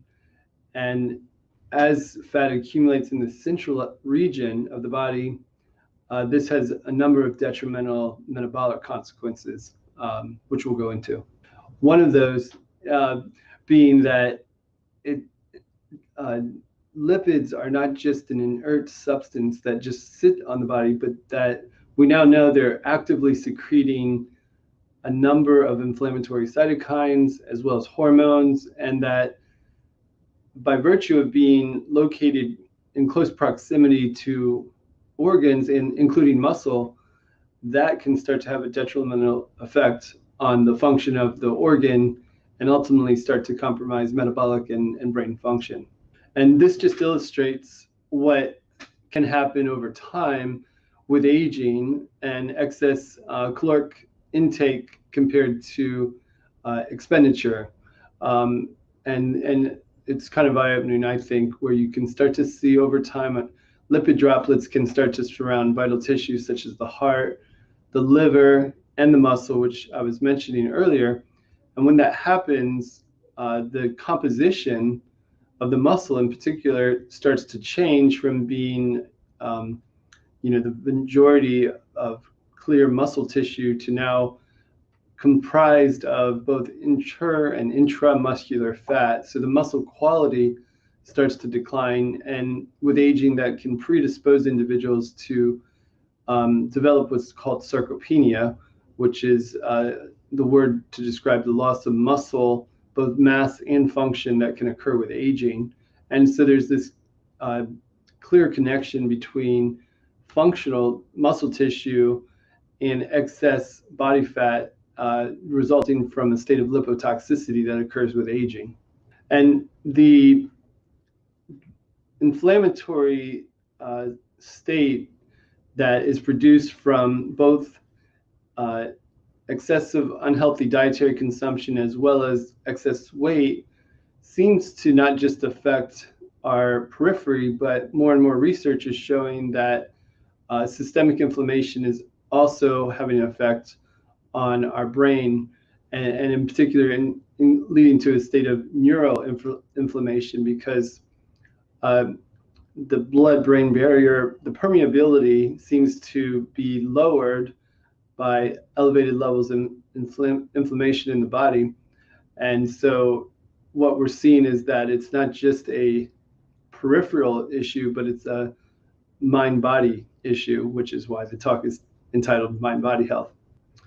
And on a more simple level, what seems to be occurring when we look at the generation of reactive oxygen species versus our endogenous ability to defend against reactive oxygen species as we age, that there's this relationship that unfortunately is unfavorable, where over time our body's ability to scavenge or defend against reactive oxygen species declines as we age.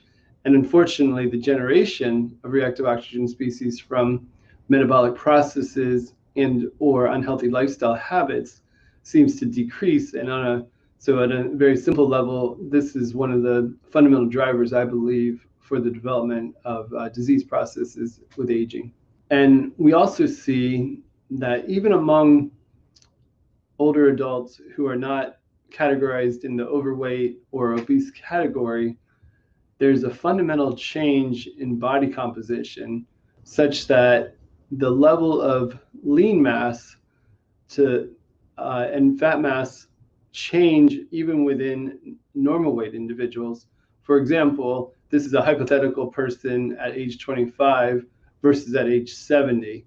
And what you can see here is at age 25, this person who had the same height and weight at both time periods would have had a body composition comprised of 14% fat, whereas by the age of 70, that has now changed to 30%.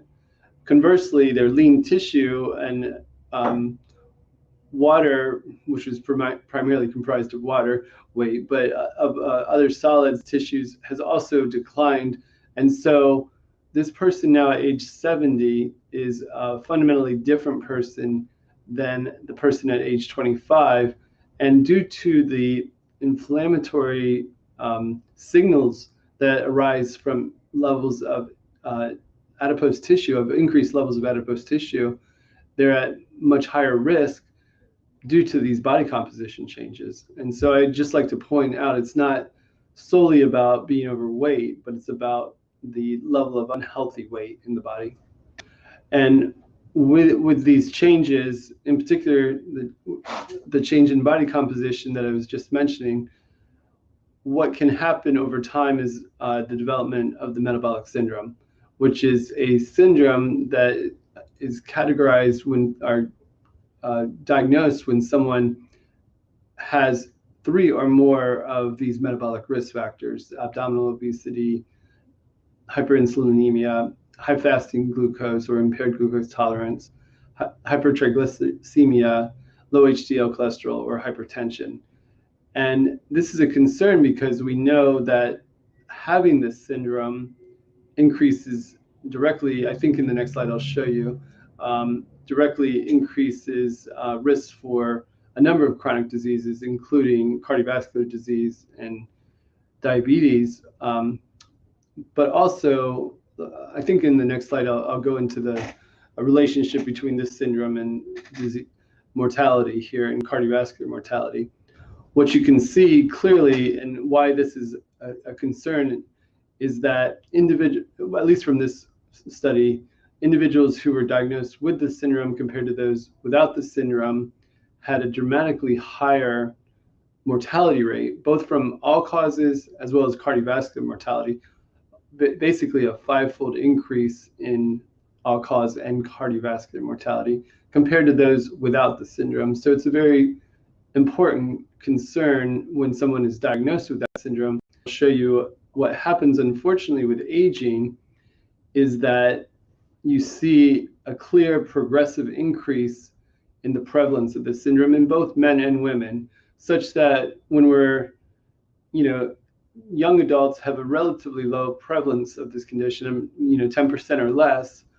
But by the time individuals are between the ages of 30 to 50, the prevalence of this of metabolic syndrome is now around 25%, which then increases even more for individuals 50 years and older, and ultimately continues to increase for the oldest or the individuals 70 years and older, to be over half of the population now meeting criteria for metabolic syndrome, which again is a real concern because of its association with chronic diseases and both cardiovascular and all-cause mortality. So what's driving the development of the metabolic syndrome? I like this slide from in the sense that it shows the complexity of the connections between our lifestyle is one factor that generates elevated levels of reactive oxygen species, but also as we age, as I mentioned earlier, due to metabolic changes that occur with aging, we also see elevated levels of reactive oxygen species in the blood, and that can have this interactive effect with metabolic risk factors such as insulin resistance, visceral obesity, hypertension, dyslipidemia, and dysglycemia, and ultimately start to lead to the development of metabolic syndrome that then is again increasing in prevalence as we age. And so there's this interactive relationship between aging and a person's lifestyle, and we'll get into the details of what that inadequate lifestyle really is shortly. So, but first I want to keep the focus in on our brain aging and how the metabolic changes that I've described are not just a peripheral issue, but also have real implications for brain function. And I really liked this article. It was a great review by Mark Matheson and his colleague on what are the key factors driving pathological brain aging and the role of metabolic states. And so I wanted to just show you in the next slide one of the figures from that article. Okay, and what you see here is the figure that shows the key hallmarks of brain aging, at least many of the key hallmarks, but most relevant to what I'm describing right now is that all of these are driven by dysregulated energy metabolism.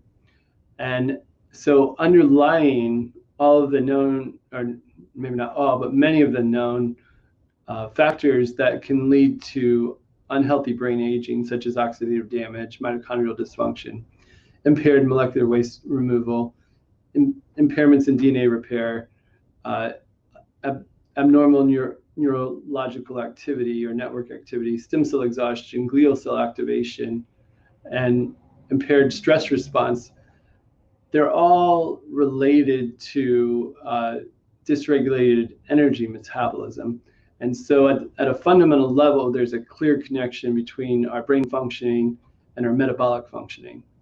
Studies have shown this to be, in support of this connection, what some reviews have shown is that individuals who have obesity or type 2 diabetes are much more likely to develop a diagnosis of dementia or Alzheimer's disease later in life. And also, cross-sectional studies have shown that cognitive functions negatively affected by a person's weight status across the lifespan, with specific domains being affected, including attention, executive function, and verbal memory. What are some of the drivers of this epidemic that we're seeing of insulin resistance / metabolic syndrome and sarcopenia in older adults?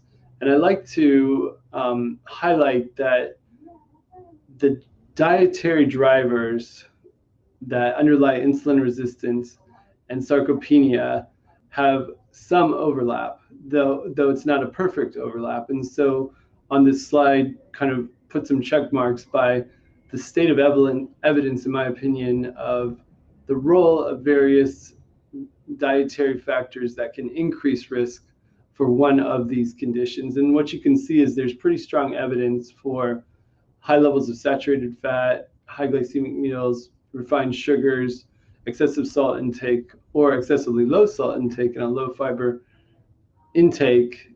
And I think this check mark was for sedentary lifestyle, to be related to development of insulin resistance, but there's less evidence for other dietary factors such as protein intake or high carbohydrate per se intake.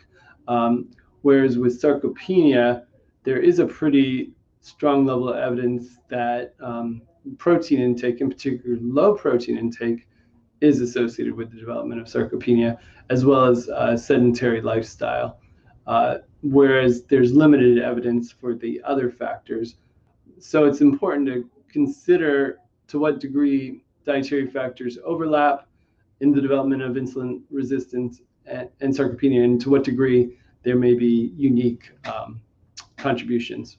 Now is the time when we get into what I think is the more exciting part of this talk. I think the problem is clear. I hope the problem is clearer. And the question is, how do we, in my mind anyway, promote higher levels of wellness as we age and mind-body health? And what you can see in the center of this figure is the idea that, our wellness level as we age is influenced by multiple factors. And some of the key ones, I believe, are levels of metabolic flexibility, levels of pain, levels of strength to body mass and body fat accumulation, and then cognitive function, which we'll get into. But we don't live in a vacuum, and all of these factors are influenced by sociocultural factors, the environment we're in, a person's mental health, and of course, aging itself. But some of the key drivers in terms of the dietary factors that we know can contribute to some of these clear drivers of poor health as we age are excessive calorie intake, unhealthy fats, high sodium intake, added sugar consumption, and undernutrition. And of course, there's a number of potential options that I just wanted to highlight in this case. The one we'll focus in on shortly is intermittent fasting, but of course, there's a lot of interest right now in ketogenic diets, as well as the potential role of calorie restriction, which we know the most about in affecting these types of risk factors. And then for many people, meal replacements is an option for all three of these approaches, and even ketone supplements as a consideration to increase blood levels of ketones. But dietary factors need to always consider energy expenditure levels, which are directly affected by what we do throughout the day. Unfortunately, many individuals, in particular older adults, spend the majority of their time in sedentary pursuits such as TV watching and computer time, which again can contribute to development of many of these risk factors. And so on this side, which we will focus less on today, are some potential approaches to reduce the risk associated with physical inactivity.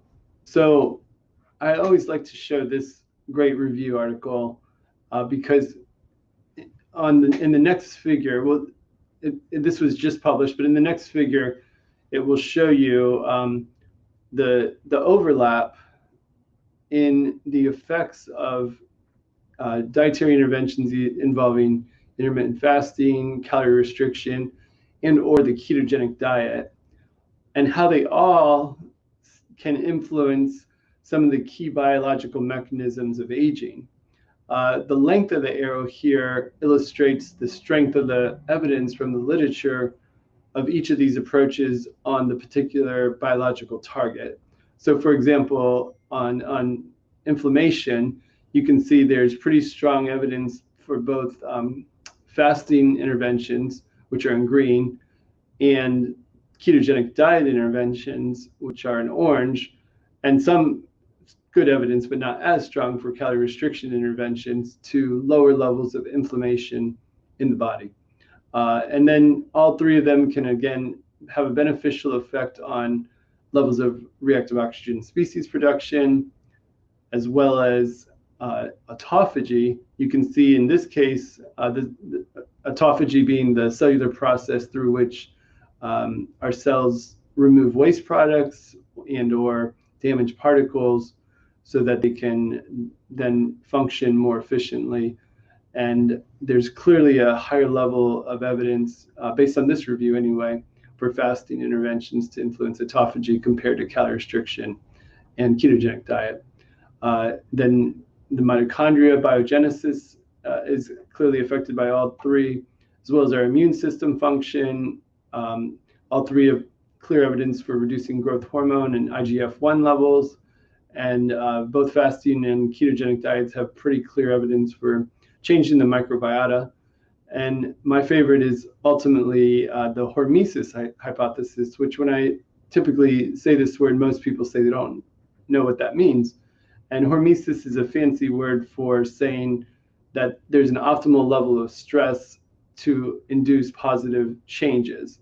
And so all three of these interventions can provide some sort of mild to moderate stress on the body that, as long as it's not excessive or prolonged for long, too long, that it can activate a number of repair mechanisms and lead to ultimately greater resistance to stress. So I thought just this slide from this review was really helpful for me anyway, in seeing how they all act through similar biological mechanisms to enhance health and mind-body function. And then this slide just illustrates a number of beneficial effects of intermittent fasting from head to toe. I won't read every effect, but you can just see that when if we were to compare and contrast the first slide I presented on the detrimental effects of obesity from head to toe, this would be in some ways the converse, that if done properly, intermittent fasting can induce a host of systemic changes that have beneficial effects on almost every organ in the body, and including produce changes within the blood itself of what's circulating within the entire body. Now, the word intermittent fasting has become quite popular, and I think it's similar to the word exercise. It can mean many different things, from eating once a day to not eating at all for many days to not eating for a few hours. Though typically, what intermittent fasting, the term generally represents, is that a period of time in which no calories are consumed for 12 hours or longer, up, even as long as several days, on a recurring basis. And there's two popular types of intermittent fasting that we'll focus in on, that have quite a bit of evidence behind them. The first is time-restricted feeding, and the second is alternate day fasting. And I think probably on the next slide is the best way to illustrate the differences in these two approaches. So on this slide, it comes from our paper on how the metabolic switch works. And what you can see here are three different profiles. In profile A is the profile of a typical American person who eats throughout the day. So for example, this person would have their first meal at 7 a.m. and that would lead to an increase in their levels of glucose in the blood. Then have their lunch around 12 p.m., which would then again lead to an increase in levels of glucose until dinner time around 6 p.m., which would then again result in a glucose excursion, with a nice snack around 8 p.m., another glucose excursion, and then sleep would occur, and that pattern would repeat itself. And at no time for the typical person would levels of ketones in their blood become elevated as they follow this pattern, because the body, as you can see, is relying on glucose as the source of energy, the only source of energy. Whereas when you look at what would happen hypothetically within a person who follows either a 5-2 diet, where 2 days a week they engage in intermittent fasting, or alternate day intermittent fasting, where every other day they fast for a long period of time, the entire day. Here's the hypothetical example of the person on the fasting day. You can see that the levels of ketones in the blood would progressively rise throughout the day and night, and that they would keep going up until the first meal is consumed at approximately 7 a.m., at which point their metabolism would then shift back to represent this, the same metabolism as what occurs in most cases on a typical eating day. So on their eating day, their metabolism would mirror the typical American eating pattern. But on the fasting day, you can see the levels of ketones would hypothetically continuously go up until their first meal at about 2 p.m. And then on the panel C is an example of a time-restricted eating approach, where levels of glucose would remain low until the first meal is consumed. At this, in this example, that would occur at 2 p.m. and you can see there's a little bit of an increase in levels of ketones in the blood until the glucose is consumed. And then in this case, this is a 6-hour eating window where the person would have a second meal at 5 p.m.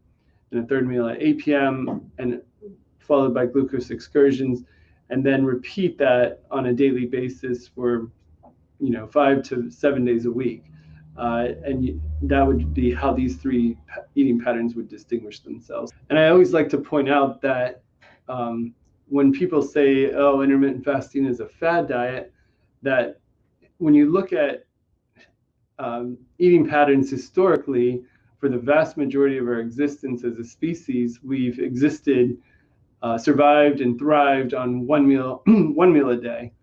And then for the second longest period of time, we survived and thrived on 2 meals a day. And it's only recently that in the last 500 years that we've started to consume 3 or more meals per day.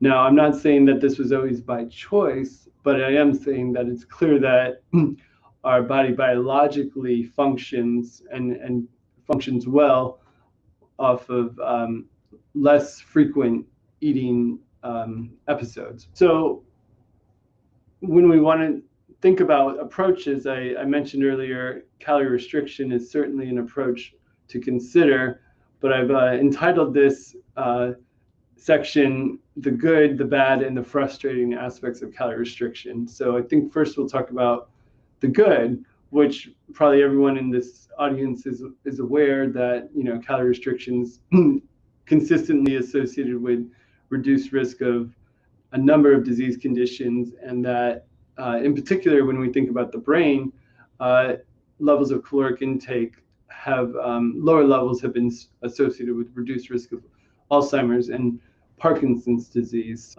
There's a clear relationship from epidemiological studies, you see that individuals living in countries or parts of countries in which caloric intake is lowest have on average the longest lifespan compared to the United States, where we have higher caloric intake on average compared to, for example, Japan and Okinawa.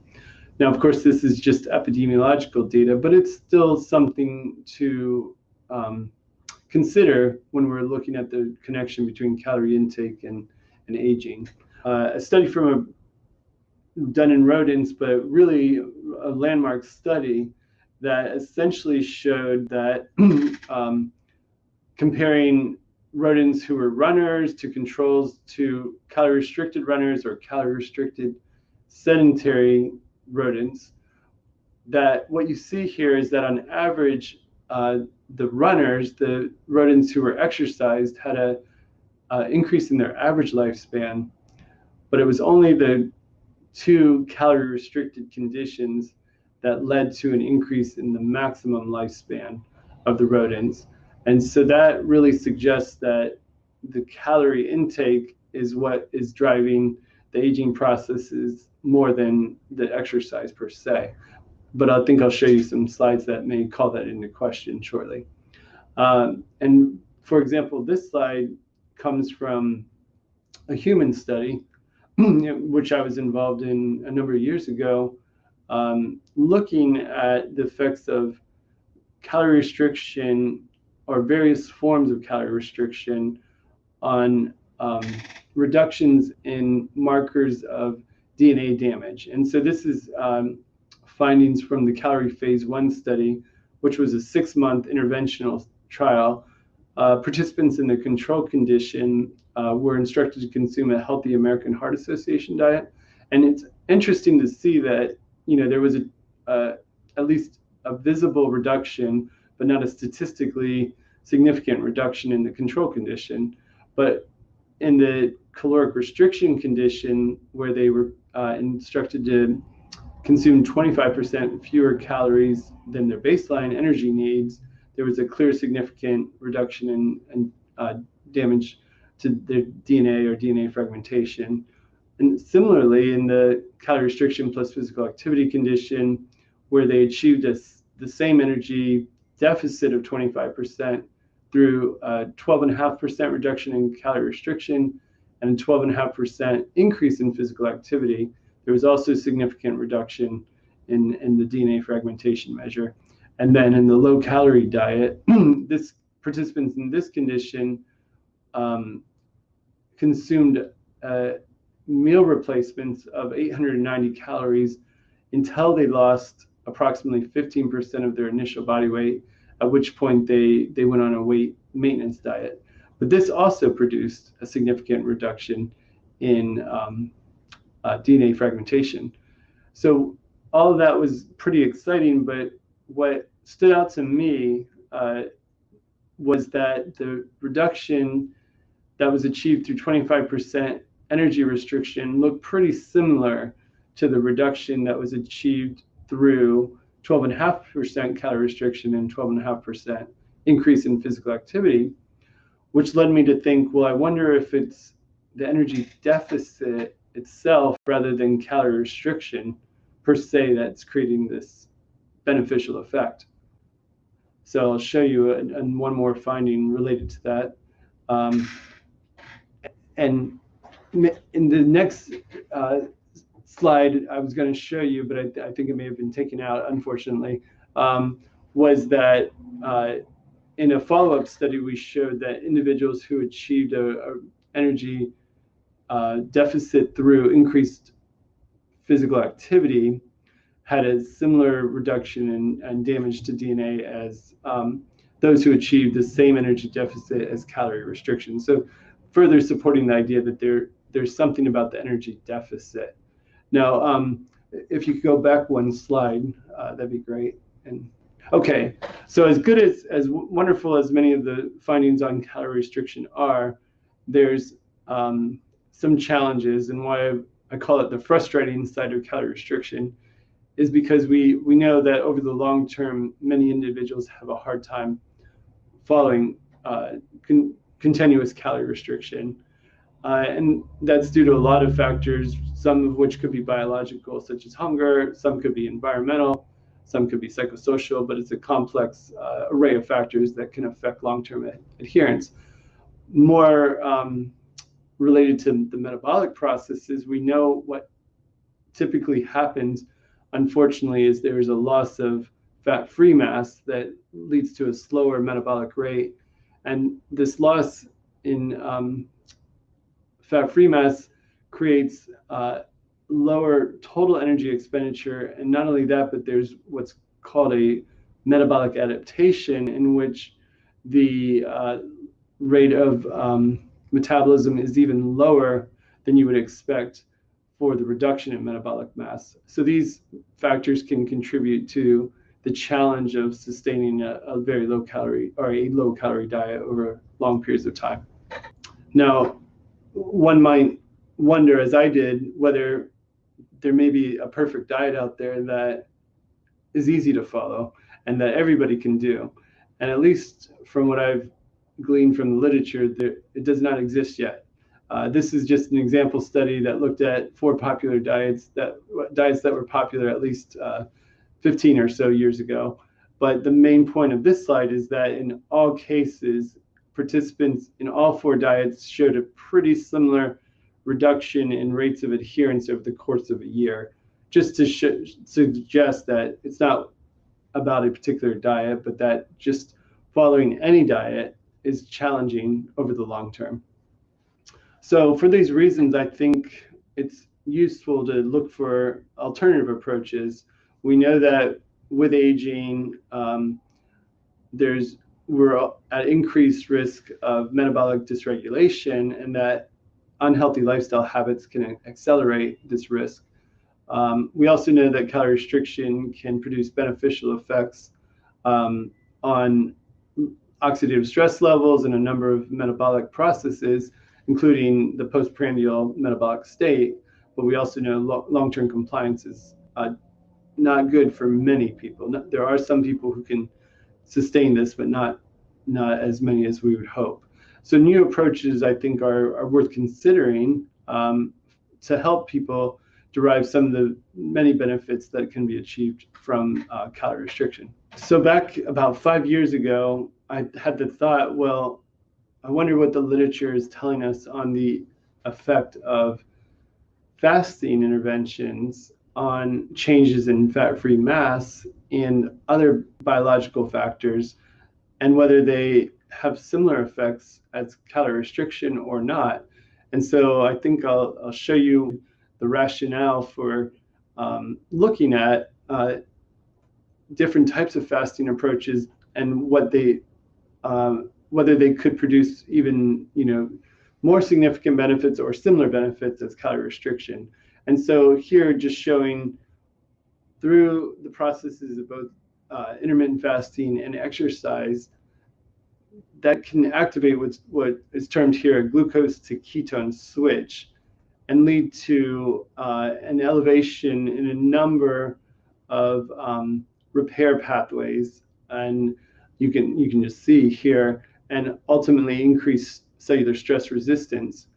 Whereas when the body shifts back into what's called the ketone to glucose switch, which occurs following eating or resting or sleeping, the body shifts into cellular growth and activates plasticity pathways, which can have a beneficial effect at the level of the mitochondria, as well as the level of generating new neurons for the brain. So the combination, I think, is critical to mind-body health. But what unfortunately happens is that most people spend all of their time in this side of the equation, the eating, resting, and sleeping side, and don't spend enough time in the other side to activate the switch. So in this slide, I summarize the key findings from our review, which looked at the two popular forms of intermittent fasting, the time-restricted eating and the alternate day fasting. And the key findings here from 5 clinical trials on the time-restricted eating approach were that in none of these trials was there a significant loss of lean mass. In 4 of the 5 trials, there was a significant loss of fat mass, however, suggesting that time-restricted eating may lead to loss of fat mass while preserving lean mass. But more trials are certainly needed, but that was a nice consistent finding in the 5 trials that we identified. And then in the 10 trials we identified, looking at the effects of alternate day fasting, in all 10 of them, there was a significant loss of body fat. So there's no question that this approach works for loss of body fat and weight. However, in some of the trials, there was also a loss of lean tissue. And in the one trial by Catanassi, in which there was no snack provided on the fasting day, there was really a significant loss of lean tissue, which suggests that this approach might not be ideal for older adults because of the importance of preserving lean tissue as we age. And here I just wanted to share the findings of the study that we just completed a little while ago, looking at the effects of time-restricted feeding in older adults. To my knowledge, it was the first one to test this approach in individuals 65 years and older. And what we showed was that it produced a mean weight loss of 2.6 kilograms, even though over 4 weeks, and even though we did not instruct the participants to change their calorie intake in any way. Many of them just may have not consumed as many calories due to the shorter eating interval. It also produced small positive changes in the health-related quality of life, as well as the walking speed. And in general, people were able to follow this eating pattern 6 out of 7 days of the week. And most participants reported that this approach was acceptable and sustainable to them. So from the literature, we are also seeing more and more evidence to support this type of eating approach. So this was one study that showed even among mice, I think the next slide will show it to you better, but even among mice in which they have a dysregulated circadian clock, which are known to develop the metabolic syndrome or metabolic disease conditions, that time-restricted feeding of 9 to 10 hours per day kept these mice, these at-risk mice, healthy. The same effect was observed in wild-type mice, but those are less prone to develop metabolic disease. So I thought that was an interesting finding to share. And then another important and kind of eye-opening study was this one, which showed that in mice following a time-restricted eating pattern, even when the calorie intake and macronutrient consumption was matched to an ad libitum fed rodent, the lifespan, the healthy lifespan, was increased by approximately 11%. That was pretty eye-opening to me. Now, this study also included a group of calorie-restricted rodents. We'll show you the effects on lifespan of the three conditions. So, as I mentioned, calorie restriction has clearly been shown to extend maximum lifespan. And again, in this study, it did just that by almost 30%. But the blue line here shows that on average, the time-restricted eating group increased their healthy lifespan by approximately 11% compared to the ad-libitum fed. And again, because the calories and macronutrients were the same, it suggests there's something about the eating interval that in and of itself produces these beneficial biological changes. And it's not simply calorie restriction. So on this slide, I wanted to highlight some of the key potential differences in the mechanisms through which calorie restriction and time-restricted feeding or eating works, and why I think there's potential for time-restricted eating approaches to produce longer-term adherence and maybe longer-term weight loss. But of course, we don't really know the long-term adherence at this point in time to these types of eating patterns. So this is the type of studies that are needed, and we're hoping to conduct that study very soon. But just to make the point that whereas calorie restriction is known to decrease energy expenditure and fat metabolism, time-restricted feeding approaches could indeed increase energy expenditure due to the energy required to utilize body fat as a source of energy and convert body fat into ketones as a source of energy, and fat metabolism. And studies to date so far suggest that there's a preservation of fat-free mass. So I think these are some of the key differences that are worth exploring. And then in further support of the idea that there's some sort of independent effect on the body for fasting or due to fasting, this study by Dr. Veraday's group showed that in adults who engaged in either long-term calorie restriction over the course of a year or alternate day fasting regimens, they both produced similar weight losses of approximately either 6% for the calorie restriction group or 8% for the alternate day fasting group. But the effects on insulin resistance were dramatically different. As you can see, the intermittent fasting group produced a dramatic reduction in levels of insulin resistance compared to the calorie restriction group, suggesting that the fasting period itself has independent metabolic effects from caloric intake. And so what are some of the mechanisms through which this fasting may be producing these beneficial metabolic effects? And of course, it's complex, but one of the theories is that fasting can affect our circadian clocks directly or indirectly through modifying the gut microbiome or affecting other lifestyle factors such as activity levels, dietary intake, sleep habits, and that all of these contribute to a state of metabolic health marked by levels of inflammation, blood lipids, insulin, and satiety hormones, which all can affect risk for metabolic diseases and other diseases, chronic diseases. And then when we start to think about, well, okay, what about our brain health?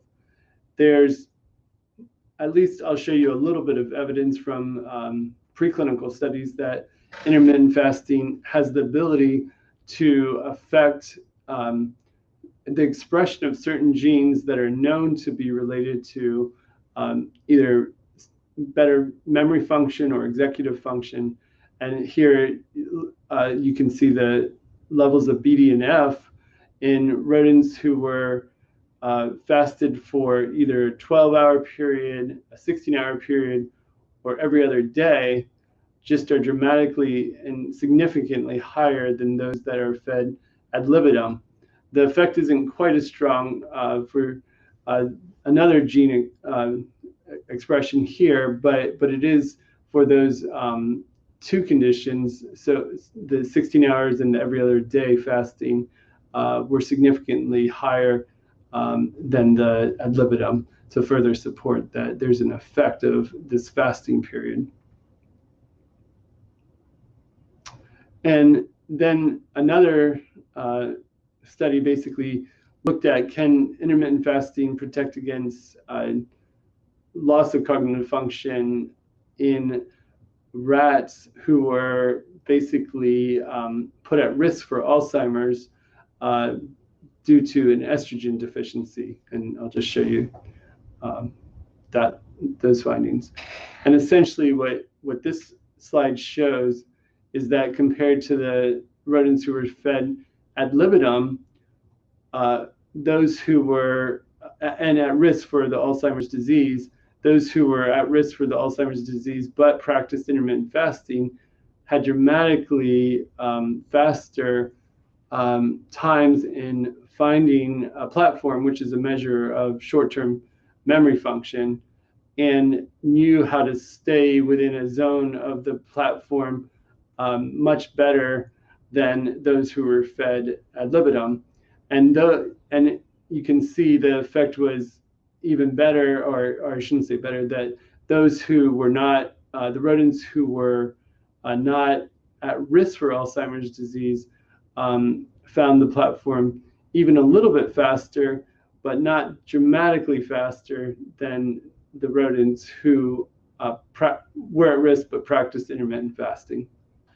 And then this slide just shows that part of the reason, or what I think is maybe connected to their better performance, is the effect that these regimens was having on their metabolic functioning. And you can see here that serum insulin levels was higher in the rodents that were fed ad libitum compared to the three other conditions. And those were that were at risk but practiced intermittent fasting, that they were not at risk but fed ad libitum, or the rodents who were not at risk and practiced intermittent fasting. And so I think that that's a indication that there's this metabolic effect that may be related to the cognitive effect here. The other factor that many people have talked about, and I talked about briefly up until this point, is the potential for the conversion of our storage of body fat to ketones to lead to enhancement in the function of the brain and body. And particularly as we age, we know that there's a reduction in the ability of the brain to use glucose levels effectively. And by enhancing ketone levels, either through intermittent fasting, ketogenic diet, or exercise, that may be a methodology to mitigate some of the downsides that occur with aging and the inability of the brain to utilize glucose as efficiently as it does when we're younger. So I just thought I would make that point. And then I wanted to bring up this figure from the Matson Review article and show you that when we talk about the causes of some of these age-related conditions that contribute to brain aging, how intermittent fasting and or exercise patterns may be able to provide protective effects through, again, one mechanism being enhancement of ketones, another through enhancing synaptic activity that generates a whole pathway of mechanisms that are neuroprotective. And you can just see some of the, at the very molecular level, what's occurring due to this lifestyle changes. And so we think that could contribute to a healthier brain function and slow some of these age-related changes that occur. I think I'll show you in the next figure that can occur with chronic positive energy balance that can lead to insulin resistance and dysfunction at the brain level. And so with chronic energy positive balance, you can start to see that there's basically an exacerbation of these negative processes, and at the cellular level, many of these changes are occurring. I thought this was just a nice figure to illustrate the benefits of a certain lifestyle and the consequences of another lifestyle. And just to show how this lifestyle, these two lifestyles compare and contrast at a metabolic level, the time-controlled fasting or time-restricted eating, in this case, we're showing can lead to a protection and a healthier lifespan, whereas chronic nutrient overload produces a state of metabolic inflexibility and ultimately can have detrimental long-term metabolic consequences.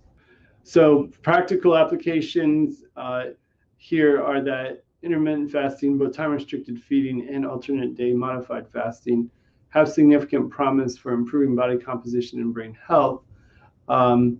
We also see that there's these initial reports that alternate day fasting may improve glucose regulation and insulin sensitivity beyond what would be expected through calorie restriction. But ultimately, the best approach is the one that an individual follow for the long term, because if you can't follow it for the long term, it doesn't matter how good of a biological effect it has. So I think that the main take-home message here is that there's promise to all of these approaches, and it's most important for each individual to figure out the method that works best for them and the one that they can do over time. Thank you very much for your attention. Dr. Anton, that was excellent. Thank you so much for your presentation.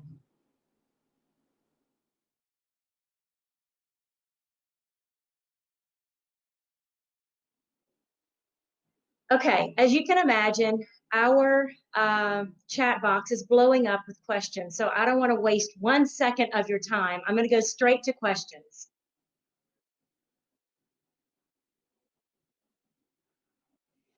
I'm working with a 77-year-old woman. Within the past few years has lost 100 pounds. She is now down to 200 pounds and has remained at 200 for the past 5 months. She's sedentary, 1 walk a day, and is on a standard 1,000-calorie diet. The question is there any metabolic reason you can think of why she has not been losing any weight over the past 5 months?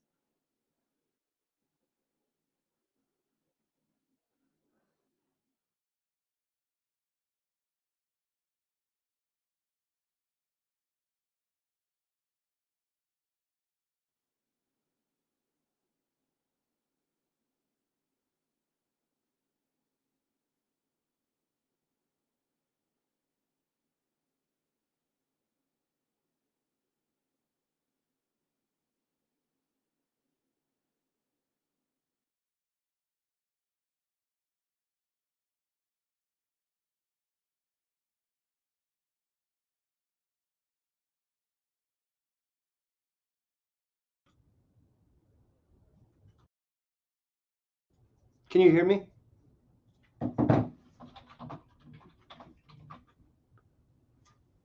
I can.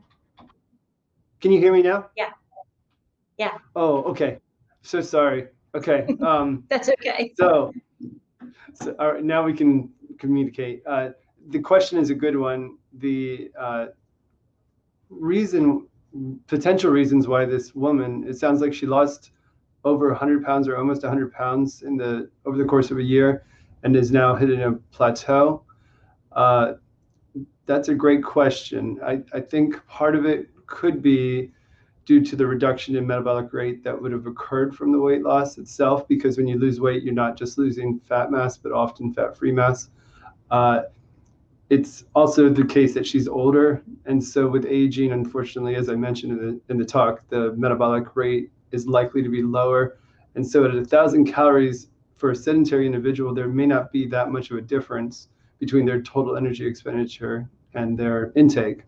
So maybe the best thing she could do would be to try to enhance the energy expenditure side, I think, of the equation, and take more intermittent activity bouts if possible.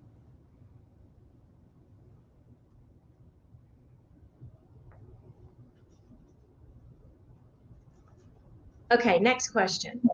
Are you suggesting that weight loss occurs when doing time-restricted feeding does not require caloric deficit? What I would say is, in order for weight loss to occur, there has to be an energy deficit. That energy deficit could be created either through increased energy expenditure or through decreased energy intake. So I think that the weight loss that occurs through time-restricted eating is occurring in part because of both of those mechanisms, that people may naturally eat less during the restricted time period, but also the energy expenditure could be higher than it is with calorie restriction because of the metabolic effects that occur as the body switches its metabolism from utilizing glucose as a primary source to utilizing ketones as a primary source of energy. From one other point, the weight loss that we see with time-restricted feeding is usually not that dramatic either. So it's not as dramatic as you see with calorie restriction. Okay. Next, are the dietary, sorry, you ready? Are the dietary interventions specific for people who already have health problems, or are they also helpful for a preventative approach? Good question. I think they're both. Definitely for a preventative approach would be the interventions I described. I would recommend pretty universally from a preventative approach. From a treatment approach, I always think it's important to understand the person's background, medically, psychologically, et cetera, to really refine the recommendation. And of course, that's where the healthcare professional comes in. But as a general principle, most of these would be have a positive effect. But again, one would need more background in order to recommend a particular approach for a particular individual as a treatment. Next question. In your time to eat study, what was the fasting time period? Good question. An easiest one so far. The fasting time period recommended was 16 hours, and the eating time period recommended was 8 hours. Now, what we also found, and I don't think I said it in the presentation, was that the older adults who started eating after 10 a.m. had a slightly shorter eating window, or a significantly shorter, I should say, of about 7.7 hours compared to those who started eating before 10 a.m., who had closer to a 9-hour eating window. But the goal was 8 hours. Okay. And a related question. In the time to eat study of people 65 years and older, did you also report loss of fat versus lean mass? Yeah, one of the limitations of this study, which we did too quickly to get off the ground, was that we did not get the measurement of body composition. For all future studies, that's a plan to include. So I unfortunately can't inform on that study what happened in terms of the composition of the weight loss. Okay. Oh my God, the questions are pouring in, so I apologize for constantly looking at my computer. Okay, occasionally, women have complained that intermittent fasting has caused hormonal changes. Is that solely associated with calorie restriction? Do you know any studies that address this dietary practice with women? This is a really good and important question, and my answer is that, to my knowledge, in human studies, there has not been a consistent or a clear detrimental effect on hormones in women. Having said that, I think with any dietary intervention, if the stress is too extreme, there is the potential to affect hormonal production, both in women and men.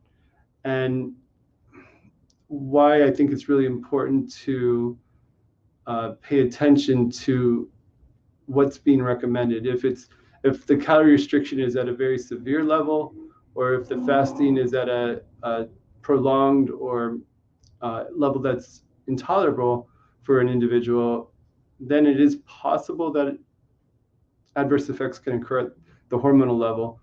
But I think if people are given the opportunity to adapt over time to the level that is tolerable and sustainable, that it's unlikely to have major detrimental effects at a hormonal level.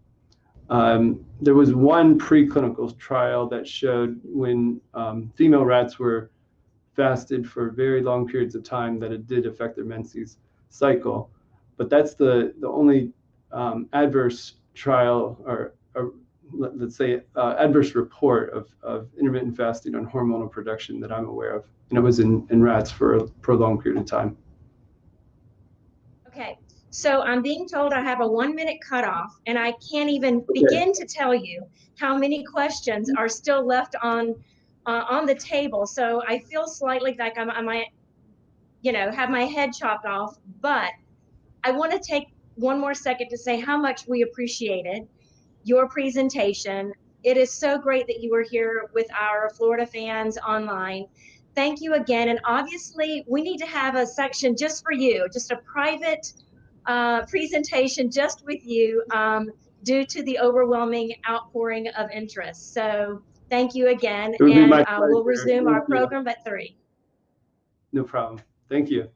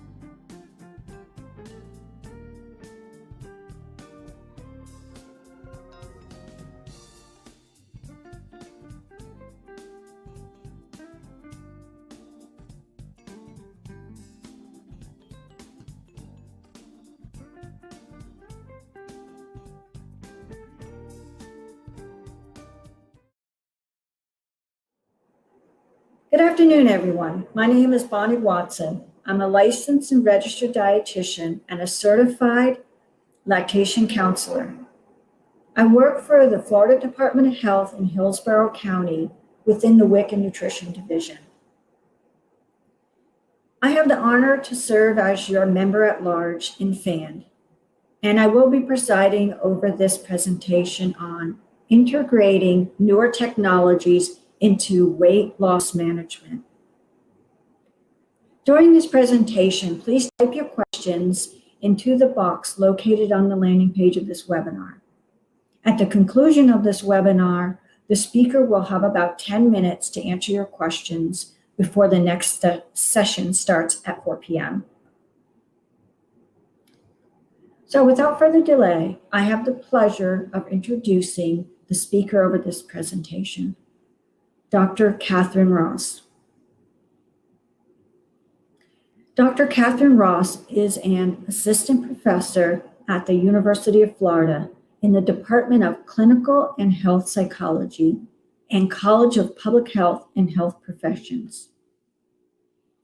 Her research focuses on the prevention and treatment of adult obesity, with particular emphasis on improving long-term maintenance of weight loss and developing effective behavior weight management interventions that can be disseminated on a public health level.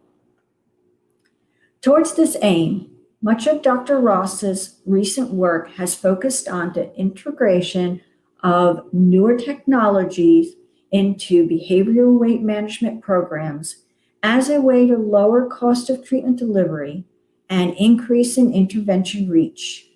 So let's welcome Dr. Catherine Ross. Hi, my name is Kat Ross, and I'm here to talk to you today about integrating newer technologies into weight loss management.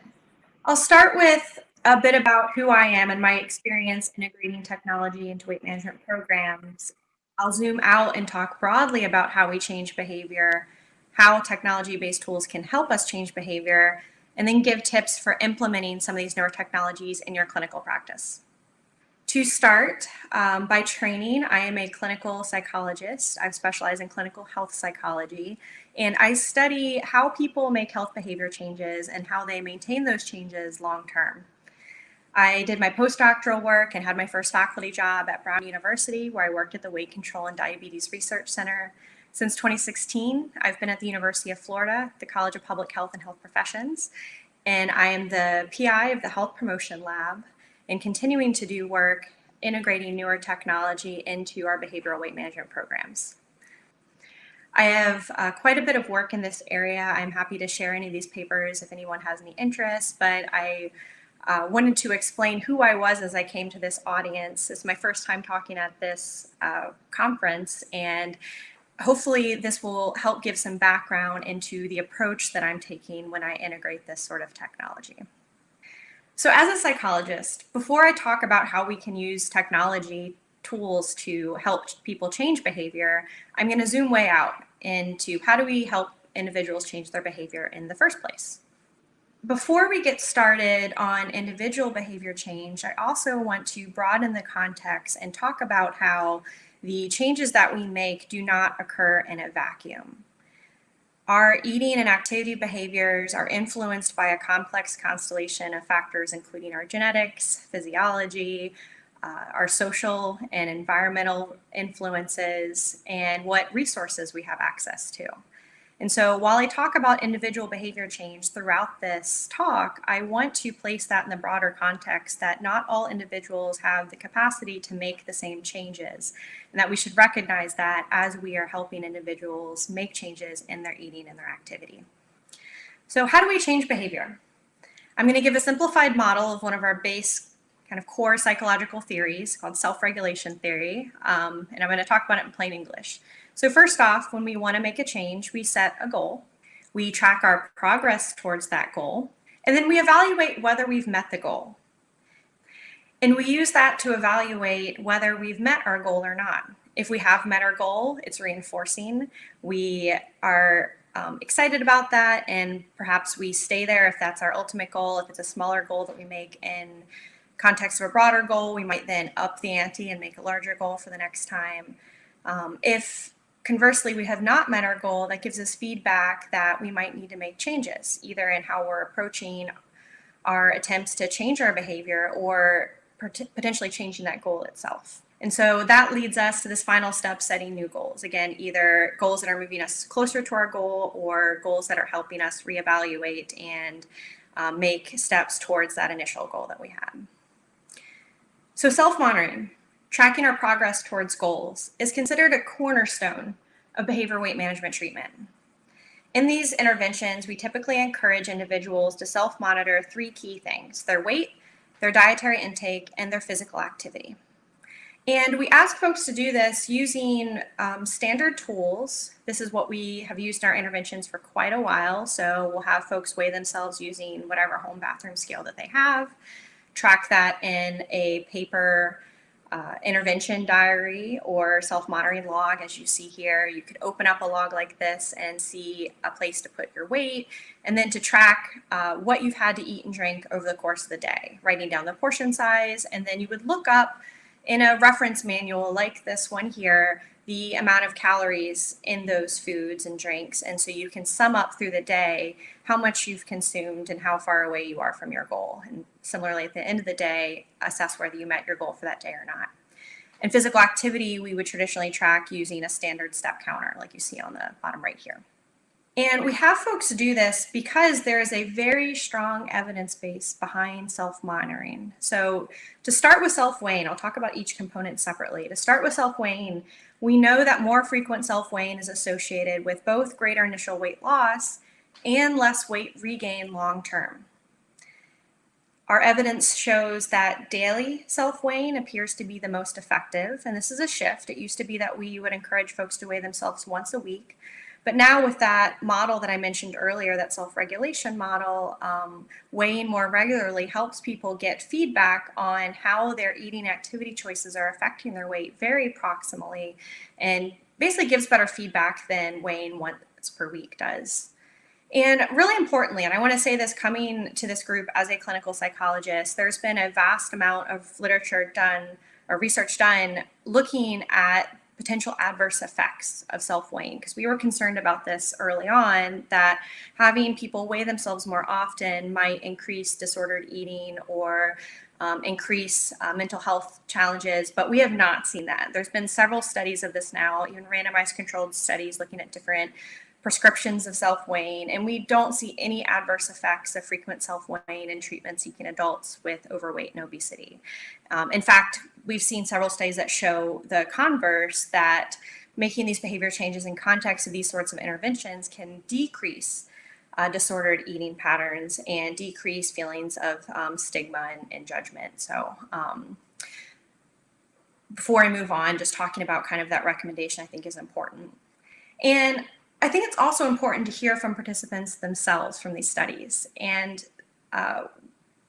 work that has been done qualitatively, conducting interviews and focus groups with individuals, has shown that daily self-weighing is viewed as really helpful by patients and participants in our studies. It gives them increased awareness of how their eating and activity habits affect their weight, improves their motivation when they are seeing things move in the right direction. And importantly, in this study, many participants noted that weighing themselves daily helped them build more acceptance around normal fluctuations in weight. Because we know when you weigh yourself every day, there's a lot of variability in there and a lot of noise depending on how much water you've had to drink, how much salt, etc. And so your weight, you're kind of looking for trends like the stock market, not looking at the daily values as much. And people have said after our interventions that that is the case, that they're not so distressed when they see kind of swings that are short term. They're more looking for that trajectory long term. And so this is that mechanism, or what we think is probably the mechanism where we see decreases in some of the negative affect due to regular self-weighing in the context of our programs. And importantly, participants also noted that self-weighing every day helped them establish a routine, and said if they're weighing less frequently, they might forget, but just having it, that's what they do every morning when they get up, they use the bathroom, they step on the scale. It's helpful to have that routine so that they don't forget. And for caloric intake, there's also a body of literature showing that more frequent self-monitoring of caloric intake is also associated with greater initial weight loss and less weight regain long term. We also encourage folks to self-monitor their caloric intake daily, especially because there tend to be differences in eating intake across days and across a week for most people. And it can be important to encourage individuals to be accurate in their self-monitoring so that you can provide helpful feedback, because if records aren't complete, as a clinician, it's hard to offer suggestions and offer feedback on those records. But what we do know from our literature is that long-term, this habit of consistent self-monitoring is more important than how comprehensive self-monitoring is. And so one of the things that we encourage clinically is to move away from kind of this all or nothing approach of either I'm going to keep my records perfectly, write everything down right as I eat it, measure things, weigh things on food scales. Either I'm doing that or I'm doing nothing. We know that that's not helpful. And that sort of pattern leads to less engagement in self-monitoring over time. And so instead we encourage kind of the something is better than nothing mantra of anything you can write down is better than nothing. And that also works into our kind of base psychological theories of behavior. We see that when folks are trying to make changes, that setting small goals that are reachable helps people build mastery, that feeling that they can do this, and encourages people to continue to move towards those goals longer term. And so setting a goal that is unattainable does the converse. We'll talk about this later when we talk about goal setting, but having smaller goals of even just recording breakfast, even just recording one day a week, can help people slowly build to habits of recording more frequently. But that can be helpful if somebody is kind of caught in that pattern of either I'm doing all of it or I'm doing none of it. Just start, well, what can you do right now, and work up from there. And we hear from participants that self-monitoring caloric intake increases awareness. A lot of people are surprised after they track for a week. They weren't really aware what they were having to eat and drink each day. It provides a reminder of goals. So as they're moving through the day, it reminds them what they're working towards, and it can help guide decision-making. And by this, I mean, we encourage people to self-monitor throughout the day. So not wait until the end of the day to tally everything up, because it can help guide decisions you make as you go along. So if you have 2 lunches you're considering, you can choose which one better fits your goals that day. You can also then be flexible in your approach. Say you unexpectedly went out with coworkers for lunch and had more to eat than you had planned to. And so now kind of calorie balance wise for the day, you might be a bit over where you had planned to be. That gives you some feedback to, well, maybe I can make a small adjustment to dinner. So maybe I can swap out a higher calorie starchy side for leafy greens or something lower calorie, or have a smaller portion of something that's higher calorie at dinner and have a larger portion of something that's lower calorie. It helps you make those adjustments and negotiations throughout the day versus waiting for the end of the day. And we also have some evidence that more frequent self-monitoring of physical activity is also associated with greater weight loss. It's a little less clear than for monitoring of caloric intake and weight. And I think this is also related to the fact that physical activity plays a slightly different role in terms of weight regulation than, say, caloric intake. In particular, we know that physical activity appears to play a much greater role for weight maintenance compared to initial weight loss. And so it's not surprising that increases in self-monitoring, which do lead to increases in physical activity most of the time, don't always lead to changes in terms of weight. And for implementing these, many interventions encourage monitoring bouts of physical activity that are at least moderate intensity. So you can talk, but you can't sing, and that lasts for at least 10 minutes in length without stopping. And I'll loop back around to this later on when I start talking about technology. A challenge is, despite us knowing how important regular self-monitoring is for weight loss and preventing later weight regain, adherence to self-monitoring tends to decline pretty steadily during weight management programs in general, and decreases even further after the end of initial treatment and into maintenance phases. There's been qualitative work done with participants in our studies to figure out why self-monitoring is decreasing, what makes it so challenging. First off, we know that it's it can be a high level of effort for some folks. Even the physical burden of carrying around those tools all day, especially for women that have to carry the book and the records in their purse, or men who have to carry it around in their pocket. It's hard to move around the day with all those tools on you. There's also some fear of judgment or stigma. Say you're out to eat with coworkers, you probably don't want to pull out the calorie reference book and your records to sit there and track what you're eating right then, and so you might decide to wait to do it till later, which could increase the likelihood that either you're not going to record accurately because you might forget some of what you had, or you just forget to record altogether. Also feelings of frustration, of shame, self-judgment, and competing responsibilities, just other things taking priority. I'm busy, I don't have the time to sit down and do this. And so these are some of the things that drive that challenge we see in adherence. And some of the newer technology tools I'm going to talk about have been designed to address some of these barriers. So we'll go ahead and move on. Self-monitoring technology and how it can address some of these behaviors I've just discussed.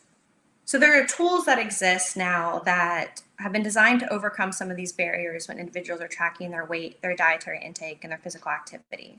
These tools are very popular in the commercial market.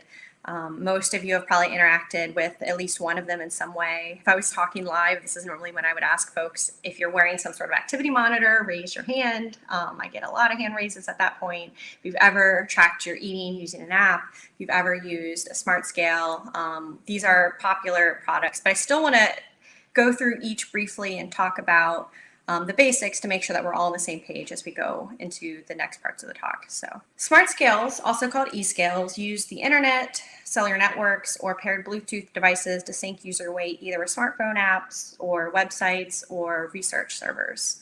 These scales have shown very high concordance with calibrated clinic scales that we use, the Artenita scales in our clinic.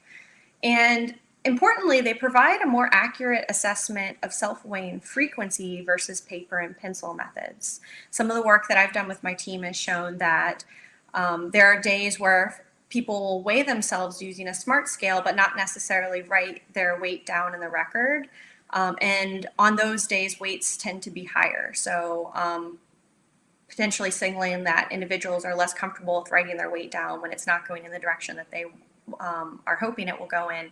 But as a clinician, it's important to know what's happening and have that information. And so if you're assessing how much someone is self-weighing, you will get a better, more accurate assessment of that using these smart scales than paper and pencil records. There are also websites and smartphone applications that allow individuals to search for and log the food and drinks that they consume throughout the day.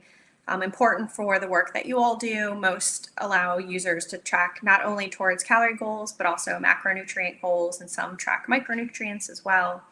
There's some potential benefits of these over the traditional tools. They're easier to use throughout the day. You don't need to carry around a book or records. You can pop open your phone at any time, and most all of us are carrying around smartphones now.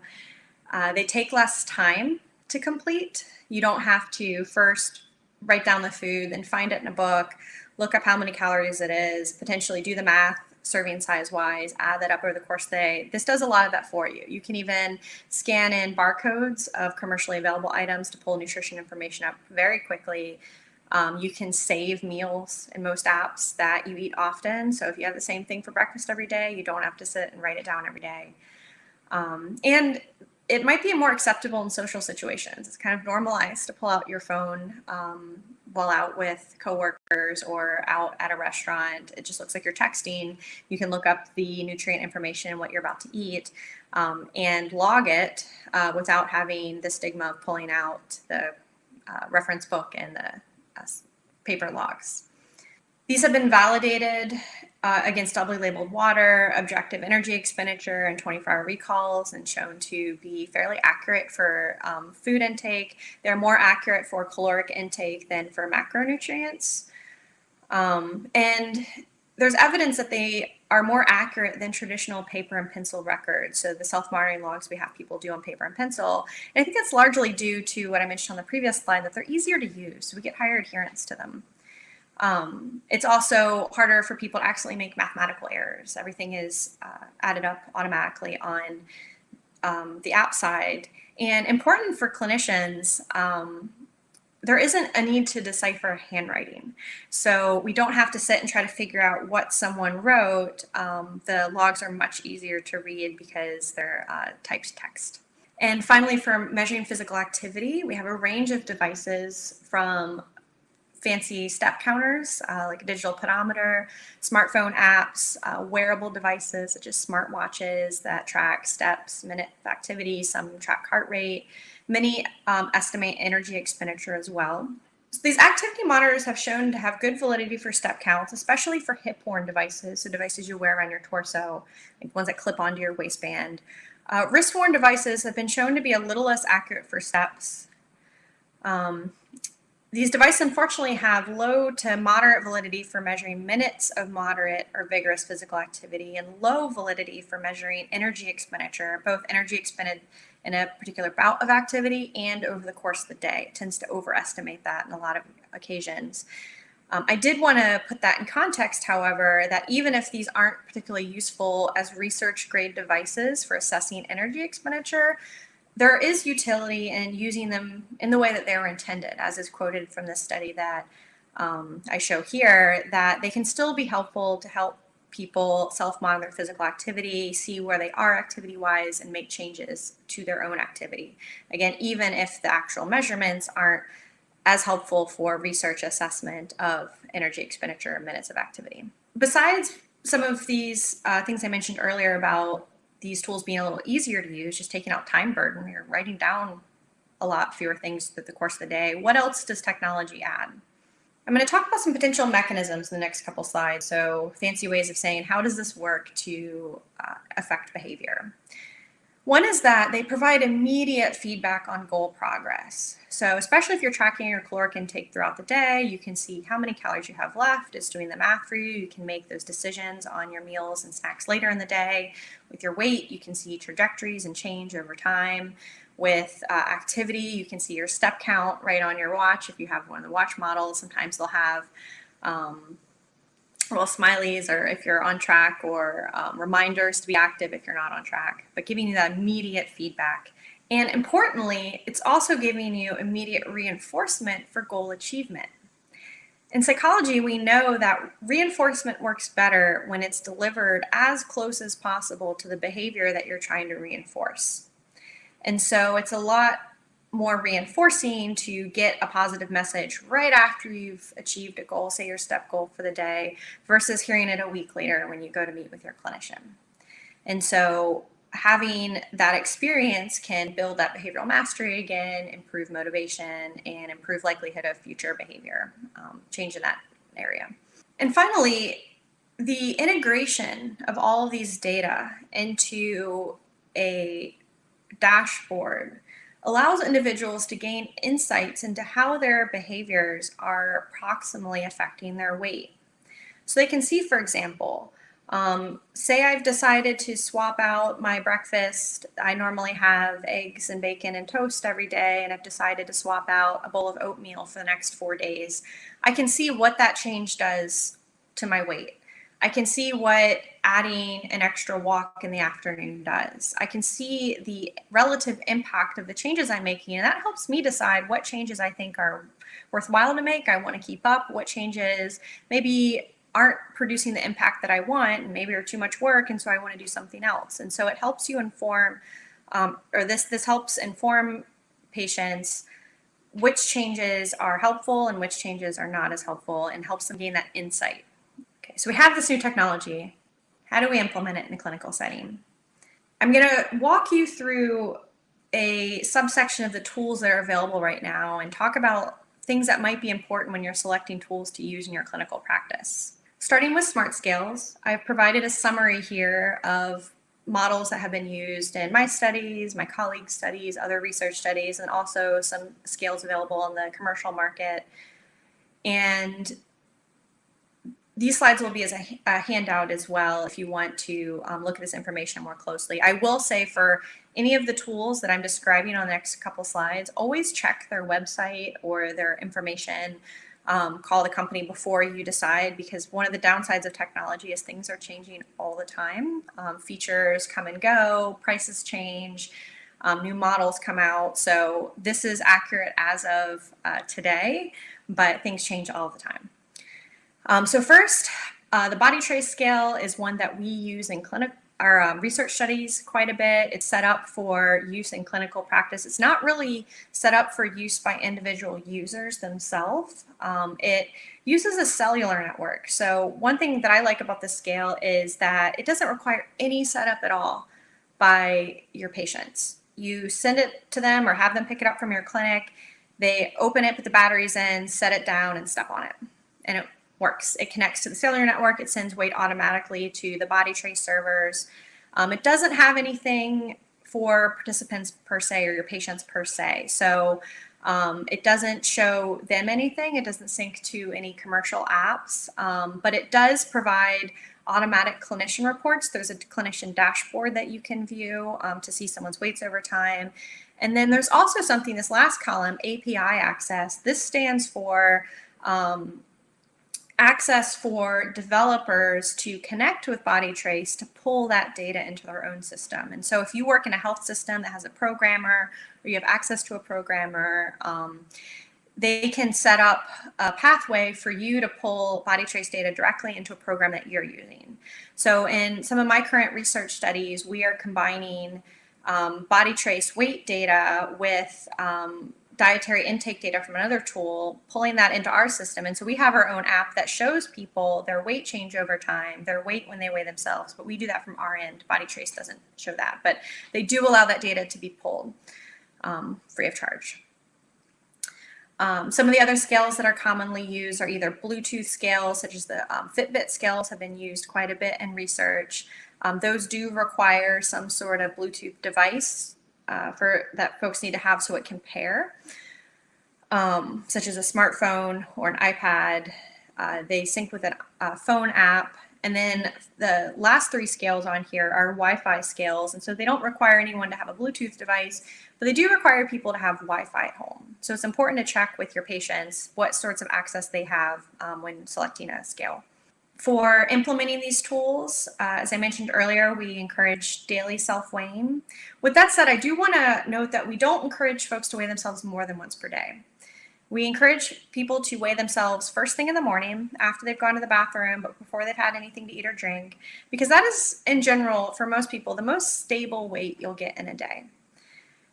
As the day goes on, as you have things to eat, as you've had drinks, those items all have mass, and that mass is now in your body. And so without fail, your weight is going to go up throughout the day. And that's the sort of weight change that is just variability. And that's one of the things that we're trying to encourage folks to not put too much stock in that variability and those fluctuations. And so we really don't encourage folks to weigh themselves more than once a day. And we state that when people start working with us. Scales should also be used on hard surfaces, and clearly note that this is not carpet. And they shouldn't be moved around or stored on the side because that affects calibration. And by that I mean the scale might give an incorrect reading the first time someone steps on it. Related, when someone first takes a scale home, we encourage them to step on it, step off, let it sink, and do that 3 times in order to help the scale calibrate and then show their true weight. If someone stores the scale on their side or moves it around, they might just have to recalibrate it again. And finally, when you're providing these scales, you should also provide education regarding normal weight fluctuations. Again, explain to your patients that the exact weight every day is not what we're focusing on. We're looking for trends over time. And you're using this as data. It's not a value judgment. It's not saying that you've been good or bad or judging the progress you've made. It just helps you see how the changes you're making are affecting your weight and help you evaluate those changes. Next up, monitoring dietary intake. I've shown a couple apps that we have used in our studies previously, and then some commercially popular apps. They vary in terms of whether they allow clinician access. And so again, that means reports that you can get or the ability to see people's records without them sending them to you separately. With that said, just about all of these, someone can save as a PDF their records, do a screenshot, print them, and give them to you. The one note is there's quite a bit of variation if you have individuals who are looking to track macronutrients and micronutrients, and that can be important depending on the patient population you're working with. And so double check with the app that they're planning on using that it can track the way that you are hoping. And check to see if the features that the person is hoping to use are in the free version or if they are paid extra features. And so for using these apps, again, we encourage folks to track throughout the day instead of waiting till the end of the day. And this is something we emphasize even more so with these tools because people are carrying around their smartphones with them. So it's much easier to pull it out and enter versus waiting till the end of the day. And it's important to note that there are some things that can affect accuracy.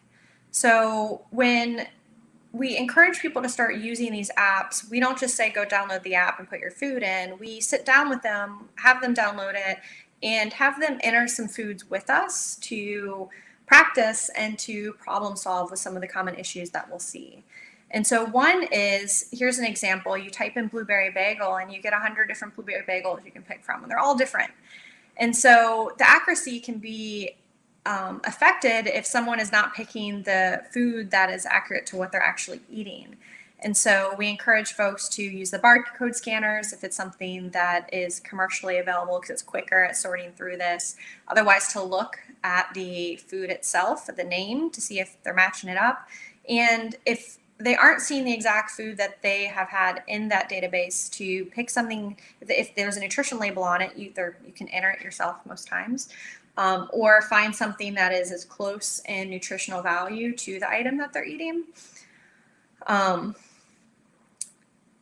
Similarly, a lot of these apps will have the entrees and drinks available at most commercial restaurants, chain restaurants, but may not have mom and pop restaurants. Well, they won't have mom and pop restaurants unless a user has entered those values themselves. And so we encourage individuals to pick the closest thing in terms of type of food as well. So say you went out to eat to an Italian restaurant down the street, it's a local mom and pop restaurant, and you had a carbonara. When entering that into the app, you would probably want to pick a similar dish that's at a restaurant like Olive Garden or another chain Italian restaurant versus selecting a homemade version. And this is because we know that restaurant meals tend to have not only larger portions, but larger values for salt, for fat, butter, those sorts of things. So the composition of food served outside the home tends to be a little different. So that's another area where we counsel individuals to kind of give the best guess to the program that you can. Portion size also matters. If you see here, there's a little green spot on this record that you can click and modify how much of a food you've eaten. So that's important for people to modify if they've had a whole bagel, half a bagel, if they've had some candies, how many they're having.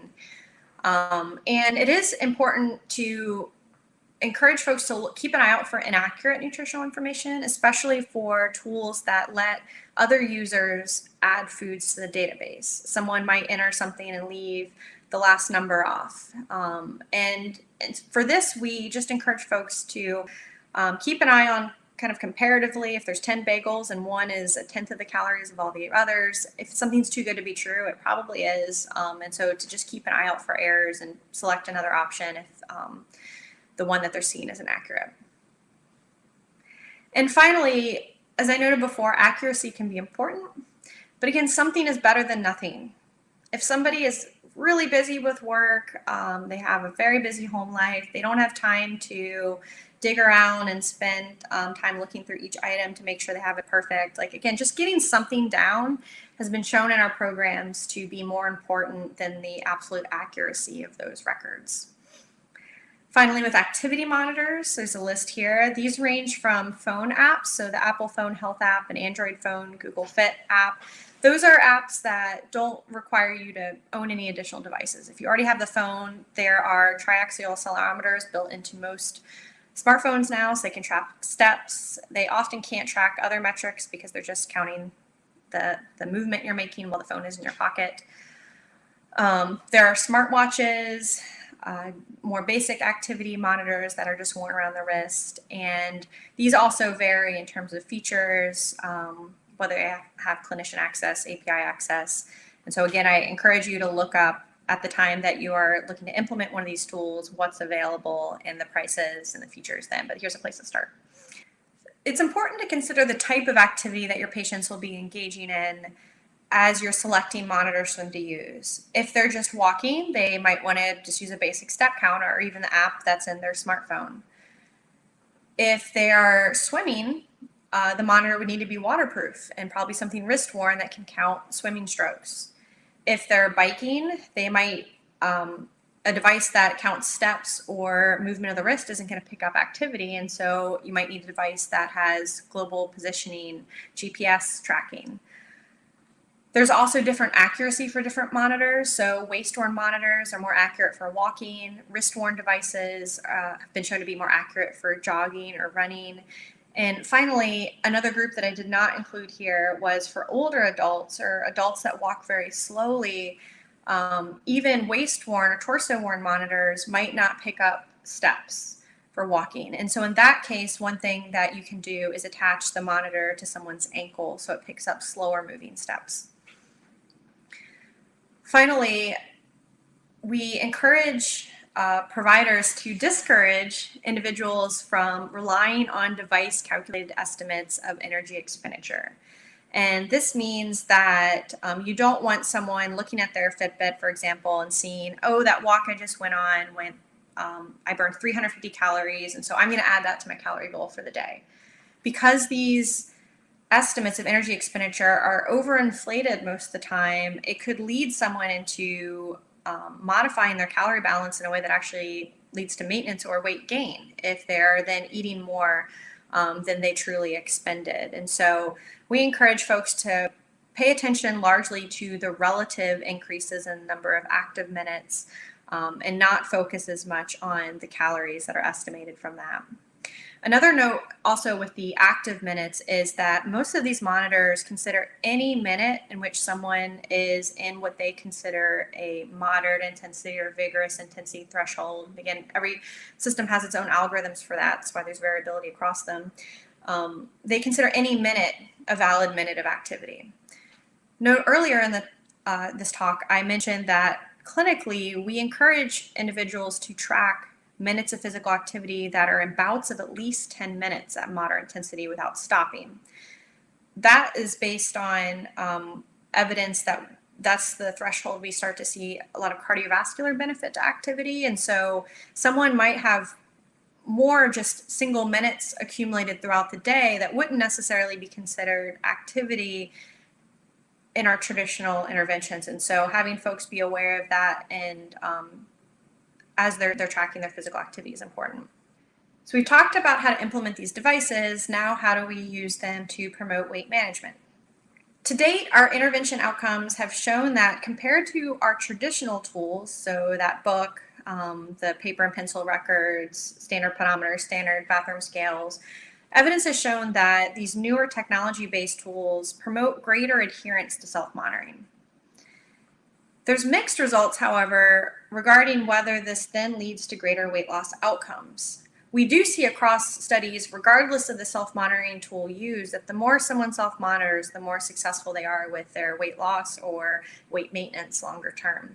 But when we randomize individuals to receiving newer tools versus the older tools, we don't always see a group difference in weight. There's variability through our literature. And the take-home message from all of these studies, kind of taking them together, is that the tools alone aren't necessarily what's driving behavior change. They're still just a tool at the end of the day. They're not magic. The magic is the intervention and the support. And so it seems that providing this technology in combination with regular intervention contact appears to be the most efficacious approach to promoting weight loss. There was a great article that came out a few years ago in JAMA that focused on this idea that these devices, while they're tools, they are not interventions in and of themselves. They can be tools used within an intervention, but there still needs to be this broader intervention. And so I have one more psychological theory I'm going to bring up today. We have a theory of why this is the case. Why is it that additional intervention is needed to help people engage with this technology? we have this construct of supportive accountability. And the idea is that when you feel more accountable to someone who is supportive, you're more likely to continue to use these tools. And so as a clinician, you facilitate this. You facilitate this by first having social presence. And this is metaphorical. This doesn't mean actually sitting next to somebody, but just them knowing that there's somebody in their corner, there's somebody checking in with them and supporting them. That you set clear expectations, so clients and patients leave your setting knowing exactly what they are expected to do, that you monitor their progress, so looking at the records that they're keeping. This is the same principle behind back when you were in school. If you had a homework assignment that was graded versus one that wasn't graded, you're probably more likely to do the one that someone's checking up on. Legitimacy. Thankfully, this is something that you all have from the get-go. People are coming to see you because of your training. And so you have this built-in legitimacy. That's something that other interventionists might need to build. And then rapport. So your alliance with the patient, how well you're able to talk, if they trust you, if they feel that they can share things with you without judgment, and how much support they feel like they have. And so greater supportive accountability has been associated specifically with greater adherence to self-monitoring and improved weight loss outcomes. And so some tips for that, I briefly talked about it on the other slide, but setting clear expectations with patients, emphasizing the importance of self-monitoring, and introducing self-monitoring in context of the intervention. So this is not something that you're using to judge them on their eating. This is something that is a tool, it's data for them to see what is helpful and what is not as helpful, that there's no judgment here, there's no good foods, there's no bad foods. And this is, again, just something that is a tool for them, not something that is for you as much. Help participants set measurable and achievable goals. This is like the SMART goals, short-term goals that you can actually check to see whether they were met or not. That means they're measurable. Again, achievable. A lot of times when folks start working with us, they want to set very large goals. They want to change all the things. But setting those really large goals that are not achievable can lead individuals to feeling like failures when they're not meeting those goals and just giving up. And so working with individuals to say, well, I hear you want to make all these changes. Let's start with something small this week. What's one thing that we can do this week? And so setting goals that are actually achievable to build that mastery and that confidence to set further goals later on. Collect that self-monitoring data that people are tracking, provide tailored feedback. Use your clinical knowledge to help make suggestions to where people can make changes, and doing this within a motivational interviewing style approach where you respect the changes that people are interested in making and are willing to make, and work with people to figure out where they want to make changes versus just prescribing changes.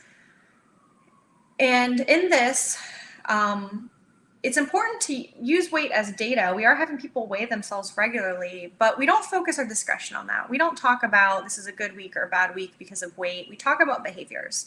And as a psychologist, we talk about this a lot, that you should provide reinforcement and feedback on something that someone actually has control over. And so we're not perfect engineering systems. You can't say if you eat X number of calories and you are active Y number of minutes, you will lose Z pounds. It doesn't work like that. Everyone's body is different. These factors interact. And so we can't directly control our weight.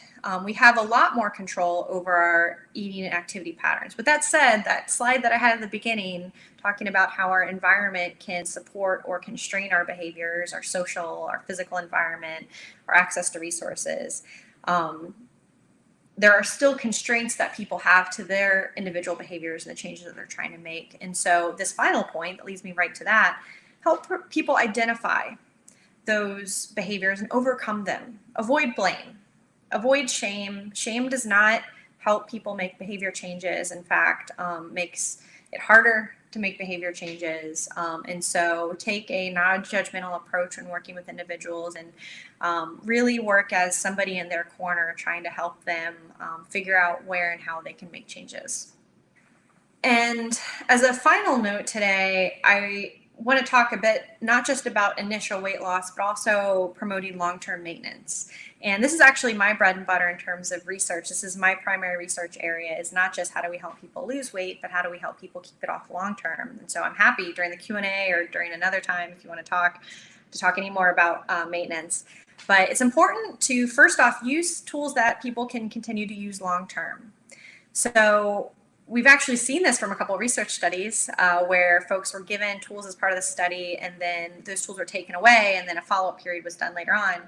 And in general, when you take tools away, people don't do very well afterwards. They tend to revert back to previous behavior patterns, regain weight.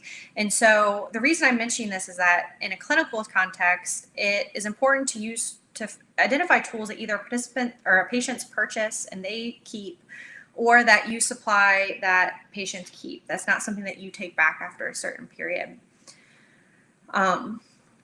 It's also important to emphasize continued self-monitoring over time. So in context of a lot of the changes we're encouraging folks to make are lifestyle long-term changes. We're not asking people to make strict short-term changes that they're then going to stop when they've met their goal weight. We encourage folks to make changes that they can keep up long-term.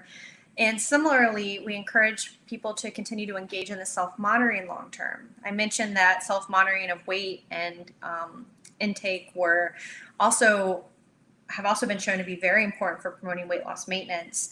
And this is because there's literature that shows that the earlier you can catch weight regain occurring, the earlier you can make changes, and the more likely you are to be successful at continuing to maintain your weight and recovering from that weight regain. The larger the weight regain, the odds of recovery slip drastically. And so we talk about this clinically, about catching what we call small slips before they become kind of larger slides, and letting folks know this is a normal process. Weight maintenance is likely not something, I've never seen anyone kind of stay the same weight every day. There's periods where you might gain a little weight, you readjust, you go back down, and your weight is not exactly stable. And so normalizing this, that slips do not mean failure. Even slides or even falls never mean failure, that this is a process and that you can always get started right again. And finally, providing continued support, either through your own clinical practice, if you have the ability to do follow-up appointments with people to provide support over time. There's been a good amount of research that shows that obesity especially might be more effectively treated within a continual care model like diabetes or other chronic conditions versus something where you lose weight and then you're done. That providing continued contact over time is important for helping people maintain those weight losses. And so if that's something that's not possible in your clinical setting, helping people identify sources of support that they can rely on long term. And so to wrap all this up, put it all together, so there is self-monitoring technology that can make it easier for people to track their weight, their dietary intake, and their physical activity, and that these tools are used more often. And so they're more effective in clinical practice for promoting self-monitoring than our traditional tools. But they're not magic. At the end of the day, they're still just tools. And to promote weight loss, they should be provided with ongoing clinician support. And it's important to choose tools for longer term impact that will accommodate each patient's goals and habits and that they can keep using long term. So that's all for today. I'm happy to answer questions. If you are not watching this live, my email address and Twitter are also available on here if you want to reach out and chat with me.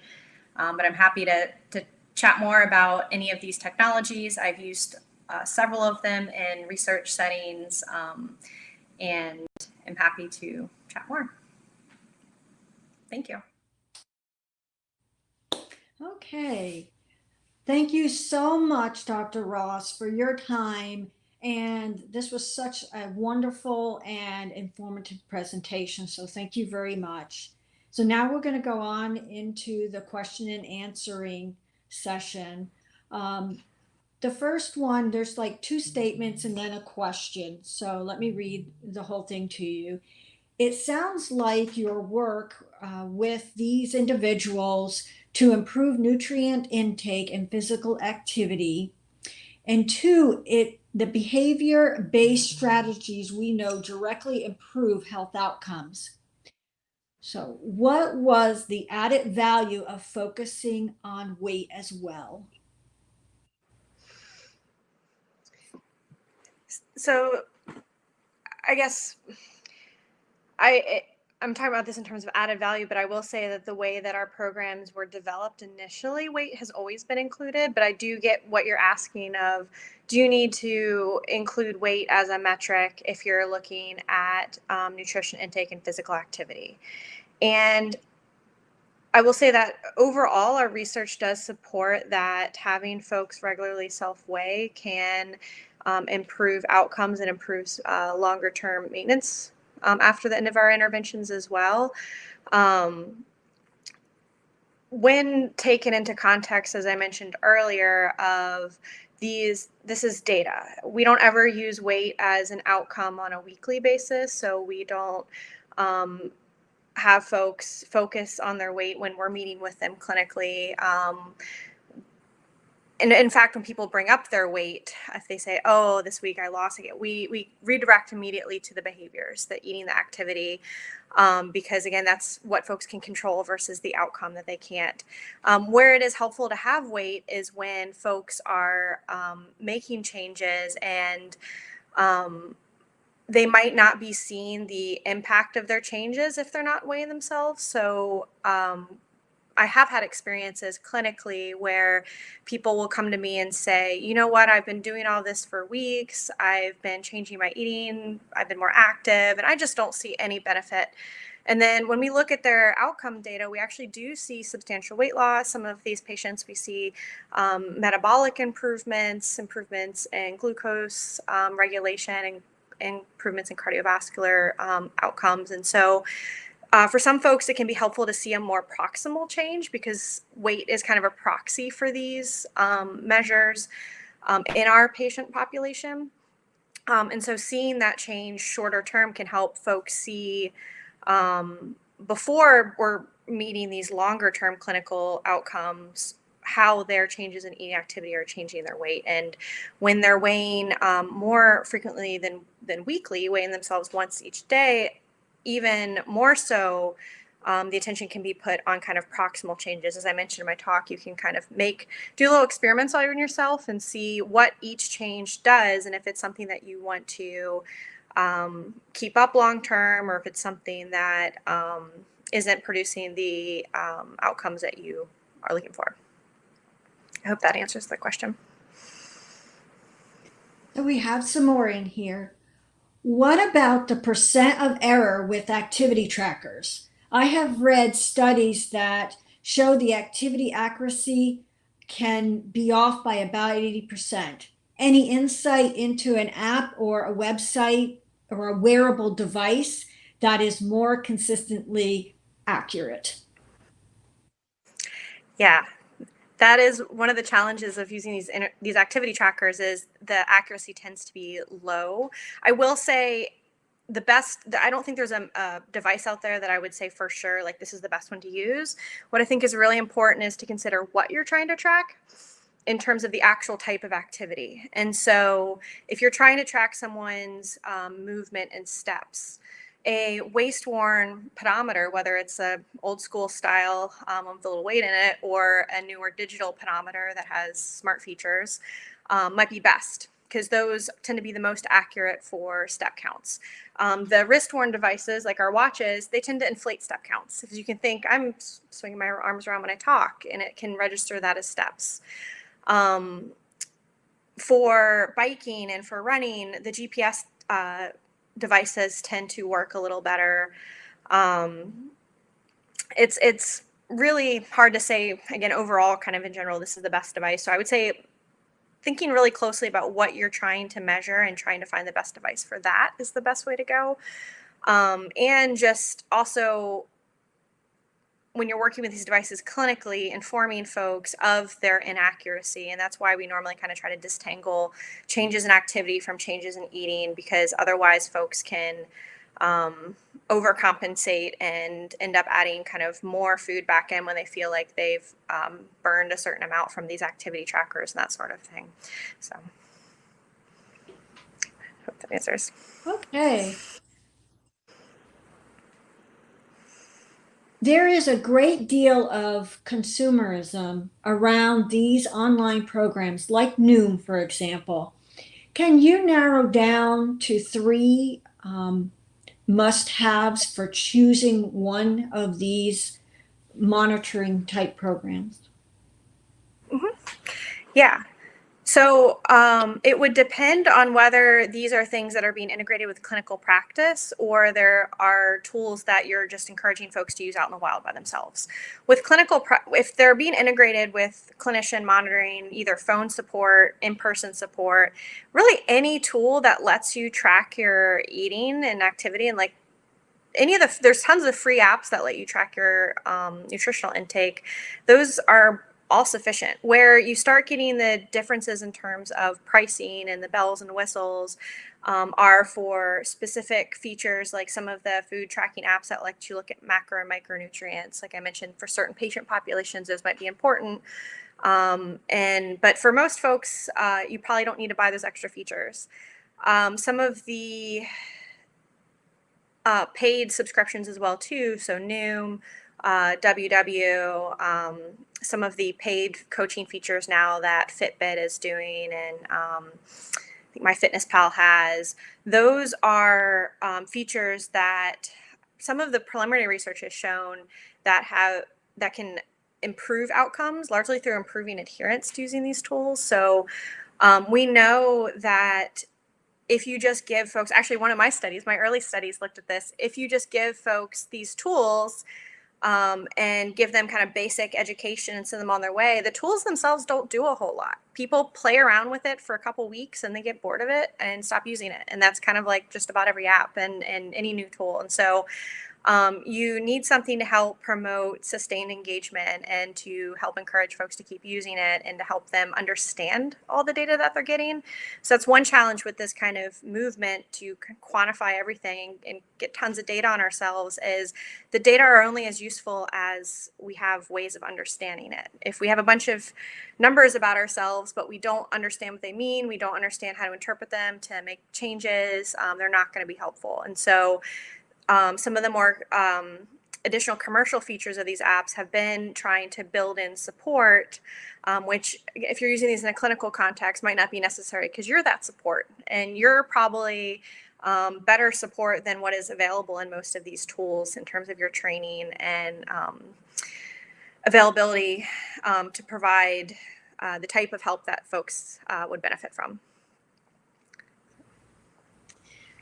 Okay, unfortunately, this is all the time that we have to take questions.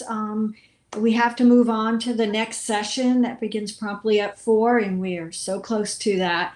But I do want to thank you for your time and wonderful presentation. Thank you.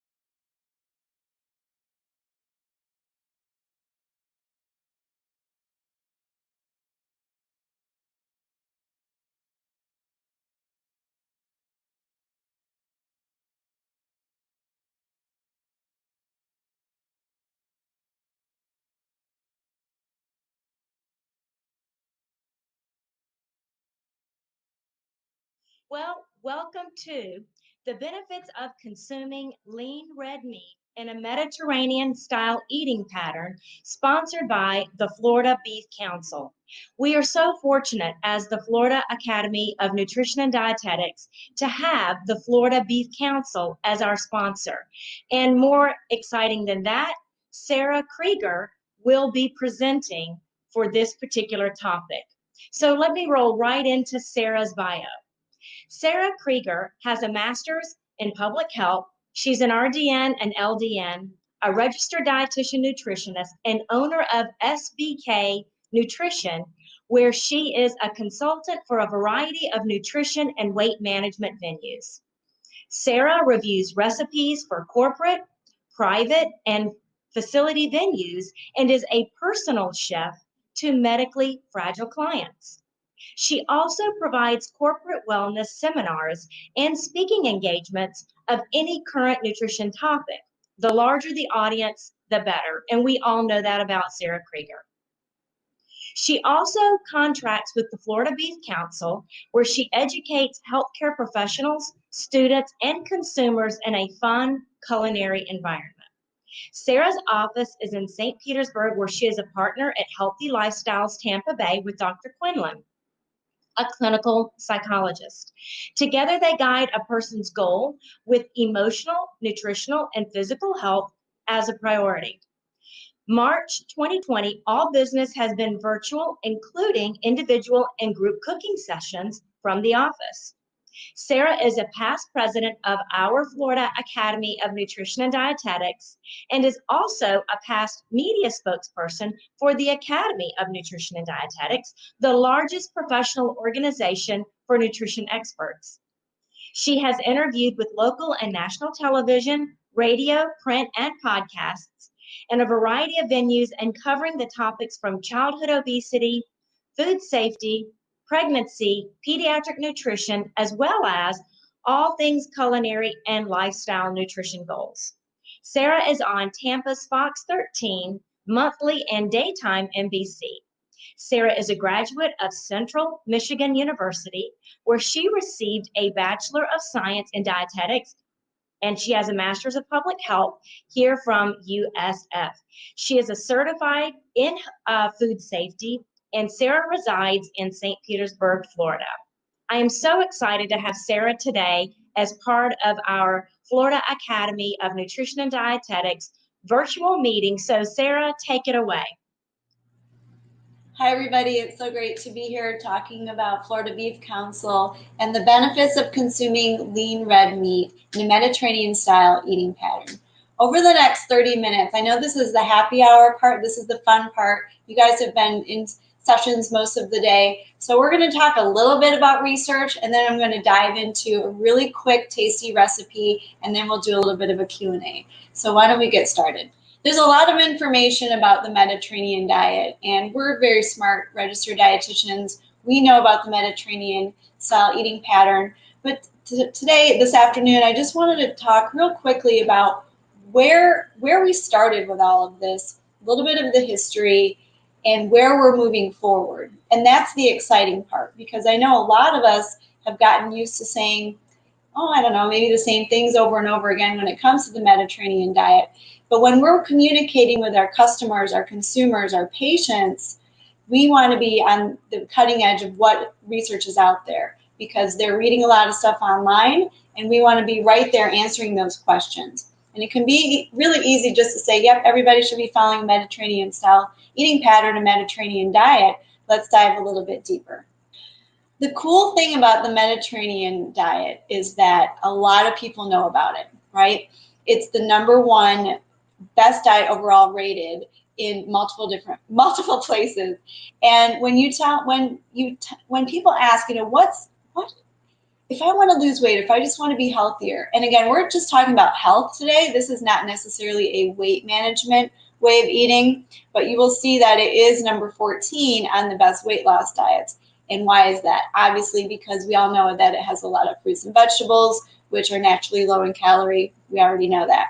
But when people are trying to improve, and this is my personal passion for my clients, I love diving deep into what chronic disease is going on with you. Heart disease obviously is still the #1 cause of death for men and women, cancer, diabetes, and a lot of those can be impacted by how we eat, of course. That's why we're in the business of helping people change their eating habits. So when people say, what is one way that I should be eating? Most of the time we'll say the Mediterranean diet. And so let's go even further into why. I'm a foodie. I'm a personal chef. I love good food. I like high flavor foods. A lot of the why we eat certain foods, I was just telling an intern yesterday that a lot of the flavors that we eat in the US obviously have come from other countries, specifically Europe.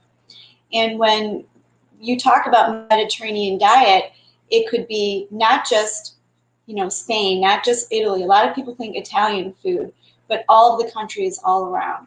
And it's a beautiful, beautiful, eye-catching way of eating. I mean, just the colors. And obviously we eat with our eyes. So it's a very, dare I say, attractive way of eating. And there's, you can see all the different colors on the slide. We eat socially with this diet. And again, of course, just meaning the way that we eat. So it's definitely more of a lifestyle, and it's satisfying. It's slower pace. It's not the quick service drive-through kind of way of eating that a lot of Americans are used to. It's attractive. And I think a lot of clients want this. They want to slow down. How do we do that? A lot of the research on the Mediterranean diet, no surprise, has been in the Mediterranean countries, right? And so a lot of the information that we tell our patients, the health benefits associated with the Mediterranean diet is like, yes, it can help reduce the risk of type 2 diabetes, depression. And, with the world the way it is right now, and, partnering with a clinical psychologist, we are so busy with the anti people being depressed and anxious, but also trying to improve their health, with this pandemic going on. And so if we're able to communicate the positive things about the diet, not just that it tastes good and, you're eating with family and friends, but also it can definitely help to improve some of the chronic diseases that a lot of our patients want to monitor. Here's the part that a lot of Americans are missing out on, and they don't really include, it's like a lot of clients they go to work out, a lot of gyms are closed. Some people just don't enjoy physical activity, but obviously the Mediterranean lifestyle is walking up to the fishmonger, going to the market. And how can we incorporate this lifestyle? What's our new messaging like with our clients now because of the way the world is? Maybe it's not pleasurable to go to a gym. Maybe, there's a fear, all these different things. And so we need to have different messaging when it comes to the Mediterranean lifestyle. Walking with a friend, I walk with my daughter at sunset, because she's online doing her school all day. If we're eating, we're eating together. We're putting the screens down. And this time, more important than any other time, I feel, in a lot of our careers, is the social part of eating.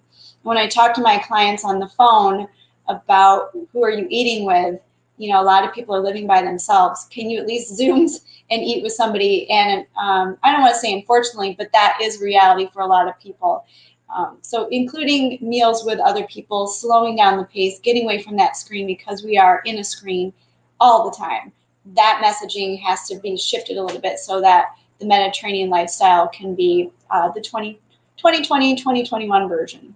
Here we go with the history. And we're going to go through this pretty quickly because we know this information, but educating our clients on the why and where we are, how we got here, and where we're moving forward. So let's just go real quick through the history of the research. I love this picture because here are all the countries, Italy, Spain, but all of the, we have Israel, all the countries around the Mediterranean Sea. And again, if you've traveled to some of these countries like I have, you know that every single country has such unique diets, right? And if you go to Libya, or if you go to Egypt, or if you go to Turkey, just the spices, we all know this. And personally, this is one of the reasons I love being a dietitian, is knowing these cultural foods and how they kind of can blend together and overlap in cultures in the U.S. So based on traditional foods in each country, it's not just Italy. And I think we need to explain that to our clients. Dietary guidelines, here we go, been around for a long time. And actually it was in 2015 where the Mediterranean style eating pattern was really added. So, you know, the research before that, obviously we know that research takes time, and then how we communicate with our clients. But you'll see in very tiny print, and if I were able to zoom this up, I would show you that when it comes to protein, meat and poultry and eggs were lumped into one category, okay? And that, you know, was a little bit of a flaw. So we're lumping these protein foods into one group, and this is based on 1,000 all the way up to 2,000 calories, how many servings, from 1 to 5 ounces per day. And that's been the messaging, obviously, for at least the past 5 years. So the PREDIMED, that, you know, this study, which is obviously, you know, something that really has hit cardiologists and, you know, a lot of physicians, and has trickled into what a lot of physicians say, and then, you know, healthcare professionals in general. But there were, you know, the PREDIMED study was randomized control, and it had 3 versions of the Mediterranean diet. And you'll see that the adults in the study were at risk. They did not have cardiovascular disease, and they lived in Spain. Would you say that the culture in Spain is a little bit different than the culture in the US? You can answer that. I've been to Spain a few times. Love Spain. It's just very different than the US. And I think we need to think about that. Again, the flavors that happen in Europe and other countries trickle down into what we eat in the US. When it comes to research, we need to think about what are the realities of lifestyles in the US. So anyway, the 3 groups were broken down into one group using extra virgin olive oil, one with nuts, and then comparing that to the low-fat diet. And over 3 months, you can see that the Mediterranean diet that was supplemented with olive oil or nuts, the bottom line was that it did improve cardiovascular risk factors. And that's been very positive, right? I mean, I remember early in my career, I was told, you know, by professionals who were maybe 20 years older than me at that time, saying, you know, we should not tell our patients to eat nuts because they're high fat. And now how exciting that we have research to back it up, that olive oil and nuts actually can improve our cardiovascular risk factors, especially lowering LDL and raising HDL, which is what we want. The people in the group here, you know, there were men ages 55 to 80, women 60 to 80, at risk but not with cardiovascular disease in Spain.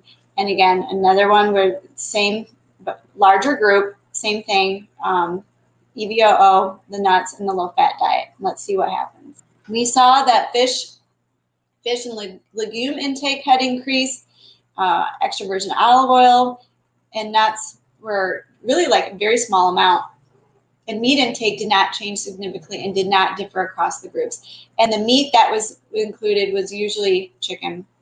Okay, so the main nutrient changes in diet groups reflected the fat content and didn't include, again, like the meat was more of you know, the baseline. So this was just about the fat, right? Olive oil and nuts.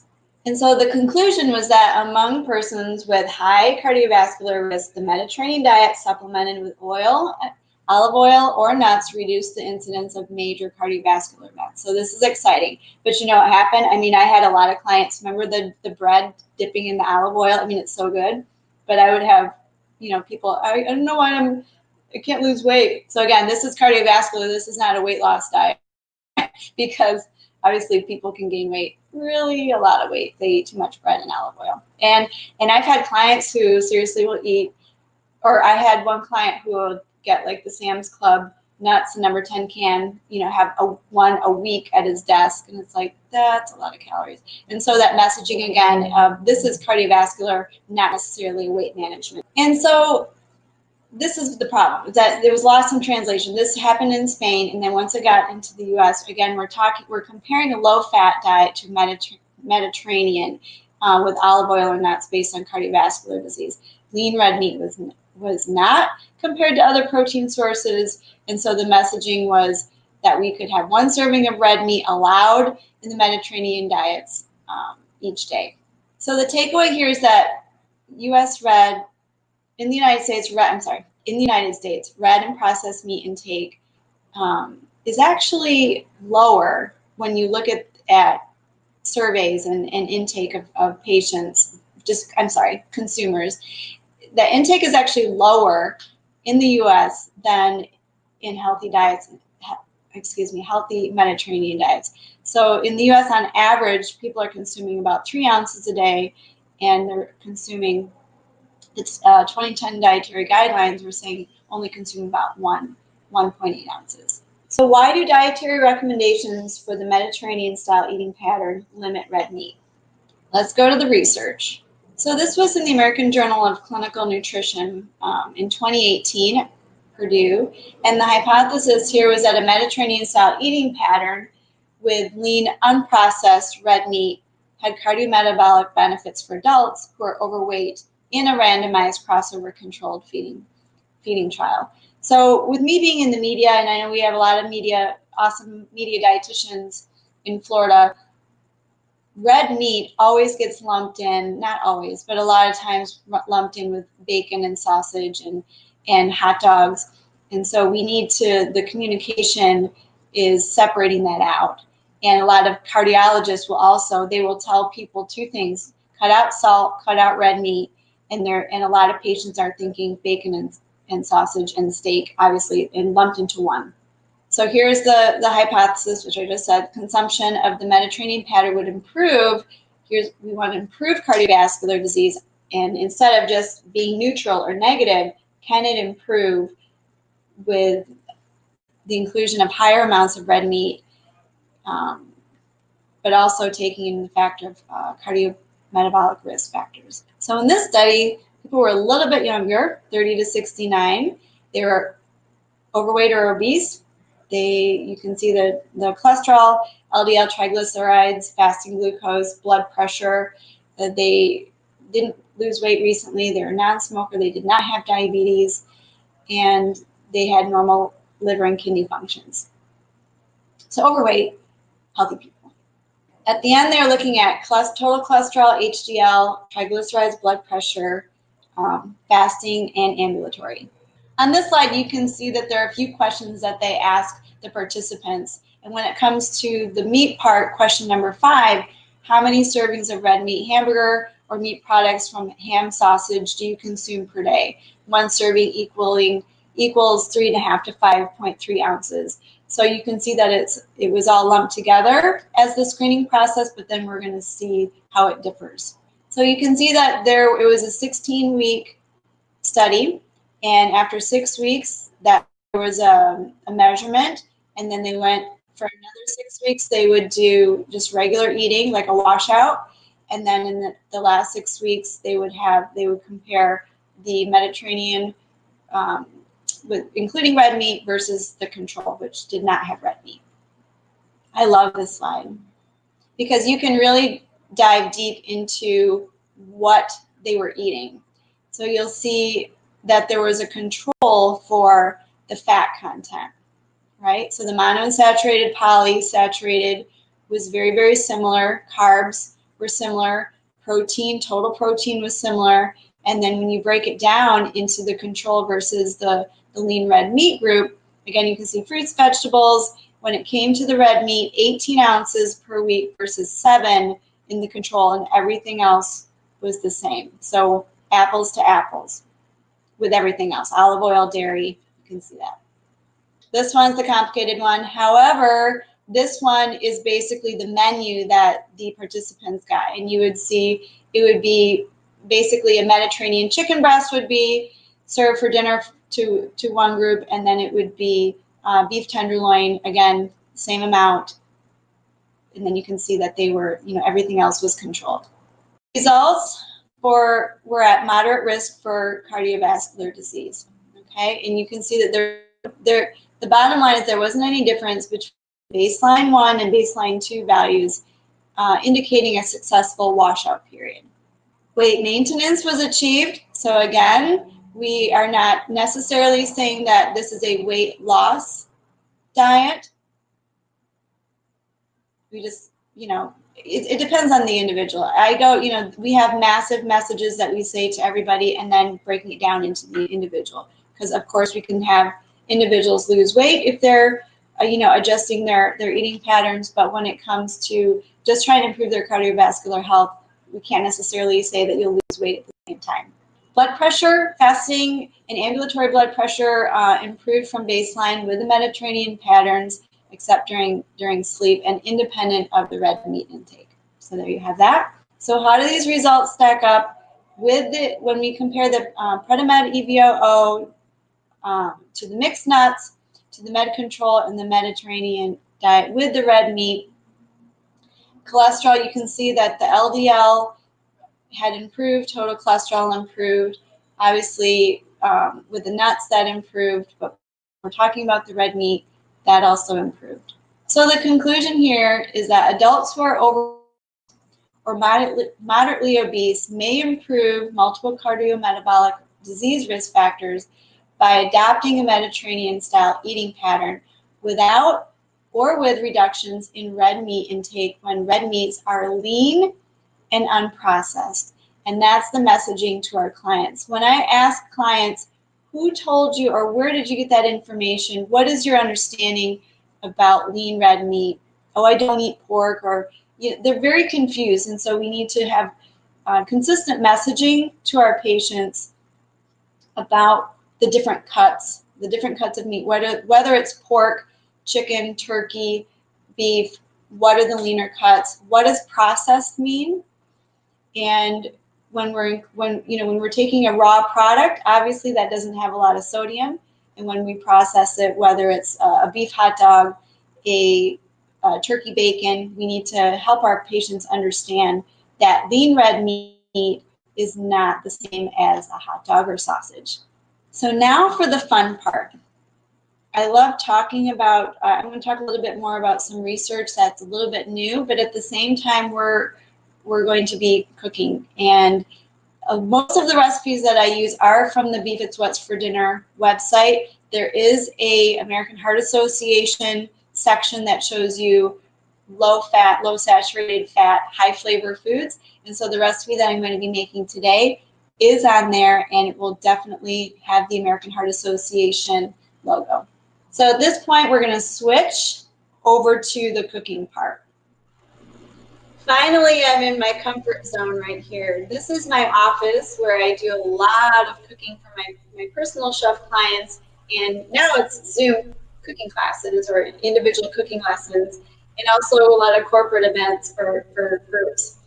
And when we're cooking, we want to have fun, right, you guys? You deserve it. When we're cooking at home, when we're in this pandemic, I don't know about you, but I'm not eating out very much. And so it gets to the point where we want to kind of bump it up into higher flavor foods.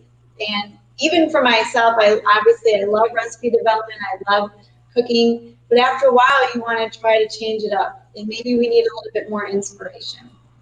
But we also want things to be easy and taste. If it doesn't taste good, obviously if it doesn't smell good, we eat with our eyes first, and then the smell factor, and then we finally eat.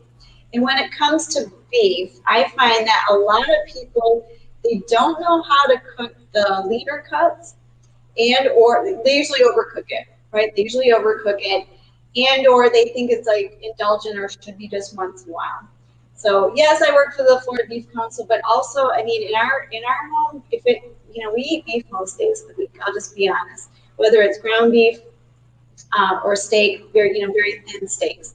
And so the recipe that I chose today for an appetizer, because this is happy hour, and if I will not be having a glass of wine right now, but if you wanted to have a glass of wine and watch me, the bummer about doing a cooking demo is that you can't smell anything when we're on the video like this. But I hope that you're able to grab something that is similar or maybe recreate this when we're done. So today I'm going to be making the spicy Korean beef and cucumber appetizer. And again, on the Beef It's What's for Dinner website, if you just put in a search for spicy Korean beef, then it will pop up. But you will see that recipe section on the left-hand side of the website. You can narrow it down. There are hundreds of recipes. Narrow it down to really what you want. And just under the appetizer section, you'll find many, many, many things to choose. But I thought this would be a little bit different in terms of flavor and ease. I'm about ease as well, right? Sometimes we don't have a lot of time and we want tasty foods, but we don't want to spend a lot of time in the kitchen, and I totally get that. And also, when we're talking to our clients about how to include beef with multiple meals in a day, to be honest, and what does that look like? If our messages get 5 to 6 ounces of beef most days, which is very solid in the research, then what does that look like? And a lot of clients, I will always make the joke, we'll have like 16, is it better to have like 16 ounces of steak at night, or should we be spreading that protein out and enjoying, 3 ounces here, 1 ounce there? And so what does that look like with meals? So here we go. So I'm going to make the spicy Korean beef and cucumber appetizer. First of all, I am going to be using a strip steak. And when you talk to your clients, your patients about the cuts of meat, obviously it's on the website as well. What are the leaner cuts? You can always, and actually I have like a really cute, the little cow thing, which will show the diagram so you can see what parts of the cattle is the ones that we want to have lean. And so the loin, the sirloin, the flank, the round, basically all the hard muscle ones, those are going to be your leaner ones. Okay, and obviously beef is raised a little bit differently than it was decades and decades ago. So if we see less marbling, obviously like a ribeye or porterhouse or prime rib, those are going to be the more indulgent ones because they're just marbling. But for every day, if we're choosing like the sirloin or the round, we're good to go. Okay, so that's what we're using today. But before we get to the beef, we're going to be making the little spread that is going to go on the cucumbers. So I'm going to just put this down, angle it down so you can see. All right, so we're going to be making an appetizer. We're going to use the cucumber as the base, and I'm going to show you how to make cucumbers a little bit fancier than just this. But first, we're going to make our glue. Okay, so our glue is going to help our beef, our steak stick to the cucumber. Okay, and I'm going to be using a whipped cream cheese. I thought whipped would be like lighter. You could also use ricotta cheese if you wanted, and I think that would be enough. Like if you use regular cream cheese, it would just be too like gluey in your mouth. And I don't like food waste. I don't know about you. I know a lot of dietitians are really great about talking about preventing food waste. And so I had some cilantro in the refrigerator that was getting close to the stems, and I don't like to waste that. So I'm actually going to be mincing up the stems with the leaves so that that is not wasted. Okay, so we're going to be using a 1/2 cup of whipped cream cheese, a 1/4 cup of cilantro. And see, again, this smells amazing. It smells so good. If you don't like cilantro, because I know there are people who are already like, girl, I do not like cilantro. I'm not eating that. Obviously, parsley. If you wanted to do a mixture of different herbs, you could. Thyme would be awesome in this. I think rosemary, if you just had a little bit of rosemary, that would be fine. It might be a little bit too overpowering. Chives would be amazing if you have garlic or onion chives. I'm basically describing everything that my mom grows in her backyard. She didn't grow the cilantro, but everything else would be really good. Basil, of course, if you like basil.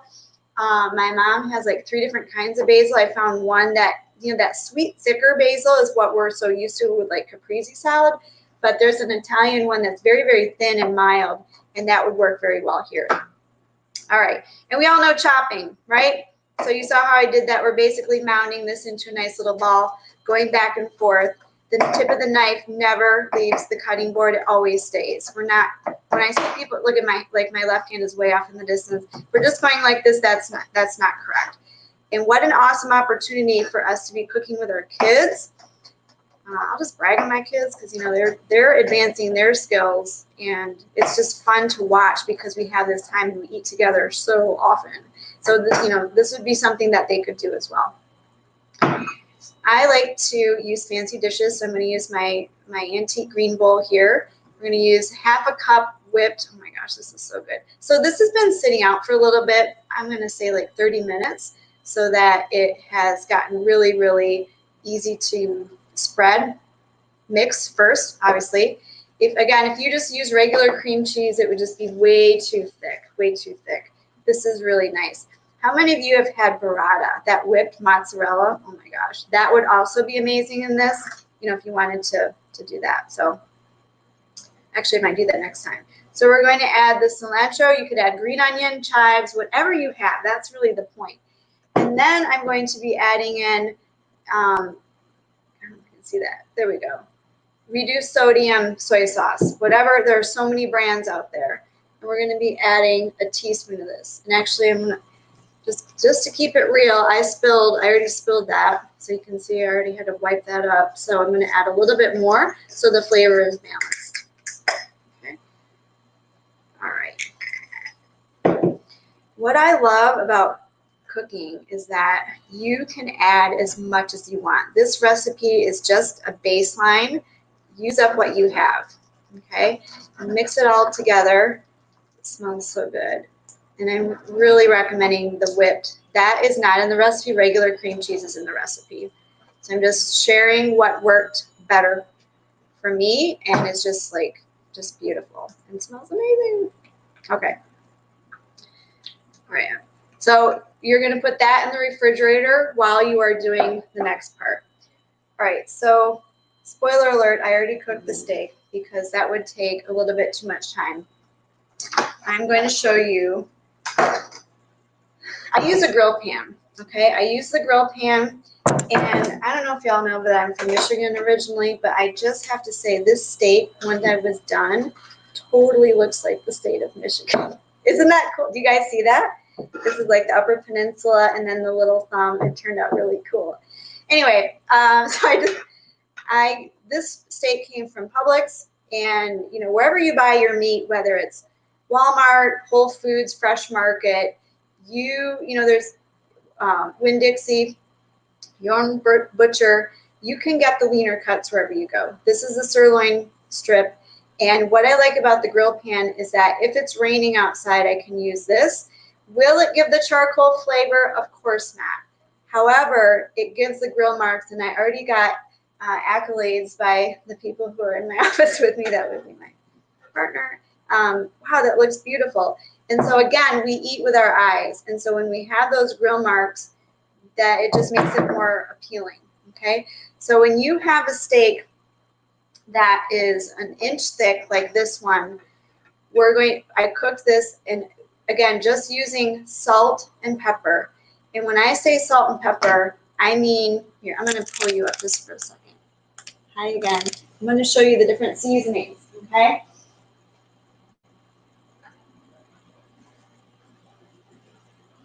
Because you guys are worth it. You guys are worth it to use like freshly ground black pepper. I will treat myself to like good sea salt, okay, like Maldon sea salt. And then sometimes I'll use like smoked sea salt, and that gives you a little bit of that smoky flavor just once in a while.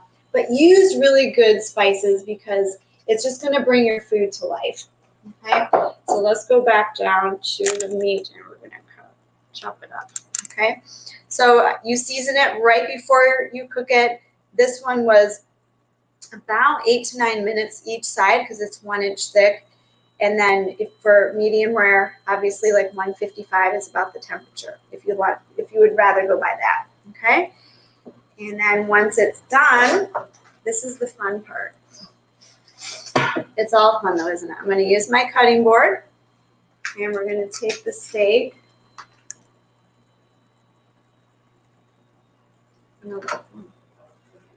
Okay, and set it down there.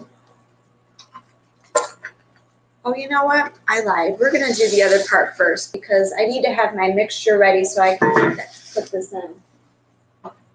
This is the different part. Sometimes you would have a marinade, and with this recipe, we're going to toss it into a little sauce that we're making. So here's the spicy part, and I know it's not for everybody, but I'm going to be using a 1/4 cup of Korean chili paste, and you're like, oh my gosh, that's a lot, but it's good. Could you use something milder? Sure, you could use that. There's like a sweet chili sauce that you could use. Rice wine vinegar, again, 1/4 cup, so equal parts. To balance it, I'm adding a tablespoon of honey. My mom got me this. This is like the cutest package ever. So we're gonna, basically this is about it for this package. About a tablespoon of honey, whatever you like. Honey adds texture as well as sweetness, right? So that's why we're using honey in this. And then a 1/4 teaspoon, half teaspoon of garlic powder, okay? Or you could use anything else that you like, right? Just whisking this with a fork. This smells amazing, okay? And so I don't know about you, but when I eat, I love the contrast of, like, think about all the textures. Cucumbers are crisp. This is spicy. We have the creaminess from the cream cheese, and then, of course, the chewiness and umami from the beef. So I'm going to set that aside, and we're going to be chopping up our steak. And again, I see, you know what? I mean, if I was serving this to you in public, I would be using a fork, but sometimes I'll just use my hand. But for you guys, I'll use the fork. We want to cut on the bias, and actually, because we're going to be putting this on the cucumber, we're going to be making this into, oh, that guy escaped, into some tiny pieces. Because this, and here again in the recipe, you're going to see that this says to cut this into little cubes. If you wanted to just have this as thin slices, you could do that as well. This turned out amazing, actually. A little bit pink in the middle. To each their own, but medium rare tends to go over pretty well. So it's not too tough. This is a beautiful cut of meat. And I'm not going to cut the whole thing. Get what looks good when you go to the grocery store. Okay, if you go to, I'll just use Publix as an example, because you can, if they always have stuff in the back. If you don't like what's in the front, they can always cut something for you. You know, butchers and grocery stores, they will get larger cuts of meat. They usually have extra back there, and if you want a certain cut, they'll usually cut it for you, which is a fun fact. But sometimes I'll be lazy and I'll just get what looks good. Hanger steak, flat iron. The thin ones tend to be, very, very obviously very quick to cook. And on busy weeknights, I'm more likely to make that because it literally will cook 1 to 2 minutes each side. Okay, and this is something I would have the kids do right now. It's so tempting to just eat it because it looks so good. So I'm just going to show you 2 ways to do this. Basically it's like I'm cutting meat for a child, but we're going to be putting this in our sauce. Okay. So when it comes to leaner cuts, when you're looking at the different cuts, it's no surprise that you will not see a lot of marbling, right? And so we want to be eating very, very, very lean cuts. And when it comes to ground beef too, I'm finding that a lot of my clients are pretty smart, I should say, about the ground beef. They know that 90% or 93% lean is a lean product. And I always tell people you can get 3 pounds at a time and it will be cheaper per pound if you buy it that way. I think a lot of people know that, not everybody, but most people know that. I also will encourage them to compare the 90 to 93% lean ground beef to ground turkey or chicken or pork, which is usually like an 80-85% lean. Okay. All right. So with that, say that I did all this, and then we're going to put it into our sauce. Okay. Just using my hands because it's just me eating this today, which is awesome. Totally the bonus of doing these video cooking demos, that we get to eat it. All right. So we're basically just going to be smothering it in sauce like it would be a barbecue. All right. Now for the presentation part. All right, Move my steak over to the side. Get this back over here. I'm going to be honest, when it came to these cucumbers, the recipe will say English cucumber. Look what happened to my cucumber. Do you see that? It froze in the refrigerator. And it's like, seriously? So I started going to the CSA, where you pick up a box of produce every week. And so these are like locally grown cucumbers, which is awesome. Would I, well, I mean, I'm serving it now because it's just us eating it. But when it comes to how things look, you can see that obviously these are going to have a little bit more seeds in it. So like visually, people be like, yeah, I don't know about that.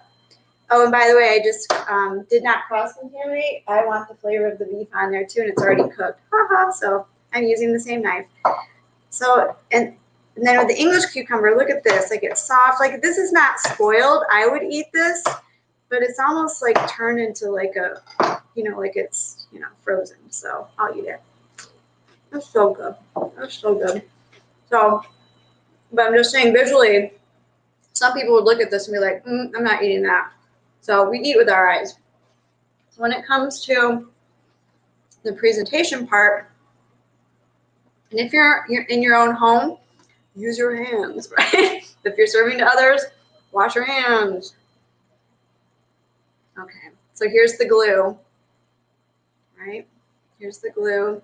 And then we're going to be putting a few pieces of the steak on top, okay? And then from there, you can garnish it with chopped peanuts. You could do more herbs like this. And a lot of people are very carb conscious, if you will, and this would totally be a very, very low carb way of eating. So that's beautiful. And also, I chose this recipe because it is so blasted hot out. I don't know about you, but we're eating a lot of cold meals, to be honest. Sometimes we will have like steak on salad for dinner or caprese, not a lot of cooking involved this time of year. And this would go really, really well with like a glass of rosé out by the pool while you're rereading some of your notes from the conference today. And then real quick, the last research that I wanted to share is about diabetes and based out of Indiana University. And basically the bottom line is that people who, there was the same type of thing, there's a washout period, but instead of like 1 to 2 ounces, the group, men, women, would be eating 5 ounces of lean red beef a day. And actually their LDLs improved at the end of the study. And weight did not change, but their LDLs did improve. And basically their cardiovascular and diabetes risk was improved. And these were people that did not have diabetes. So I hope that you enjoy lean beef every day. And I do. It's amazing if you just do it the right way. And again, obviously the Mediterranean lifestyle is such a big deal. Exercising, stress management is a big deal. Enjoying your meals, slowing down, and then changing it up with different flavors. So at this time, we're going to do a little bit of a Q&A, and I welcome any questions that anybody has. Meals, slowing down, and then changing it up with different flavors. So at this time, we're going to do a little bit of Sarah, a Q&A, that was amazing. and I welcome any questions that anybody has. Meals, slowing down, and then changing it up.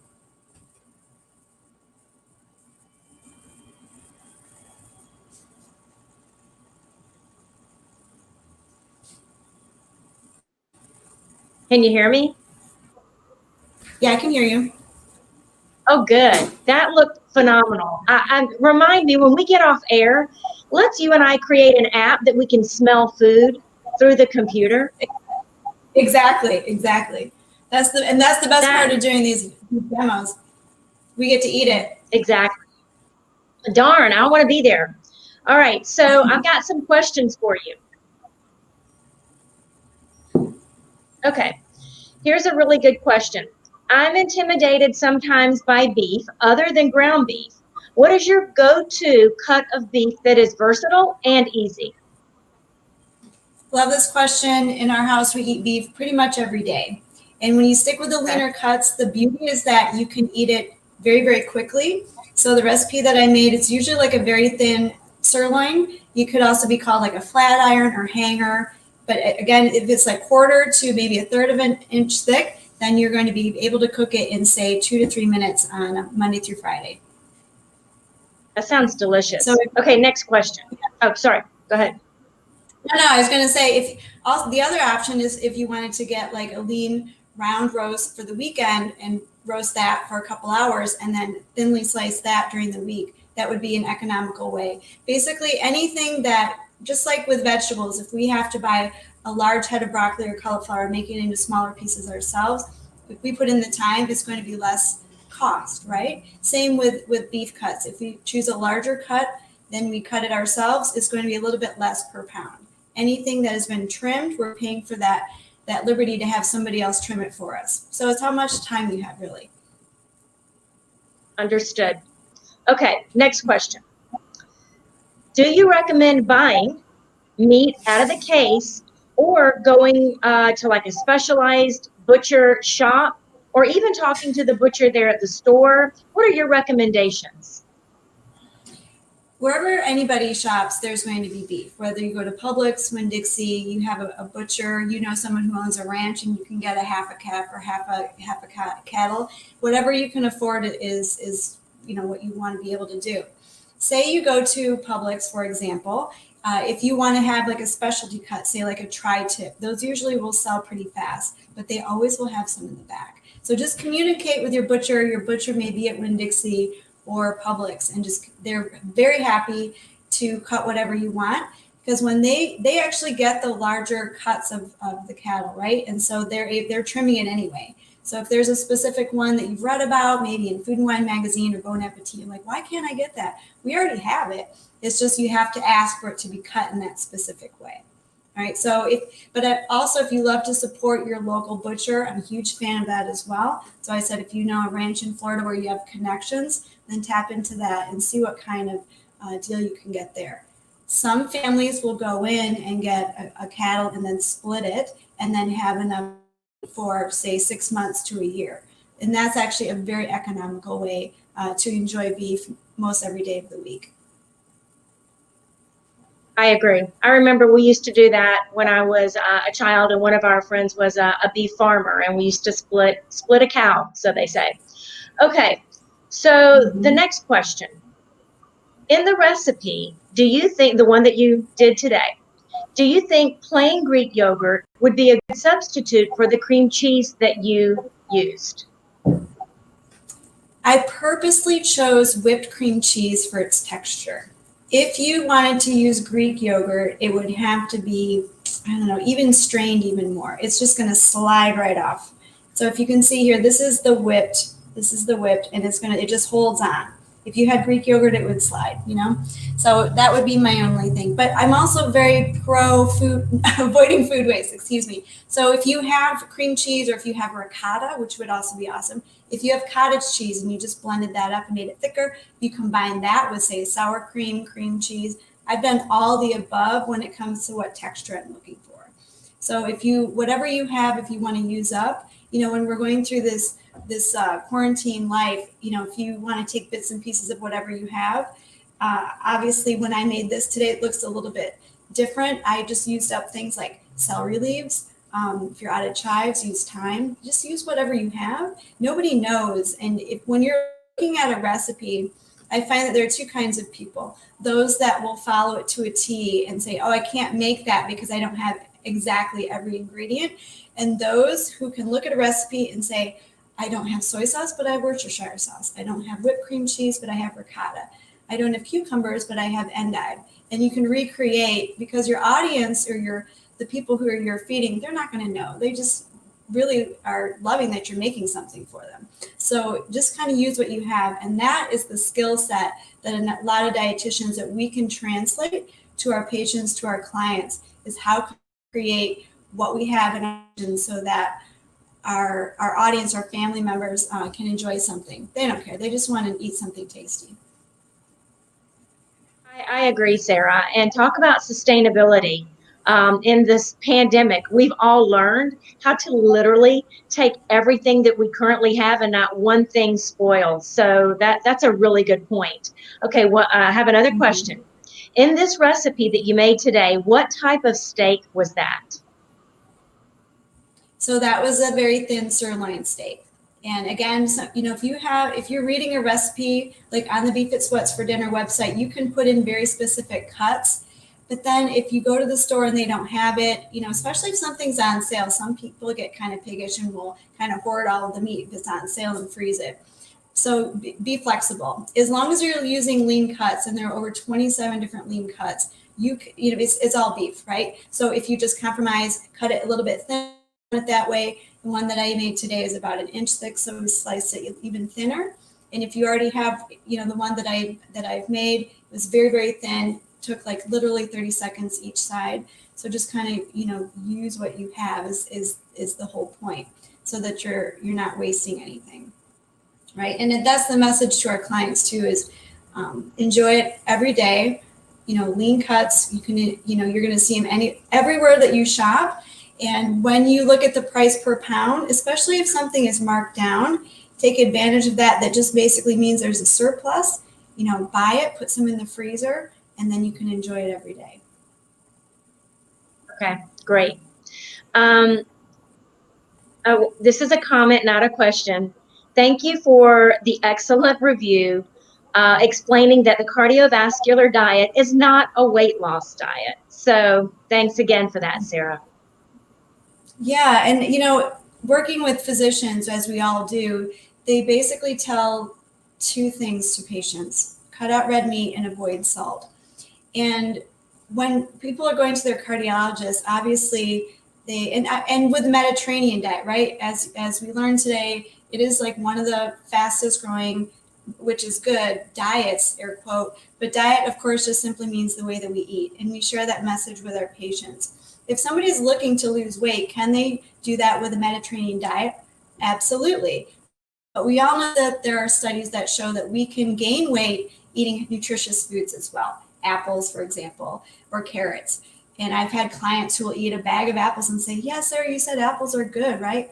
I didn't say 3 pounds a day is the best way. So we have to look at the overall healthy eating pattern, of course. And I think the messaging that when I'm speaking to individuals and groups, when I say that you can enjoy lean red meat every day, it's almost like a breath of fresh air. And then I share the science with it. And it's the lean cuts, right? It's the lean cuts. It's not, the fatty bacon and sausage and hot dogs, which unfortunately gets lumped into red meat. So when we use that messaging, it's very helpful for people. And we also have clients that are extremely high risk for cardiovascular disease and their weight is normal. But I always say diet comes after smoking and stress. If those two concerns are not addressed, it doesn't matter what you're eating. So you have to address those two, and then we can look at the overall eating pattern. And if somebody loses weight, that's awesome. But some people need to actually, if they even have cardiovascular disease. And it's a wonderful way to, include a lot of fruits and vegetables, lean meat, olive oil, nuts and seeds. And a lot of people know that, but to actually hear it from us as that message and kind of validate it and then paint a picture of what that would look like every day. Most of my clients are like, wow, yeah, that makes sense. I just needed, I only hear what not to eat. So when we're sharing with our patients what to eat every day, and we, again, paint that picture of color, we eat with our eyes. And, maybe you have patients also who are whispering to you, I like to eat steak. I'm like, okay, you don't have to whisper that, just eat it. But we don't need to be eating 16 to 20 ounces as a meal, right? And where are those fruits and vegetables? So when it comes from us as kind of the saving grace with how to eat a Mediterranean diet, maybe you'll lose weight, maybe not. But if they want to, then of course we are the experts in helping them with that. Well, Sarah, I can't thank you enough. Thank you so much for your time and, of course, your expertise, not only in food, but in cooking, along with the Florida Beef Council sponsoring this event. It has just been so great to have you on air as part of our family. We enjoy everything you do, and we hang on to every word you say. So thank you so much, and cheers. This has been a wonderful happy hour. Awesome. I wish I could cheer you guys in person. I miss so many of you seeing you in person. Last year was amazing. This year has been also awesome. Melissa and team have just really put this together in a great way. So enjoy your evening. We're going to be eating steak for dinner. I hope you guys are too. And if you need any resources for your patients, I have tons, okay? I can send you anything that you need. There's handouts for including lean red beef, sports stuff, and then our newest one. You know, the funny thing is, how are we getting these to our patients? I'm doing all virtual counseling right now, but if you are doing face-to-face in your hospital or outpatient, let me know. You know, I'll know how to reach me. Well, once again, thank you, Sarah. Have a great night, and we'll see everyone tomorrow morning, first thing, for another great day of Florida Academy Nutrition and Dietetics Online.